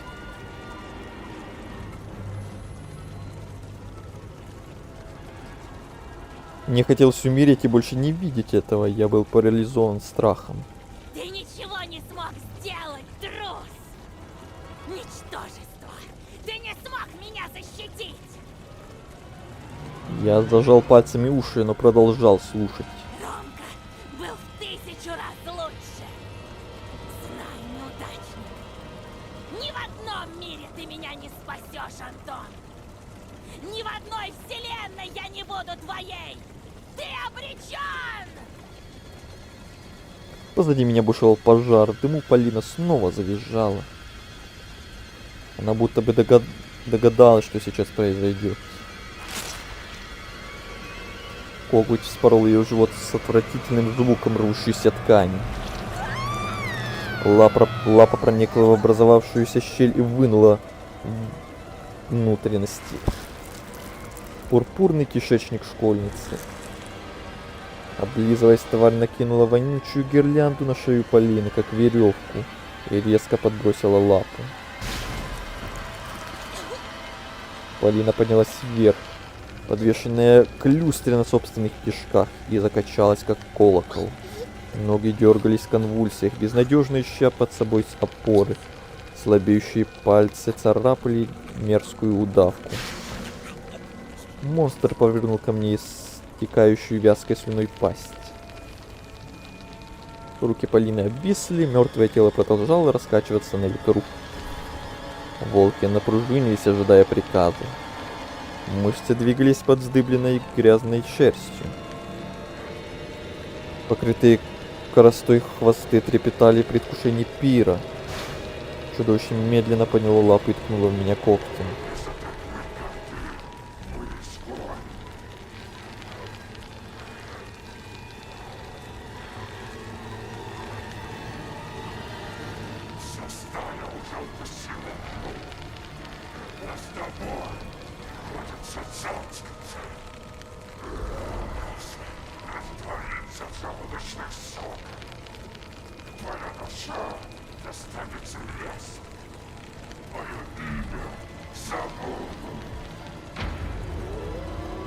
Волки завыли.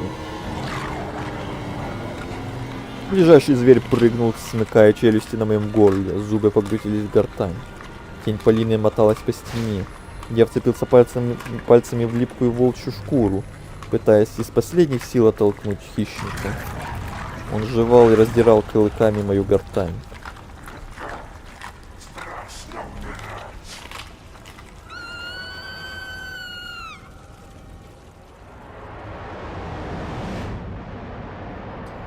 Я забулькал слюнями, думая, что давлюсь кровью, и открыл глаза. Крик Оли оборвался, но эхо еще звучало в моей голове. Боль прошла. Волки, чудовище, мертвая Полина — все это исчезло. Из дома Харитона, из пылающей спальни, я перенесся в собственную прихожую. Так это все был сон? Я щупал целехонькую шею. Не только ночь у Полины, но и весь последний месяц, и раненые Кати, и побег из гаража. Все вымысел воспаленного мозга? Оля все еще была со мной, на полу. Но не там, где я ее оставил. Теперь она лежала у меня на груди. Словно пока я находился в беспамятстве, она пришла в чувство и подошла ко мне, чтобы спасти. Позвать. Вынуть из клешни кошмара. А потом снова потеряла сознание. Я провел пальцами по ее теплой щеке. Метель обрушилась на окна, стекла громко дрожали в рамах.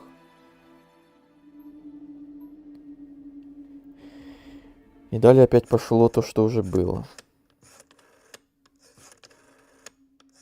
Ага, помню такого. Товарищ милиционер, мои родители пропали. Вы обязаны приехать и забрать меня с сестрой в участок. Нам угрожает опасность. Успокойся, пацан. Мама с папой, небось, застряли из-за... Но я видел! Видел, что... Чудовищ в звериных масках! Приезжайте, умоляю! Это уже было. Вот взрослый мужик уже. Можешь ведь позаботиться и о себе, и о сестренке. Да ты что? Запри дверь, никому не открывай. И жди родителей. Но, лейтенант! Напоминаю, по поселку шляется особо опасный преступник. А у меня 2 сотрудника еле на ногах держатся. Не могу я к каждому пугливому школьнику ездить на ложный вызов. Разве нормально в твоем возрасте бояться темноты? Я покраснел до корней волос. Это не просто темнота! Меня не слышали. Ты понимаешь, что от моей работы зависят жизни похищенных детей? Пульсирующая кровь в висках оглушала, застилала глаза. В мозгах алым полохом чикнула истерика. Убеди его или умори. Понимая, что мне больше нечего терять, я пошел ва-банк. Оставкой были наши с Олей жизни. Помните, вы рассказывали о своем племяннике, который хотел пойти в школу милиции?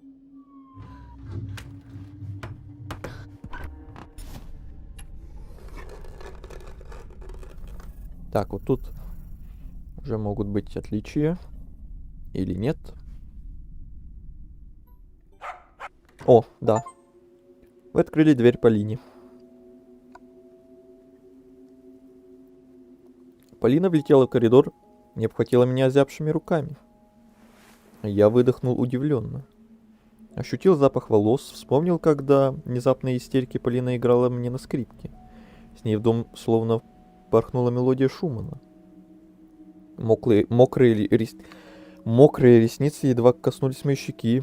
Полина плакала. Что случилось? Откуда ты здесь? Я не знала, к кому еще пойти. И дедушка, он умер. Что? Ты уверена? Я не знаю. Я никогда не видела, как умирают люди. Но мне так может... Я испугалась. Он не реагировал. Просто сидел в кресле в темноте. И глаза остекленели, как новогодние шары. После твоего ухода он сильно расстроился. Пил капли. И переживала, что у него сердце не выдержит. И вот... Я представил мертвого старика на коляске. Железные зубы за обескровленными губами. И тут заметил губы Полины, растянутые в блаженной улыбке. Полина встрепенулась, словно очнувшись от воспоминаний, и улыбка исчезла. Нервы. Бедняжка потеряла единственного близкого человека, и, возможно, в этом есть и моя вина. Ты звонила в скорую? Да, Линия, молчи. По дороге сюда я видела завалившиеся столбы. И было так страшно в лесу тоже. Она зарылась носом мне в жилетку, всхлипнула.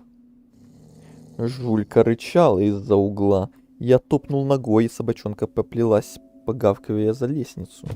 Ну, брысь отсюда. Ты моя последняя надежда. Вчера я вела себя как дура. Так испугалась, что ты больше не захочешь. Тут ее заплаканные глаза уставились на топор. На заколоченные окна, на спящую посреди коридора сестру. Окончание фразы повисло в воздухе. Что происходит? Что-то страшное. Я оперся на перила. Хотелось поделиться с кем-то той тяжестью, той тяжестью, что будто давила меня к земле. Оля заболела. Папа за врач... Это было? За стенами заскрежетало. Возможно, это фонарный столб упал, не выдержав напора бурана. Мне кажется, мы в опасности.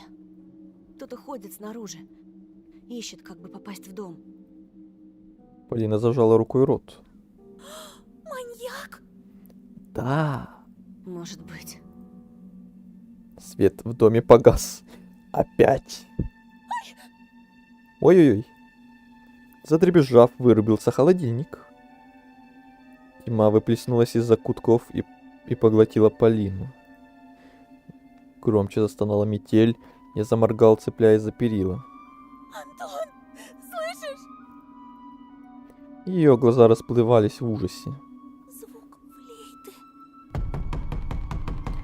Тук-тук-тук. В дверь забарабанили. От неожиданности я отпрянул к стене. Град ударов сыпался на дверь, и она прогибалась, как тонкий лист фанеры. Словно десяток кулаков и ног одновременно бил по дереву. Это они! Побледневшая Полина цепилась в мой локоть, ее трясло. Они! Дверь плясала в коробке, с наличников сыпалась пыль. Полина истерично визжала, закрыв лицо ладонями.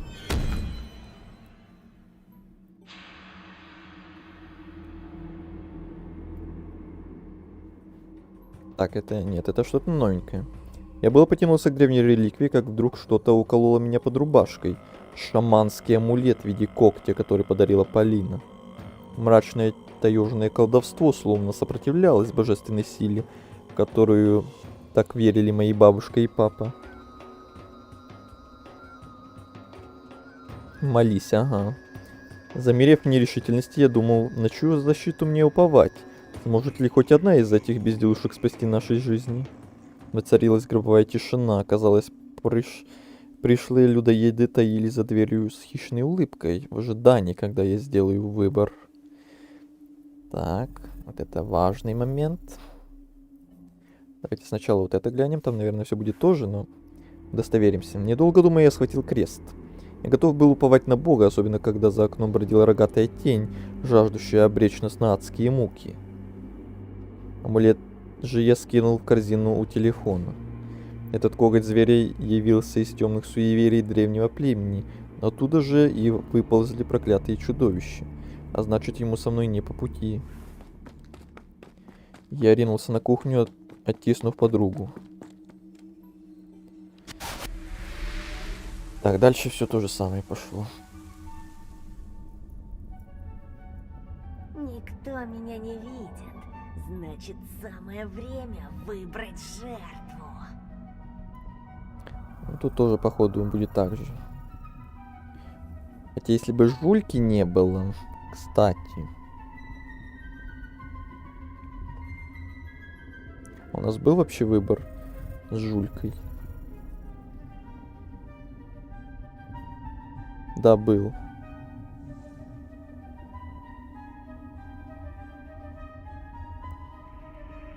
Хотя вряд ли там что-то новое было бы. Полин, уходи! Куда? На второй этаж. Запрись в спальне. Что ты задумал? Я задумал накормить их тобой. Это будет верное юное мясо. Самое сладкое. Иди. Спустишься через 10 минут после того, как шум утихнет. Полина с опаской посмотрела на меня, но подчинилась.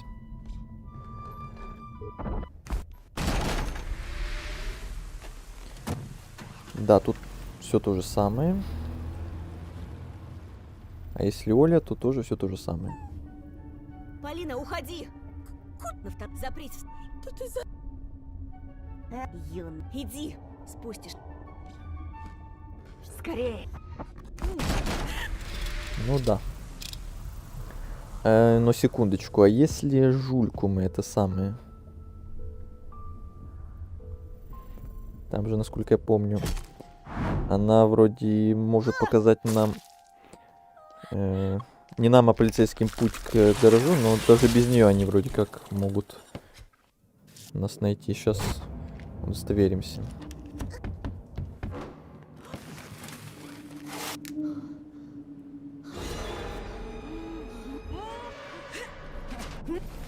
Ну да. Потому что жулька может тут как раз на что-то повлиять.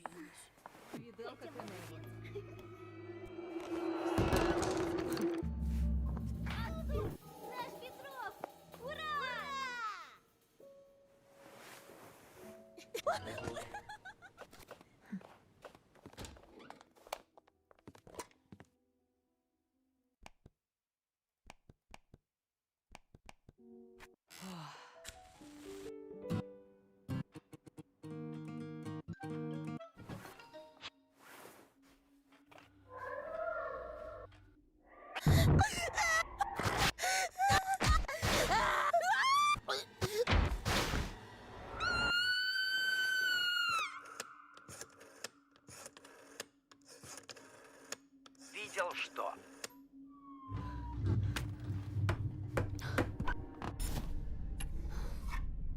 Во. Может, тут будут изменения. Ну, пустить. И вместо Оли и Полины теперь тут будет жулька. Собачатина, точнее, да. Попробовал 911 звонить? Не. Интересно, там продуман такой вариант? Вряд ли, наверное.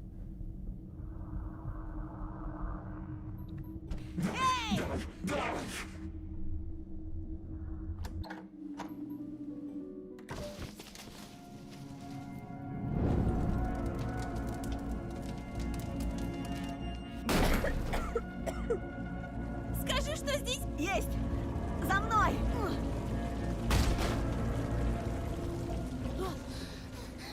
Пока все то же самое.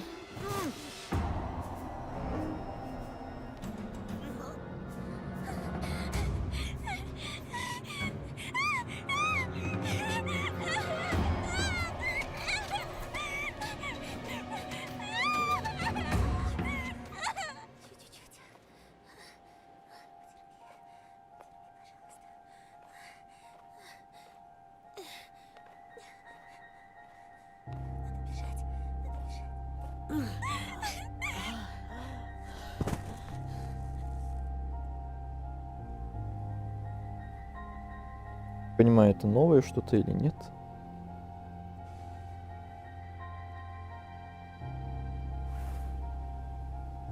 Походу новое. Я хотел защитить ее, но все, что у меня оставалось, протянуть мне слабеющую руку. Хватаясь от очертания за вдруг посетившую меня идею, я вынул спасенный из дома черный крест. Он был старым и невзрачным, но я заставил себя вообразить, что это последнее оружие против зла, как в фильме «Экзорцист». И у меня пронеслась Полина, которая все это время волочилась позади. Брось это! Они близко!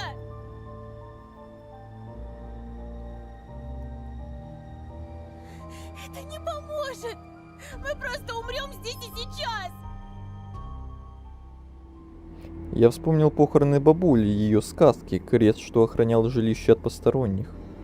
И что никакой волк не проник в мой дом. Это был сон. Или может... молиться или бежать? Ну, как говорит Абоба, время молиться. О, come padre spiritum, да, именно сейчас, именно так. Отказавшись от топора, я ткнул бабушкиным крестом в темноту. Полина смотрела на меня с ужасом и недоумением. Тьма заухала насмешливо, тени подкрадывались. Я приказываю вам! Брось! Нам нужно спасаться! Голос Полины звучал обреченно и раздраженно. Ослеп! Это не помогает! Я не хочу умирать! Я тоже не хочу! Оля дотронулась до меня, умоляя бежать с ней. Молиться или бежать?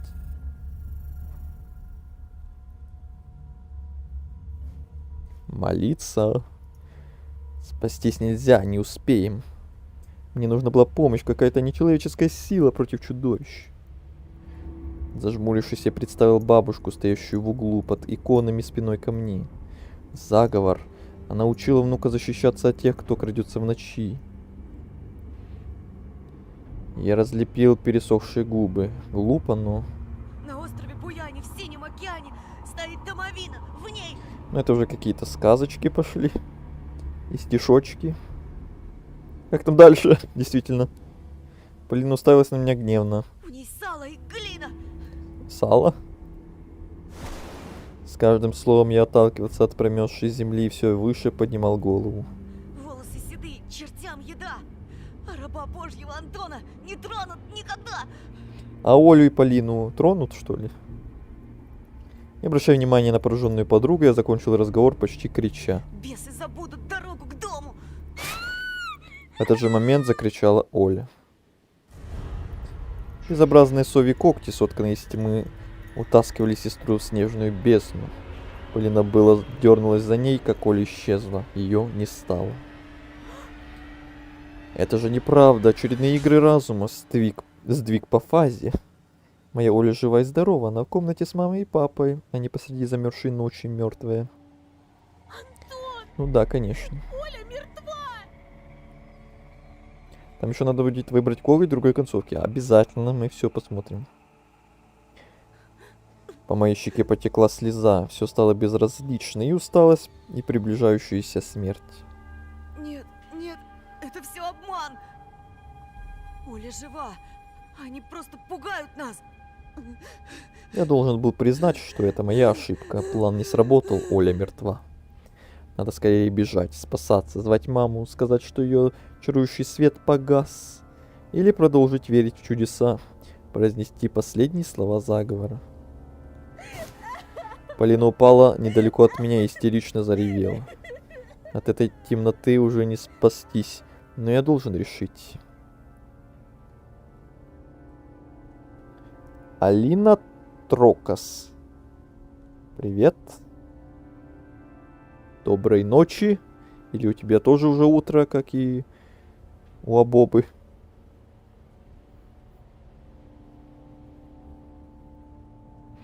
Да что ж такое, в третий раз нам предлагают молиться или бежать. Я настойчиво далее буду пытаться молиться. Мертвое к мертвому, живое к живому.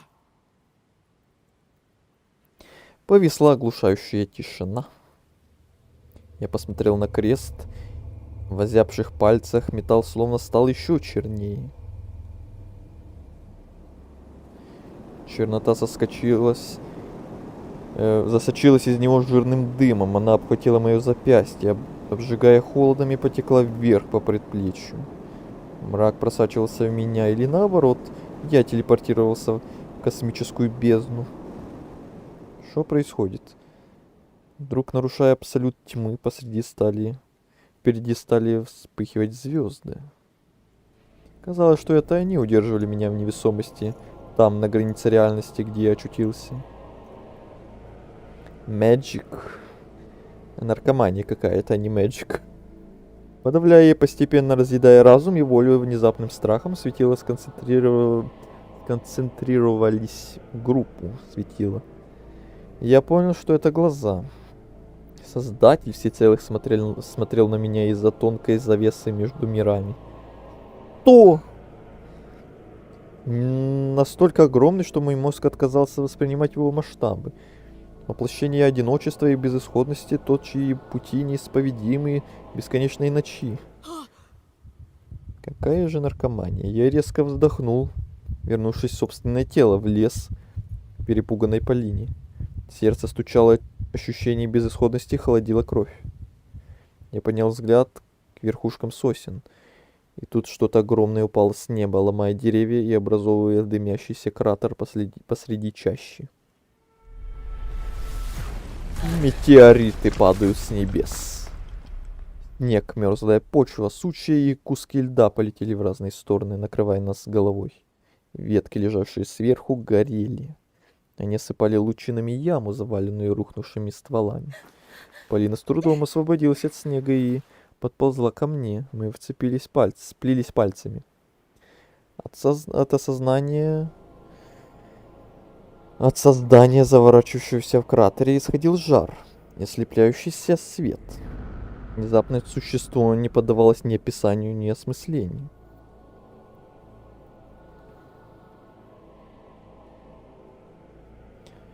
Возможно, тысячелетия назад оно сводило с ума босоногих пророков и бродящих по пустыням фанатиков.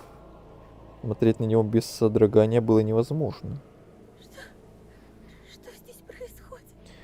Я сам в шоке. Ты тоже это видишь? Скажи, я не сошел с ума? Это все неправильно. Так не должно быть.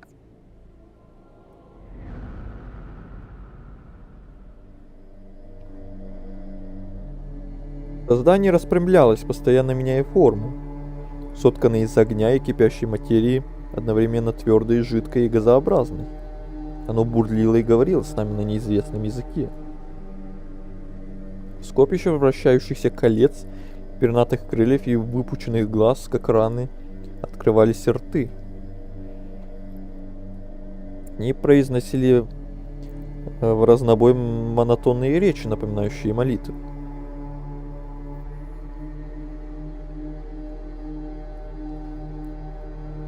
Вот предлагаю ее сжечь.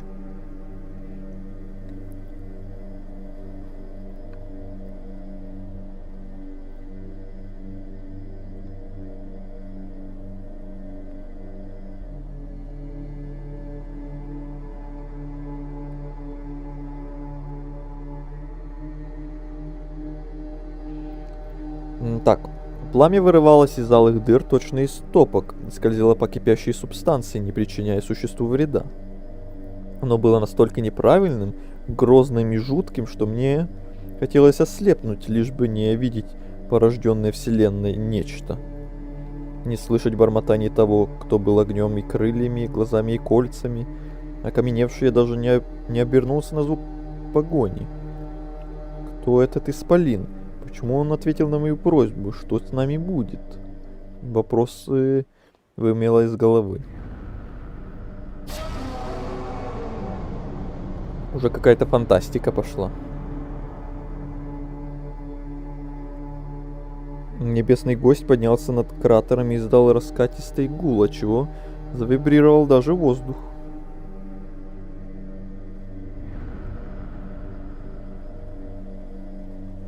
Крылья терлись о вращающемся окружности. Существо поплыло к стае. Деревья, которых касались Титанические перья вспыхивали, как спички, языки пламени разукрасили мрак. За абсурдной фигурой обнажилась черная земля, словно кто-то вел фломастером по белой бумаге. Что это такое? В дыму раздались вопли. Рев, преисполненный нечеловеческих страданий, прокатился по тайге. Свара встретилась с небесным ужасом. Значит, бабушка знала. О чем? О кресте, что с его помощью можно вызвать. Я не знал, как назвать то, что пришло с небес. Меньше всего оно походило на ангела. От шока я даже не сразу заметил, как раскалилось распятие, которое я сжимал все это время. Вспыхнув от боли, я выронил крест, и он сгинул в сугробе. Исчез в снегах, словно выполнив предназначение, и оставил после себя только струйку белого пара и змеиное шипение. Кто бы мог подумать, что слова древнего заговора вместе с невзрачным крестом, предававшимся в моей семье из поколения в поколение, могут привести к такому. При мысли, что бабушка как-то связана с космическим визитером, я оцепенел. То, что с трудом получилось бы назвать ангелом, было так же ужасно, как преследовавшие нас бесы. Кстати, 20 концовок. Ну, мы штук 10 уже точно посмотрели, и, наверное, уже больше. Около 15 или еще больше. Ну, короче, почти все, наверное. За 3 стрима-то. Сосны падали, оглашая ночь, выворачивающим душу скрипом. Я уже устал, наверное, конкретно. Надсадно вопили недавние преследователи. Бежим! Ну, наконец-то, бежим. Мы ринулись в обратную сторону. Огненный шар рос за спинами, пожар бушевал, огонь облизывал стволы, пожирал хвойные иголки. Смола шипела, закипая, сосна рухнула, поднимая снопы искр.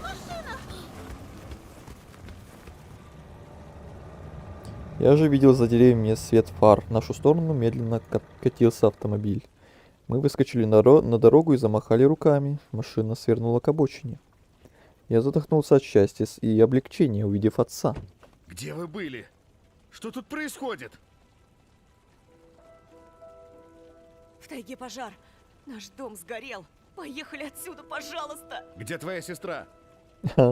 Нет сестры.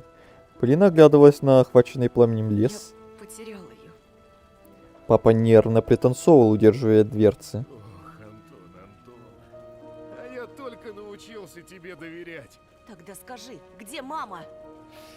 Отец недовольно поморщился. Мы с ней разминулись. Ай-яй-яй, а я только научился тебе доверять. Она должна быть где-то тут, поблизости. Ну-ну. Сейчас найдем ее. Ну-ну. Он зыркнул в сторону чащи и зло сплюнул. Мы с Полиной забрались на заднее сиденье. Папа сел за руль, и машина тронулась. Огонь отразился в стекле. Что это была за тварь, Антон? Какая еще тварь? Никакая, пап. Нам что-то показалось в лесу. Лучи фар прорезали темноту. Я представил чудовище, собранное из глаз, крыльев, колец и света. Как оно крушит изуродованных зверей, испепеляя мясо и легко дробя кости под их неустанный рев и неописуемый ужас, уничтожает гнусные маски. Я вообразил это так четко, словно увидел в реальности. Пара догорающих личин, заяц и лиса.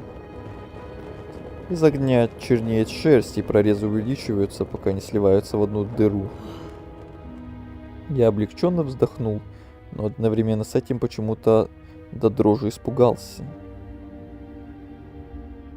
В полутьме у занесенной снегом остановки кладбища возникла одинокая фигура.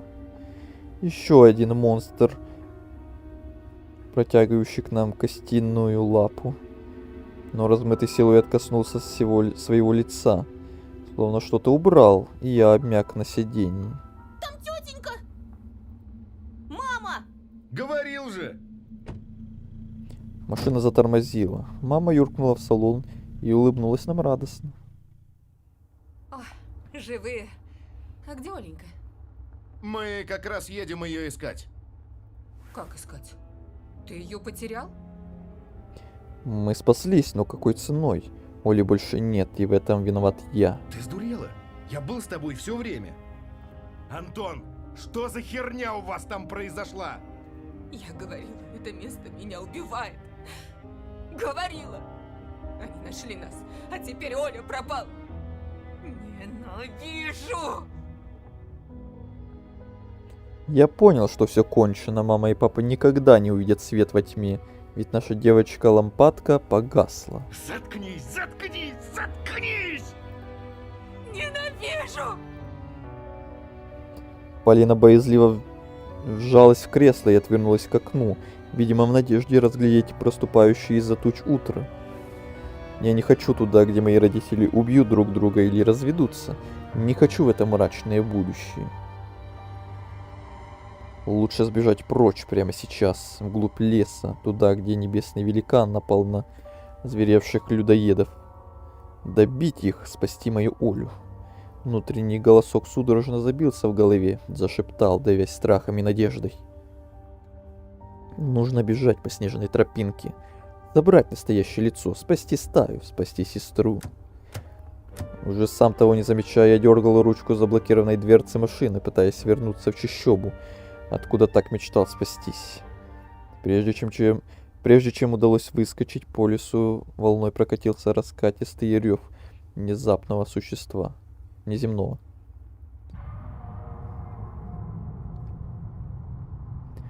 Тут же мысли загустели, как кисель. Мир утратил четкость, и все стало напоминать дурной сон на пороге пробуждения. Через миг я не мог вспомнить, какие конкретно кошмары нашептывал голос, поселившийся в голове. Не понимаю, что я здесь делаю. Опять галюны пошли. И где здесь? Где мы? Кто мы? Что происходит? Что здесь произошло? Я ничего не помню. Пелена заволокла воспоминания. Через секунду я забыл, что небесный ужас вообще существовал. Что произошло? Кто ты? Кстати, ремейк 5-го эпизода будешь стримить, когда выйдет? Ну, во-первых, когда он там выйдет, а во-вторых, смотря что там конкретно изменит и много ли. Если там какие-то небольшие изменения будут, такие, как бы назвать, несусветные, что ли, то, наверное, нет.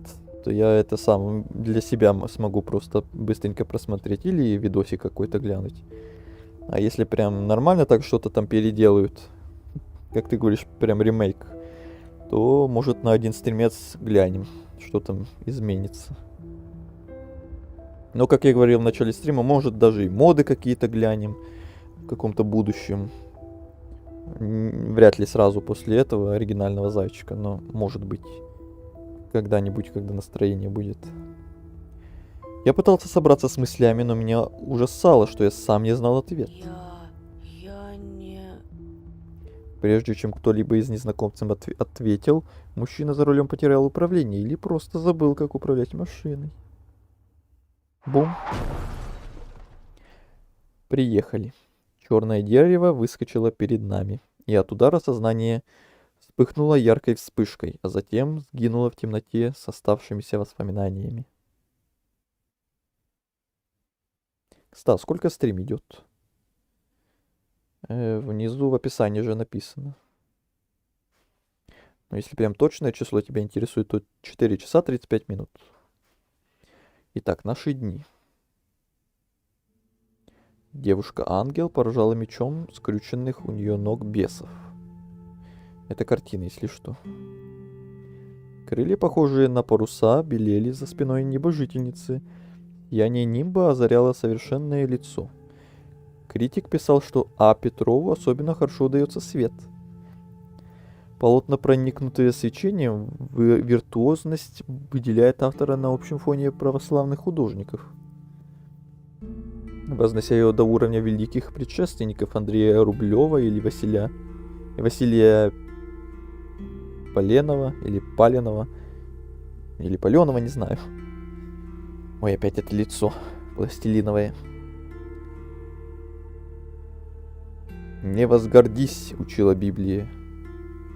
Я отпустил взгляд на нечисть, улепетывающую от золотого лезвия.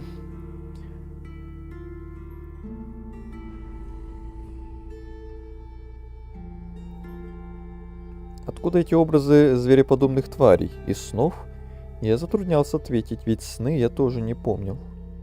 С ангелами было проще. Я ведь жил вместе с ангелом, пусть и бескрылым. Я моргнул. Голос жены раздавался откуда-то издалека, пробиваясь сквозь толщину раздумий. Хотя минуту спустя я не мог ответить, о чем, собственно, думал. Любимый, ты здесь? Я повернулся. И в который раз за 10 лет поразился тому, насколько красивая женщина согласилась пойти со мной под венец. На Полине было зеленое платье в пол, блестки искрились. Шелковистые локоны рассыпались по обнаженным плечам. Обычно она одевалась гораздо скромнее, и волосы прикрывала платком. Наш духовник уронил бы челюсть, увидев прихожанку в таком непривычном виде.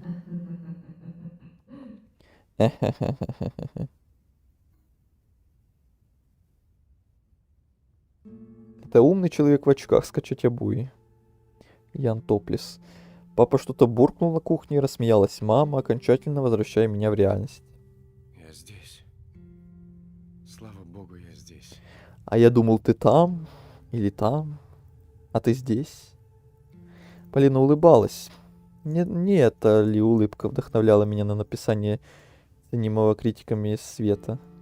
Не смотри так, я смущаюсь. Она пересекла огромную гостиную. Родители во время визитов восхищались величиной и убранством нашего дома. А для меня главным было то, что каждая мелочь тут символизировала любовь и заботу друг о друге. Хорошие новости.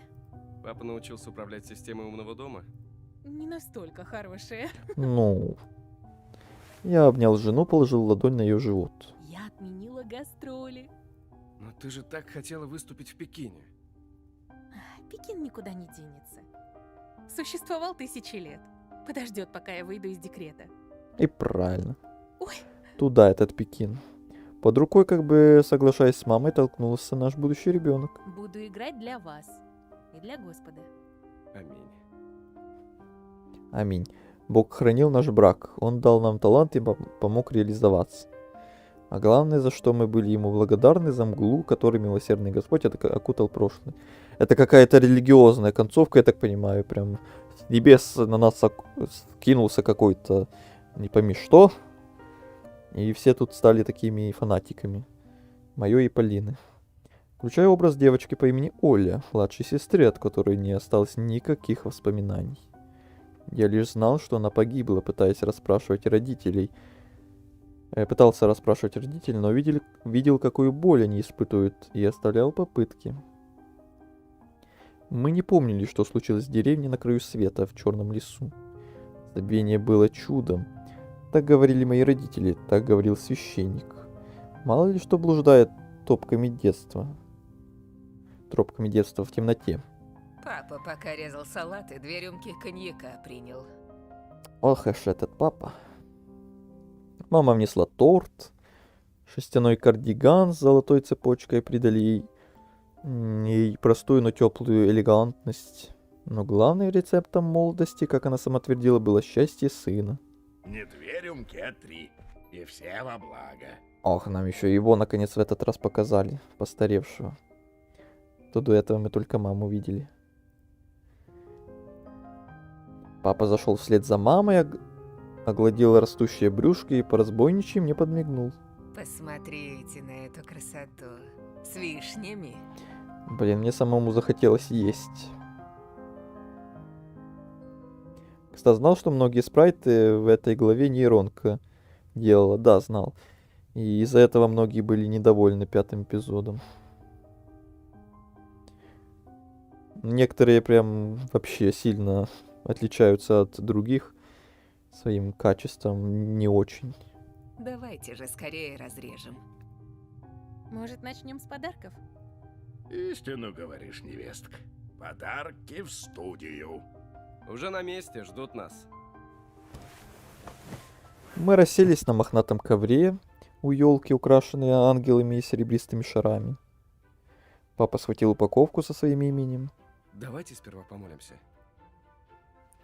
Помолимся. Полина смотрела на меня лучащимися глазами, родители ждали.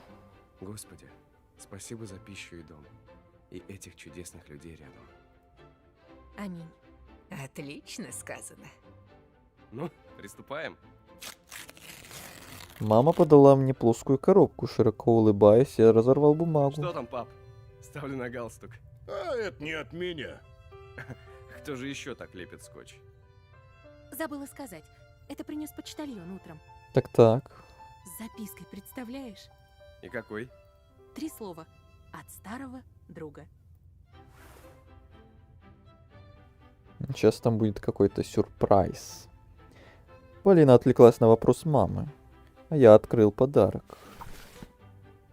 Из коробки на меня смотрела старая заячья маска.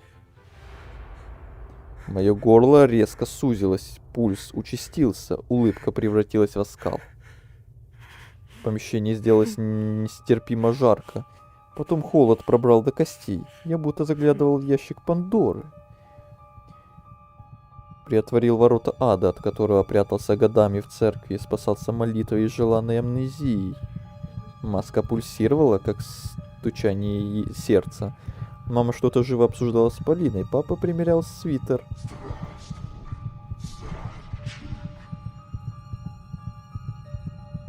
Я стиснул челюсти. Из маски будто бы хлынул мрак. В нем плавали ошметки образов. Там был ледяной ад, бесконечные пустоши под мертвым небом. Там был черный гараж, истекающий кровью и оглашаемый предсмертными воплями. Там были бесы, что плясали вокруг костра, извивались и прыгали. Забытая жизнь.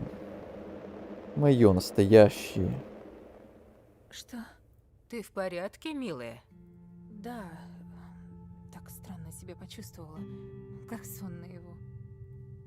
Видно, гормоны. Очень интересная вещь, дорогой.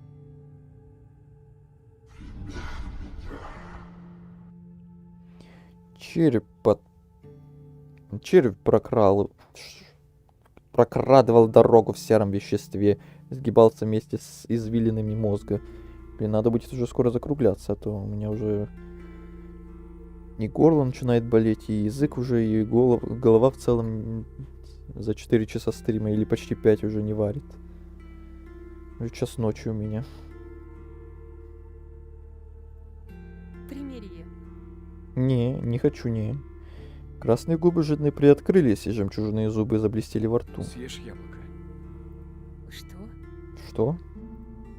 Так и Ева, науськанная змеем, соблазняла Адама. Библейская история повторяется? Я не Ева, и мы не в райском саду.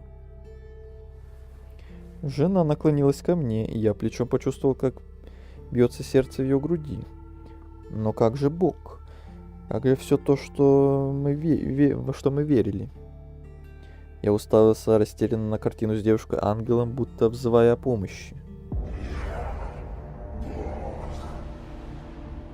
Родители тоже обратили внимание на маску. Что за старье? Кто такое дарит? На тебе, Боже, что нам не гоже. Не слушай их. Надень, милый. Родители пожали плечами, мол, вам виднее. Полина улыбалась мне с такой нежностью, что я не мог ослушаться. Ща будет мясо. Я закрыл глаза, почувствовал кожей поверхность маски, теплую и почему-то влажную. Я посмотрел на близких. Полина рассмеялась с каким-то облегчением, что ли. Мама отвела взгляд.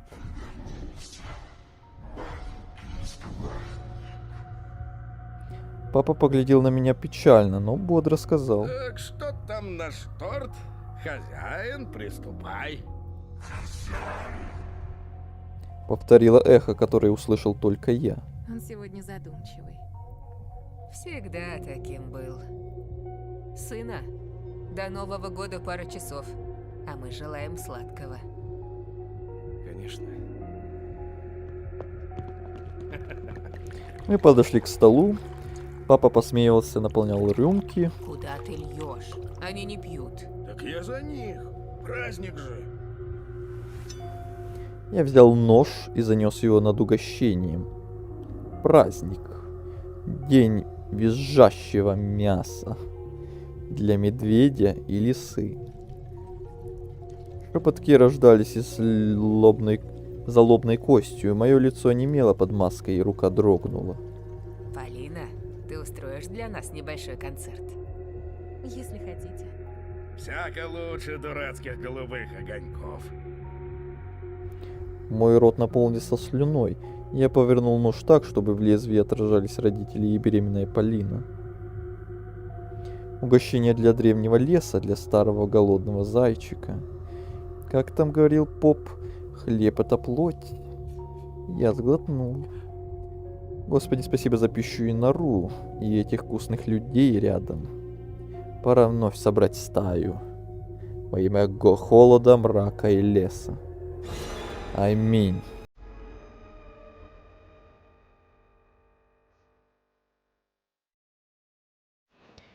Еще одна концовка. Эту песню мы уже слышали.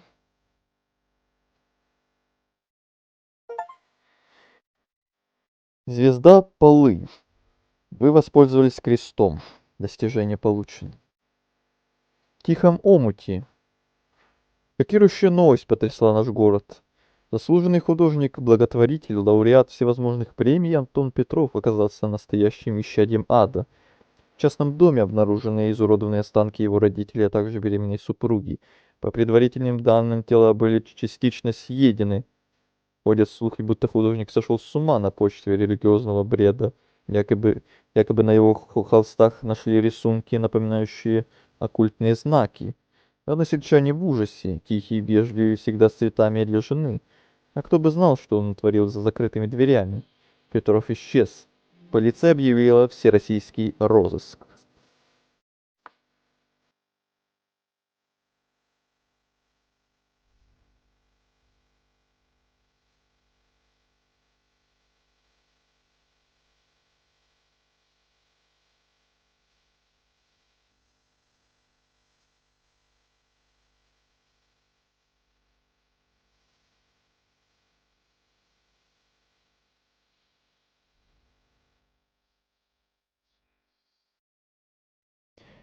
Так, ладно. Ой, я, если честно, уже бы заканчивал, я капец как устал, но, блин, оставлять там, наверное, где-то одну-две концовки, еще там, скорее всего, совсем чуть-чуть осталось досмотреть, и потом еще один стрим на это отводить мне так не хочется. Так что придется, наверное, сегодня как-то через силу допроходить, что ли.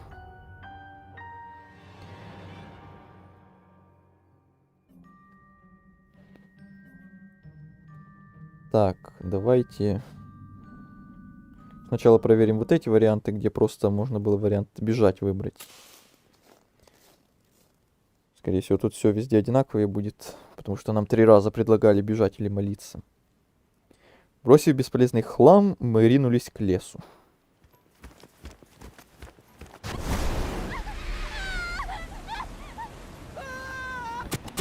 Не, это мы уже видели. В других концовках.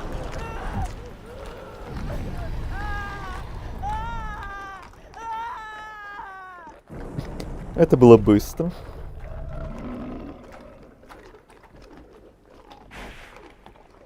Стая убийц. Да, эта концовка уже была. Ничего нового. А там, наверное, так же самое все будет. Я почти уверен.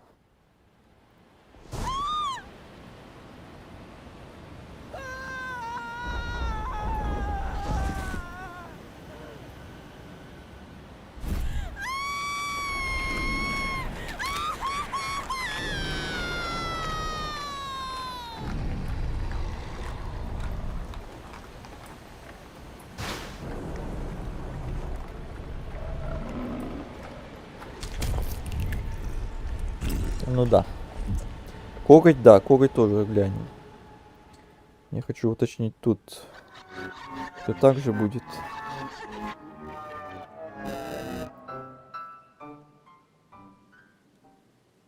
Животная ярость.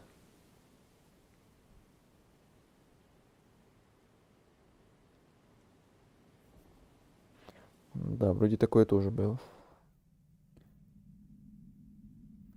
Там интересное тоже будет, спойлерить не буду. Не, спойлерить не надо ни в коем случае. Но разве что единственное, там быстрая концовка или там опять долго надо будет читать. Так, еще тут тоже бежать выбираем. Ну да, все абсолютно просто, ноль изменений. Долгая, ну блин. Насколько долгая?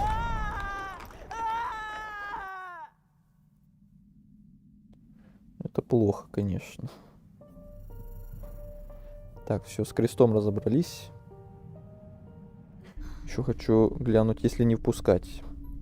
Наверное, тоже все будет так же, как и в первых концовках.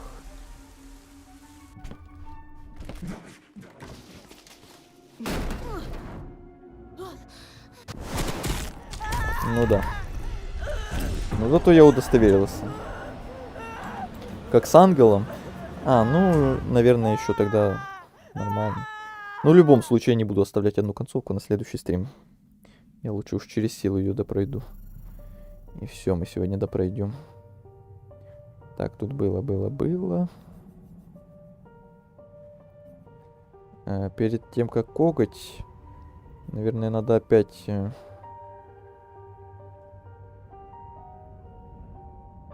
Хотя нет, тут, да, все-таки должно быть. Тут пускаем. Тут, да-да-да, вот так вот все. И тут мы выбираем коготь, вот. Язычник. Вы взяли амулет, достижение получено. Не знаю, жулька нам там не пригодится, наверное. А за все ачивки, за все концовки ачивы дают? Не знаю. По идее должны, но... Пока эти самые все ачивы не получишь, не узнаешь. Я накрыл амулет ладонью под одеждой и пинком отбросил крест в темный угол. Справился с обитателями древней тайги. Справиться с обитателями древней тайги могла лишь такая же древняя религия, лишенная справедливости и милосердия. Я ринулся на кухню, оттиснув подругу. Снаружи потянулся... Это уже было. Да, собачатина. Жулька все-таки пригодилась. Во. Теперь уже новенькое пошло.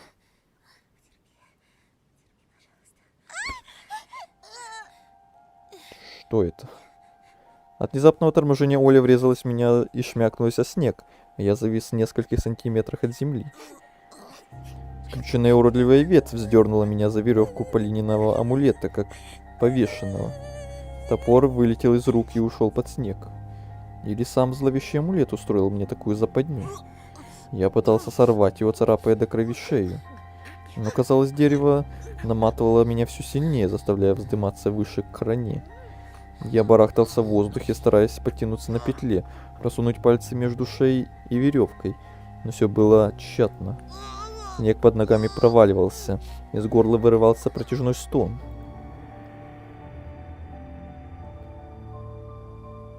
Ну реально, тут палочка такая нарисована, маленькая, тоненькая.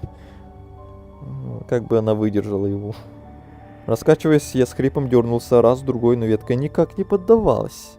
Ты смотри, какая ветка. Прочная, обжигающего воздуха становилось все меньше, в глазах стремительно темнело. Спасите, помогите. И тут подоспевшая Полина навалилась на меня всем телом. Шнурок больно впился в кожу, передавливая горло. Ветка громко хрустнула и, наконец, отбросила нас вниз. Прямиком в объятия зареванной Оли. Наконец-то. Амулет тут же разжал хватку ключевой бечевки и соскользнул с меня, ставшись висеть на конце сломанной ветви. Неужели проклятый подарок пытался убить меня, а может предупредить? Скорее! Они уже близко! Это Антон сопля. Скрипачка сорвалась с места и вглубь чащи, пока я судорожно пытался встать, опираясь на плачущую Олю. Звериный коготь так и болтался на изломанной ветви, будто намекая воспользоваться ей. Звуки погони порождали в голове чудовищные мысли о скорой расправе. Может ли амулет спасти меня?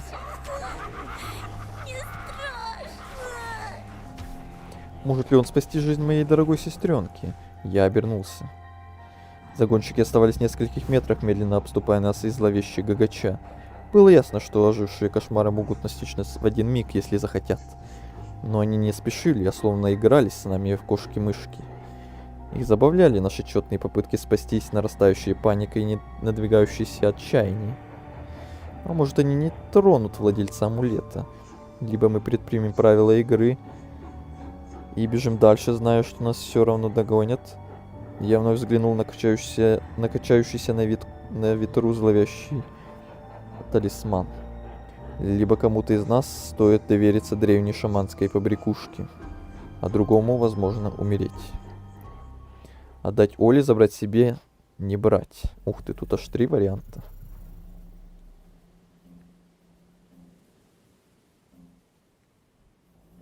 Ну, мы должны все посмотреть. Бери амулет, там иначе так же концовка, как и в беге. Но я хочу уточнить.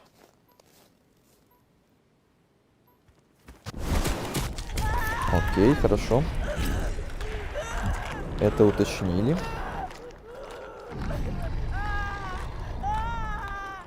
Благо это было быстро. Теперь давай. Оле или себе?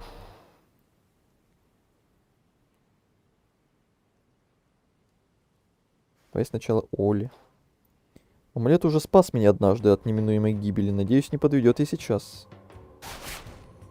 Я сорвал коготь, и с вершины дерева, затянутой непроглядной тьмой, посыпался серый снег. Прозрачный шанс на спасение перекочевал из моих онемевших от холода рук на шею Оли. Я хочу к маме. Альтруист, вы отдали амулет сестре. Достижение получено. Так будет правильно, я обязан защитить ее как старший брат. Но в любом случае я коплю достижения. В конце концов, из нас двоих она единственная, кто не утратит свет. Бежим, Оленька! Мы мчались сквозь лес, который нас ненавидел, которому было чуждо все живое и теплокровное. И лес желал, чтобы мы стали как его сокровища, холодными и послушно лежащими под ледяной коркой. Иногда луна, похожая на клубок желтоватых червей, выглядывала из-под голых крон. Луна знала, и я знал, нам никто не поможет. Взрослые не поверили, Тихонов отмахнулся, и я не сумел подтвердить свои слова. Всему конец. Чаще похоронит детей она в этом мастерица. За спиной ухала и ревела, впереди маячила курточка Полины. Вдруг это яркое пятнышко пропало. Я остановился резко. Оля врезалась в меня и обхватила руками. Перед нами был овраг, опутанный черными венами, корнями деревьев. Полина скорчилась на дне, не заметив препятствия, она свалилась с крутого склона. Полин! Из оврага донесся стон. Я сейчас, Оль, постой здесь. Сестра нехотя отстранилась, я посмотрел в заросли и, никого не заметив, начал спускаться за подругой. Они пришли из мрака неожиданно, как полагается ночным созданием. Крылатая тень спорхнула, силуэт совы проявился на фоне лунного диска. Оля взвизгнула при виде ужасной птицы и бросилась вглубь чащи. Крылатая тварь спикировала на землю, но добыча ускользнула из ее цепких когтей. Сестре удалось сбежать. Благодаря амулету, наверное. Бестия взмыла в небо, издав разочарованный вопль. Неужели амулет и впрямь сработал? Нужно было бежать следом. Догнать Олю, успокоить, сказать, что это все лишь плохой сон. Я попытался выбраться из оврага, но мои ноги предательски заскользили по склону. Царапая ногами промерзшую землю, я покатился обратно вниз, туда, где поджидал новый ужас. Медвежутка полз по дну оврага, мотая жуткой головой. Полина завизжала при виде его червивых глаз. Больше похожий на гниющее чучело, чем на медведя, зверь обхватил ее уродливыми лапами и притиснул к себе. Сейчас ты узнаешь, что случается с предателями. От ужаса Полина окаменела, как и я. Жаль, что вместе с конечностями не отказало мое зрение. Напротив, оно обострилось. Волчик вышел из мрака, скособоченный, как бракованная игрушка. Отрывистые фразы вырывались из слюнявой пасти. Жрать. Полина балансировала на грани обморока, обмякнув в лапах медвежутки. Сова приземлилась на сугроб, сокрушенно щелкая клювом.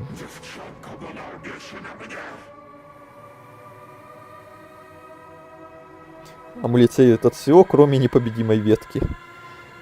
Эта ветка еще та.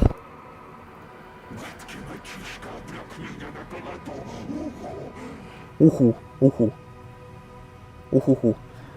Трясущаяся в истерике сова расправила гигантские крылья, в которых копошились паразиты. И злобно двинулась на меня. Не надо! Ма становилась гуще, словно подступала поближе, чтобы услышать, как я молю сохранить свою жалкую жизнь. Не убивайте нас, Меня осенило. Зайчик!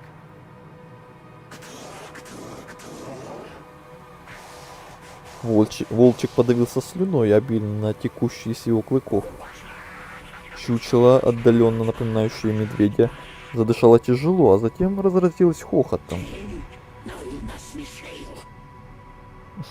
Вот это у медведя банка. Ну, явно мутирующая. Настоящий зайчик уже найден и скоро будет тут. И заиграемся мы. Волчик сделал шаг в мою сторону. Я схватил и хватался за последний шанс или за последние секунды жизни. Как было стыдно выклянчивать эти мгновения. Как на миг мне даже стало жалко, что я отдал амулет Оле. Угу. Хватит! Зачем мы тебе? Ты же спас меня. Ты говорил, что мне ничего не угрожает, помнишь? Волчонок навострил уши, взгляд был пугающе пустым. Невнятное бормотание собралось в слова.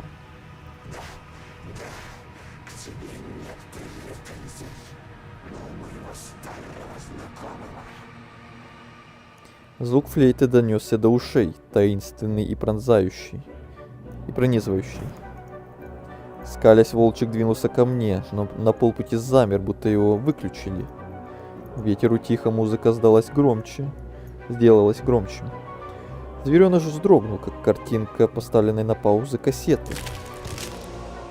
И вдруг светящиеся трещины пробежали по его фигуре. Края этих странных рубцов тлели. Я приоткрыл рот от изумления. Костюм волчика задымился и стал отваливаться кусками. Они превратились в легчайший пепел и кружились по оврагу хлопьями. Маска волка отвалилась, как короста с заживающей раны. Рома!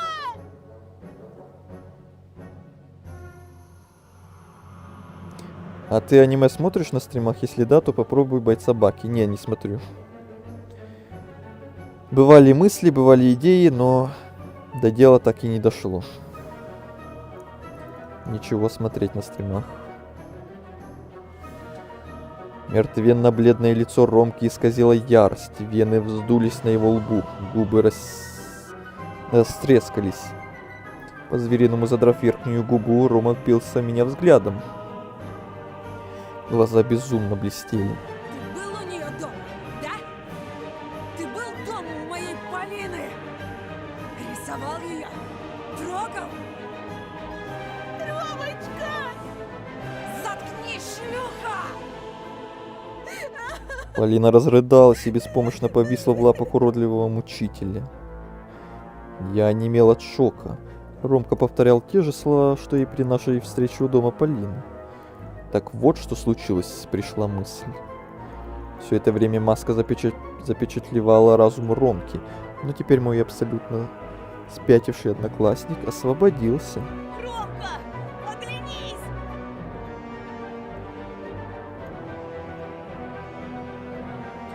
Я приду на стрим и достучусь до всех баки-ютуберов, если проведешь. Отвечаю, но это, к сожалению, вряд ли. Я призвал его посмотреть вокруг на ужасный овраг и острые сучья деревьев. Но, оперевшись в меня немигающими глазами, Ромка потянул руку. В кулаке была зажата знакомая бабочка. Ой, походу сейчас будет та же концовка, как и в 4-м эпизоде. Разве я не предупреждал тебя? Разве не говорил, что убью? Убью! Убью! Ты куда? Я сразу бросился бежать. Ромка метнулся через овраг и толкнул меня. Между лопаток словно бы молния попала. Я упал, разучившись дышать. Кое-как повернулся. Лезвие бабочки окрасилось кровью. Я хлопнул ртом. Кислород не шел в легкие, вместо него меня заполнял холод. Ты воткнул мне нож в спину. Теперь мы квиты. Полина плакала навзрыд, но кроме ее плача была музыка, вновь плывущая по лесу, как туман по болоту. Мелодия флейты окутывала, Ромка застыл с перекошенным лицом. Первый глаз внезапно ослеп, но левый видел зловещую луну за путаницей ветвей. Не в силах вынести ее свечение, я посмотрел на окоченевшего безумца. И на хозяина леса, чья грандиозная фигура возвышалась над Ромкиной спиной. Козел по-отечески похлопал Ромку по плечу. Тот пускал густую белую слюну, его пылающие глаза смотрели в пустоту, нож выпал из бледных пальцев.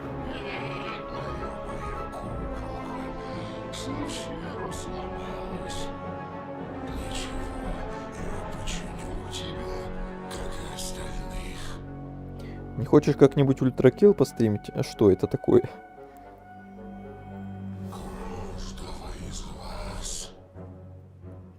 Две фигурки поменьше выступили из темноты.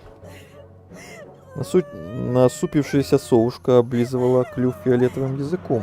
Медвежонок волочил рыдающую Полину. Козел нагнулся, вынимая из пепла маску волка. Он накрыл ею лицо Ромки и достал из рукава цыганскую иглу. Неспешно и уверенно он пришивал маску волку. Игла вонзилась так глубоко, что, кажется, скреблась в кости Ромкиного черепа. Когда хозяин сделал последнюю стежку, волчик открыл глаза.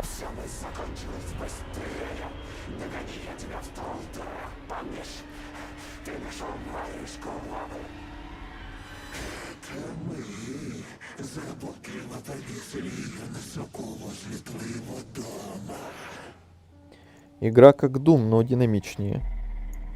Не, я в ближайшие времена, да и не только ближайшие, наверное, стримлю только в основном то, что для меня представляет какой-то интерес. А в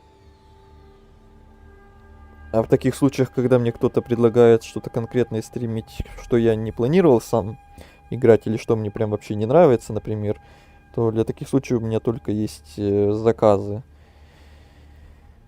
Заказы стримов в описании есть. Если кому-то прям очень сильно хочется что-то такое, чтобы я сыграл или смотрел, не знаю. Потому что у меня у самого есть здоровенный список, чего я хочу поиграть и посмотреть. Если бы я еще каждое, что вы меня просили, каждый зритель поиграл, то жизни на это бы не хватило. Короче, игра, которая сделана правильно. Если честно, впервые слышу.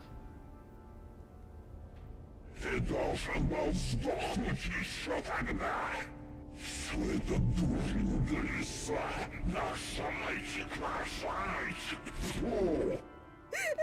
Я не мог возразить, не пошевелиться. Полина заливалась слезами. Волчик шагнул вперед, отворяя пасть, полную заточенных зубов. Я почувствовал, как клыки смыкаются на моем горле. отрывая кадык и выбрасывая к небу алые ленты крови.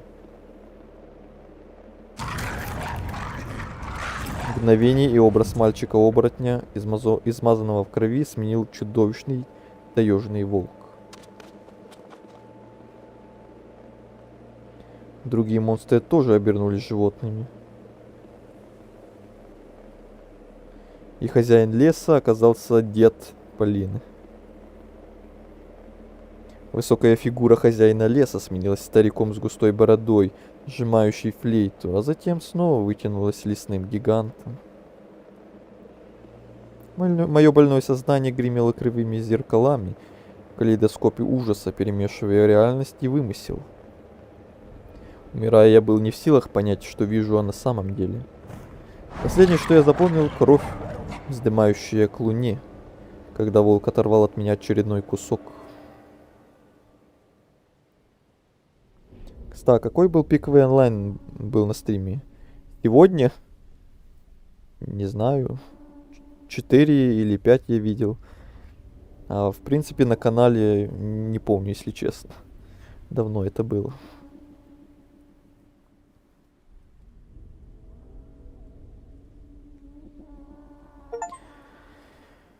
Серенький волчок. Достижение получено. Вы познали месть. Кровавый коготь. Неподалеку от места массового убийства детей нашли одну выжившую 8-летнюю девочку по имени Оля. Амулет сработал. Она сидела между деревьев, прижав к груди странный амулет в виде когтя. Врачи диагностировали тяжелую форму деактивного ступора. Официальные лица пока не дают прямых комментариев. Неофициально полиция рассматривает несколько версий, включая неустановленную сектантскую активность. В лесу обнаружены странные следы от прямоугольной постройки, предположительно гаража, а также гигантские следы, которые не соответствуют ни одному известному виду животных. Следствие продолжается. Конец. У тебя аж 15 тысяч подписчиков. Да, представь себе, вот такой парадокс. 15 тысяч подписчиков, а на стримах частенько бывает 0 зрителей. Вот такой вот у меня происшествие. Где ты еще такое увидишь?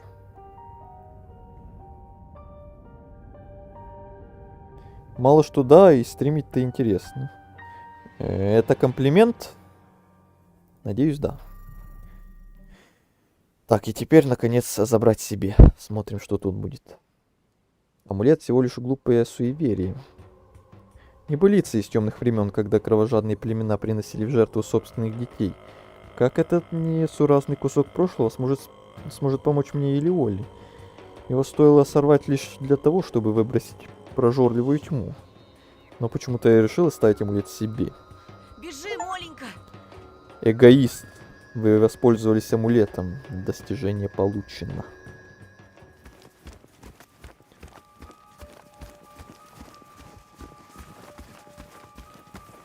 Ну тут все так же написано. Полина падает во враг. Я сейчас.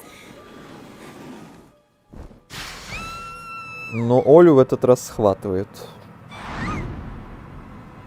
Амулет теперь у нас.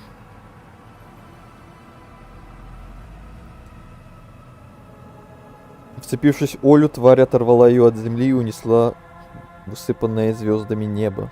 Короткий всхлип оборвался, поглощенный шумом леса. Все, что я успел, беспомощно потянуться к тому месту, где мгновение назад стояла сестра.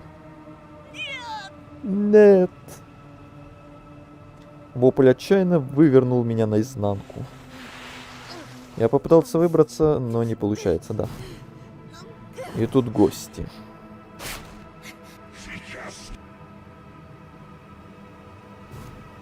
Ну тут пока все то же самое будет. Не убивай! Стоп. Мысль ударила электрическим разрядом.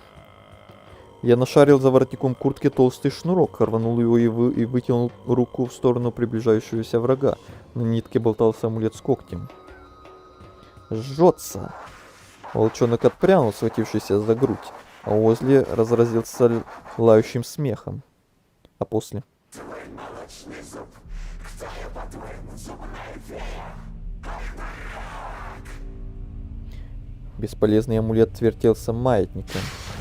Медвежутка, все еще удерживающий Полину, злобно зыркнул на собрата в волчьей маске. Не смешно и не весело смеяться над чужим горем. Он разжал лапу, пошевелил 4 жуткими когтями на месте безмятежного пальца. Безымянного пальца. Я уже реально устал, капец как. На месте безымянного пальца сочился гноем обрубок.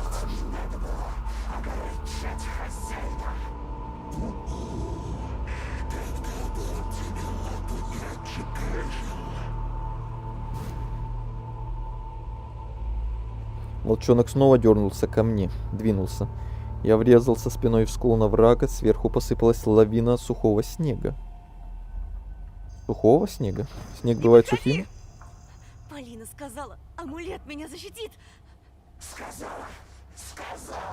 Знал я этих воронежек. В прорезах маски затлели хитрые огоньки. Он под защитой хозяина. Думаешь, мы тугодумы, как ты? Лень спорить. Мы тебя не тронем. Если хочешь, чтобы тебя прикончил вожак.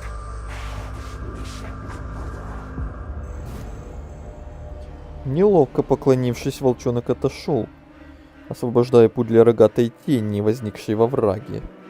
Или она всегда там стояла, наслаждаясь представлением? Ужасный великан дернулся, выходя навстречу. Длинные пальцы сжимались и разжимались, щелкая суставами. Кто спорит с хозяином, заслуживает наказания. Кто предал стаю, заслуживает смерти. Я закричал, склоняясь пустой безделушкой, заслоняясь. Тень козла выросла до небес, скрыв весь мир. Звери заскрежетали зубами в предвкушении. Из рукава прямо в лапу козла выскользнула флейта. Он продемонстрировал ее мне, как фокусник реквизит.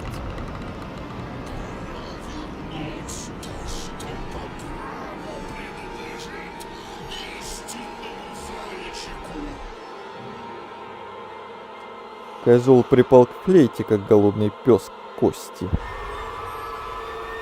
Музыка ледорубом вошла в мое замороженное страхом сознание. Я выгнулся от адской боли. Казалось, жилы и вены лопнут, а следом глазные яблоки выпадут и повиснут на жгутинках нервов. Козел взирал на меня алчно и продолжал играть. Мелодия пожрала мой мозг, чудовищной силой давления распирала череп. Из ноздрей потекла кровь, что-то билось во мне, требуя.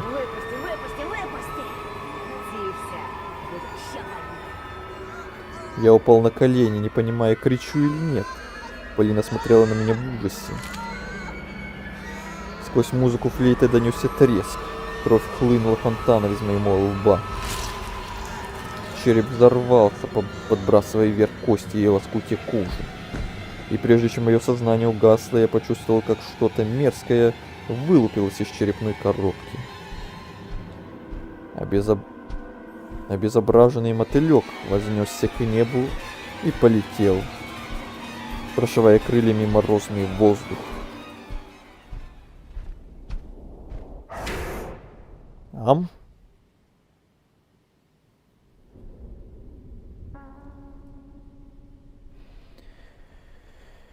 Какая-то бабочка из мозгов вылезла. Воссоединение достижения получено. Вы не смогли противиться судьбе. Звери среди нас. Массовое убийство, о котором мы рассказывали в прошлом выпуске, результат нападения диких или одичавших зверей. Об этом прессе заявил генерал-лейтенант милиции Плахов, начальник ГУ МВД России. Вскрытие установило, что дети, найденные мертвыми в четверг, были растерзаны животными. по основной версии бродячими собаками. Проблема с бездомными псами должна была решена раз и навсегда. Раз? По-моему, правильно раз и навсегда. Ну ладно. Заявил генерал-лейтенант. Самым гуманным способом будет их массовое истребление. Туда этих собак. Также он отметил, что зоозащитники в данном случае покрывают где-то убийц. Ведется следствие. Конец.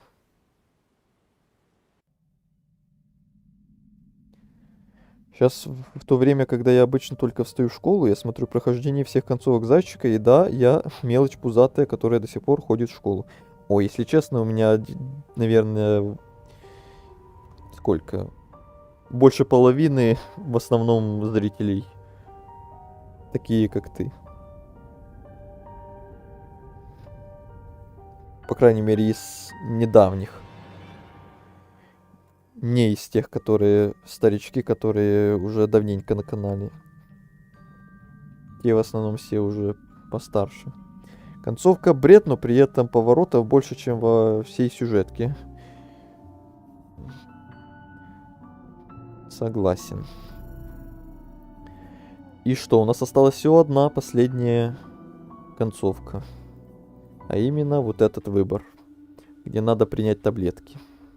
Я ее специально оставлял напоследок, чтобы там, скорее всего, будет хорошая концовка, чтобы закончить игру на хорошей концовке.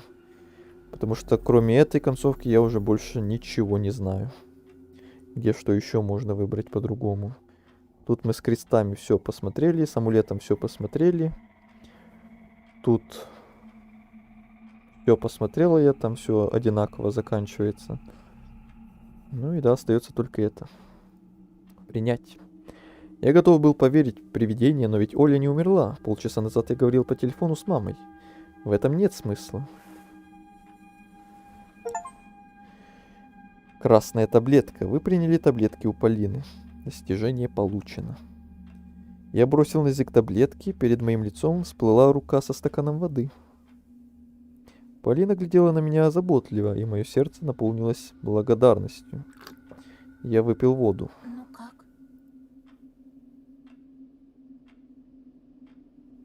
Мой взгляд метнулся в угол. Плач утих. Галлюцинации оставили меня. Ну, сейчас будет как... Психопаты. Сейчас будет как в случае с этой... С Катей. Тоже там таблетки выпивали, и хорошая концовка была. Тут, по идее, так же будет сейчас. Полина улыбнулась расслабленно. Сложно отрицать.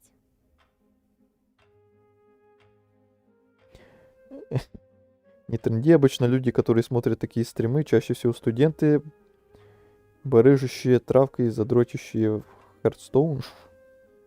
Но говорю как есть.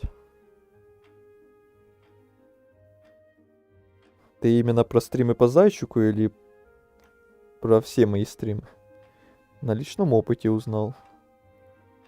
Ну а я говорю про свой опыт. У тебя свой опыт, у меня свой опыт. Но ты точно самый прикольный из всех психов, которые мне встречались. Это самый своеобразный комплимент, который я когда-либо слышал. Ты самый прикольный из всех психов. Псих-красавчик. Псих-красавчик, это прям комплимент, полуоскорбление, не знаю что. Внезапно Полина села ко мне на колени и внимательно, очень по-взрослому посмотрела в мои глаза. Я ощутил, как сердце замирает, сбивается с ритма, будто не знает, что ему делать дальше, и начинает вновь колотиться, посылая по венам горячую кровь. Я подумал об отце. Проходил ли он через подобное в юности, до мамы? Была ли в его жизни девочка вроде Полины, вот так смотревшая на него? А если да, как он не сгорел от переизбытка эмоций? Полина коснулась моего плеча, убрала невидимую ворсинку и спросила тихо. Не сбежишь? Никогда.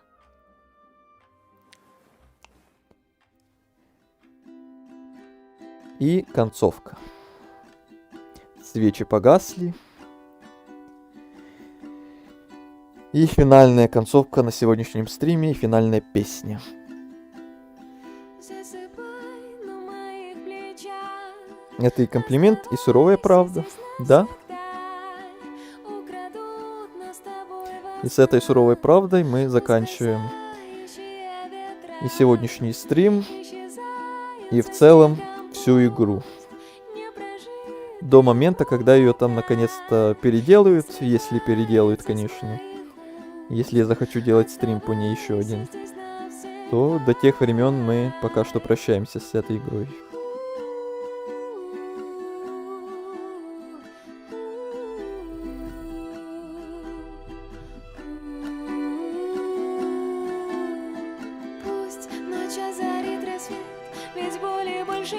И заканчиваем мы на хорошей ноте, на хорошей концовке, на концовке с Полиной.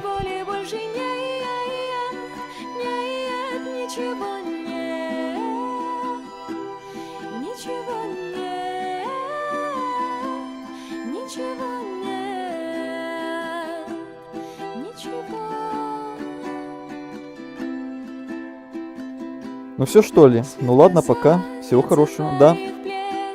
Спасибо, Абоба, что зашел на стрим. Рад был с тобой пообщаться.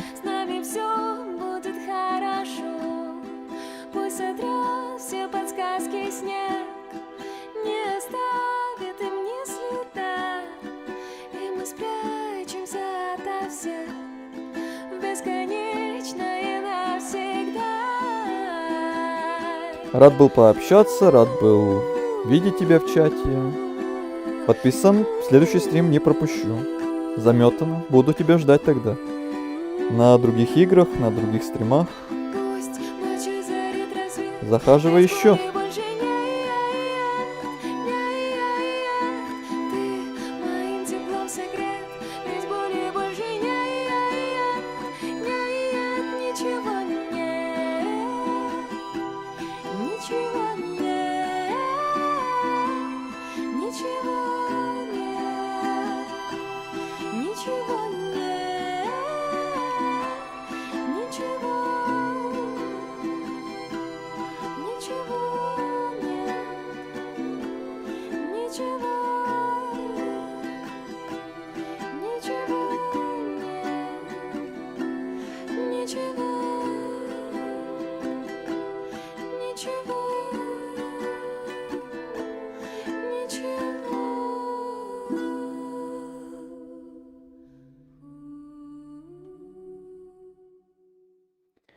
Жаль, топ-1 по XP не забрал. Оливка гад. А никакая Оливка не гад. Оливка самая прекрасная, чудесная, превосходная. И эти XP вообще хоть что-то дают? Я вообще не шарю за них, если честно. Так, ну что ж. Последние итоги концовки. Сбежавшие из комы. А нет, это такая же концовка, как была с Катей. Кажись, да. Так, это еще не все, что ли? Ну-ка. Внезапно. Или нет? Не, это было. Да. Такая же концовка, как и с Катей. Ну, все. И мне интересно глянуть, что там по достижению у меня по итогу получилось. Небольшой итог сделать. Уважение, вот что дается. Ну, конечно, ну тогда, конечно. Так, по итогу у меня 77 из 102 достижений. Интересно, где я еще что пропустил? Я все абсолютно концовки, насколько я смог посмотреть, я все старался пройти. И все равно еще сколько? 25 достижений где-то я пропустил. Интересно.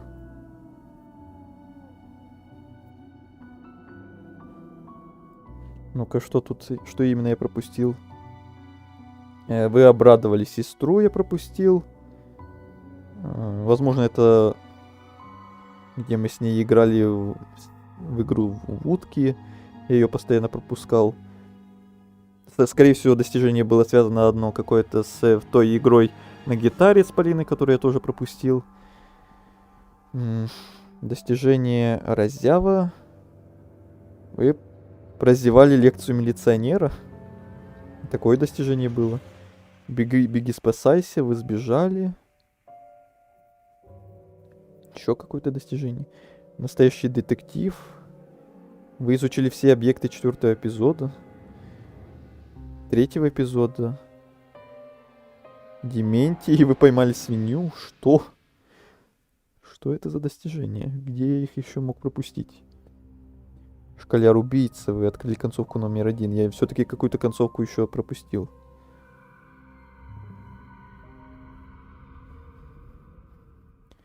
Вы позаботились о всех утках. Ну да, это связано с игрой про те утки. Вы послушали фрагмент считалки по радио. Странно. Еще 13 скрытых достижений. О, да уж. 25 достижений. Я думал, что я почти все их соберу. За всю игру-то. Я топ-2, я крутой. Ну, тем не менее, да. Топ-2 тоже очень круто.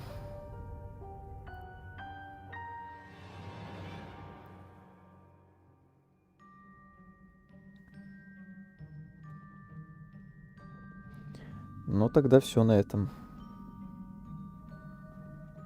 Блин, так не хочется заканчивать на этой роже страшной. Так хочется закончить на какой-то красивой ноте, реально. И включить песню опять эту с Полиной.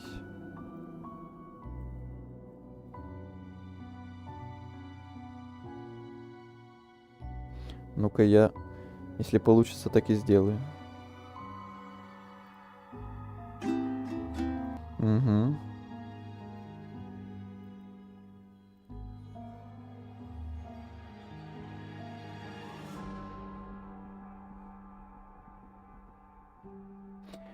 И лучше, наверное, оставлю вот так вот главное меню, чем этот стрёмный, чем эту стрёмную картинку. И прям так на главном меню и будем заканчивать.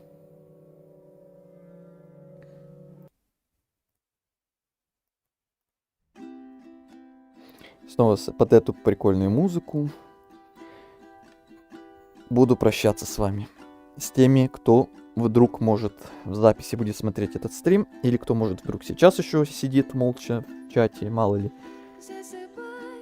Всем хочу сказать спасибо, кто смотрел этот стрим, кто появлялся в чате, кто опять-таки может молча смотрел его, а в чате не появлялся, кто в записи будет смотреть и пересматривать этот стрим. Эти 5,5 часов. Я капец как устал за все это время, но наконец-то дождался. Дождался конца этого стрима, конца этой игры. И сумел все дочитать. И мое горло не отвалилось полностью, хотя оно капец как на грани. Спасибо также всем, кто ставил лайки или дизлайки, может, под этим стримом. Увидимся на других играх, на других стримах. Там нам надо Horizon пройти. И есть несколько идей на новые игры в будущем. А по Зайчику, как я сказал, пока что прощаемся. До того времени, когда, если я захочу стримить то самое переиздание типа оригинальной игры от разработчика, я еще подумаю. Или может моды. Моды, скорее всего, будут. Но не сразу, где-то в будущем. Все. Всем еще раз спасибо. Всем удачи. Всем пока. Пусть отразят подсказки снег, не оставь.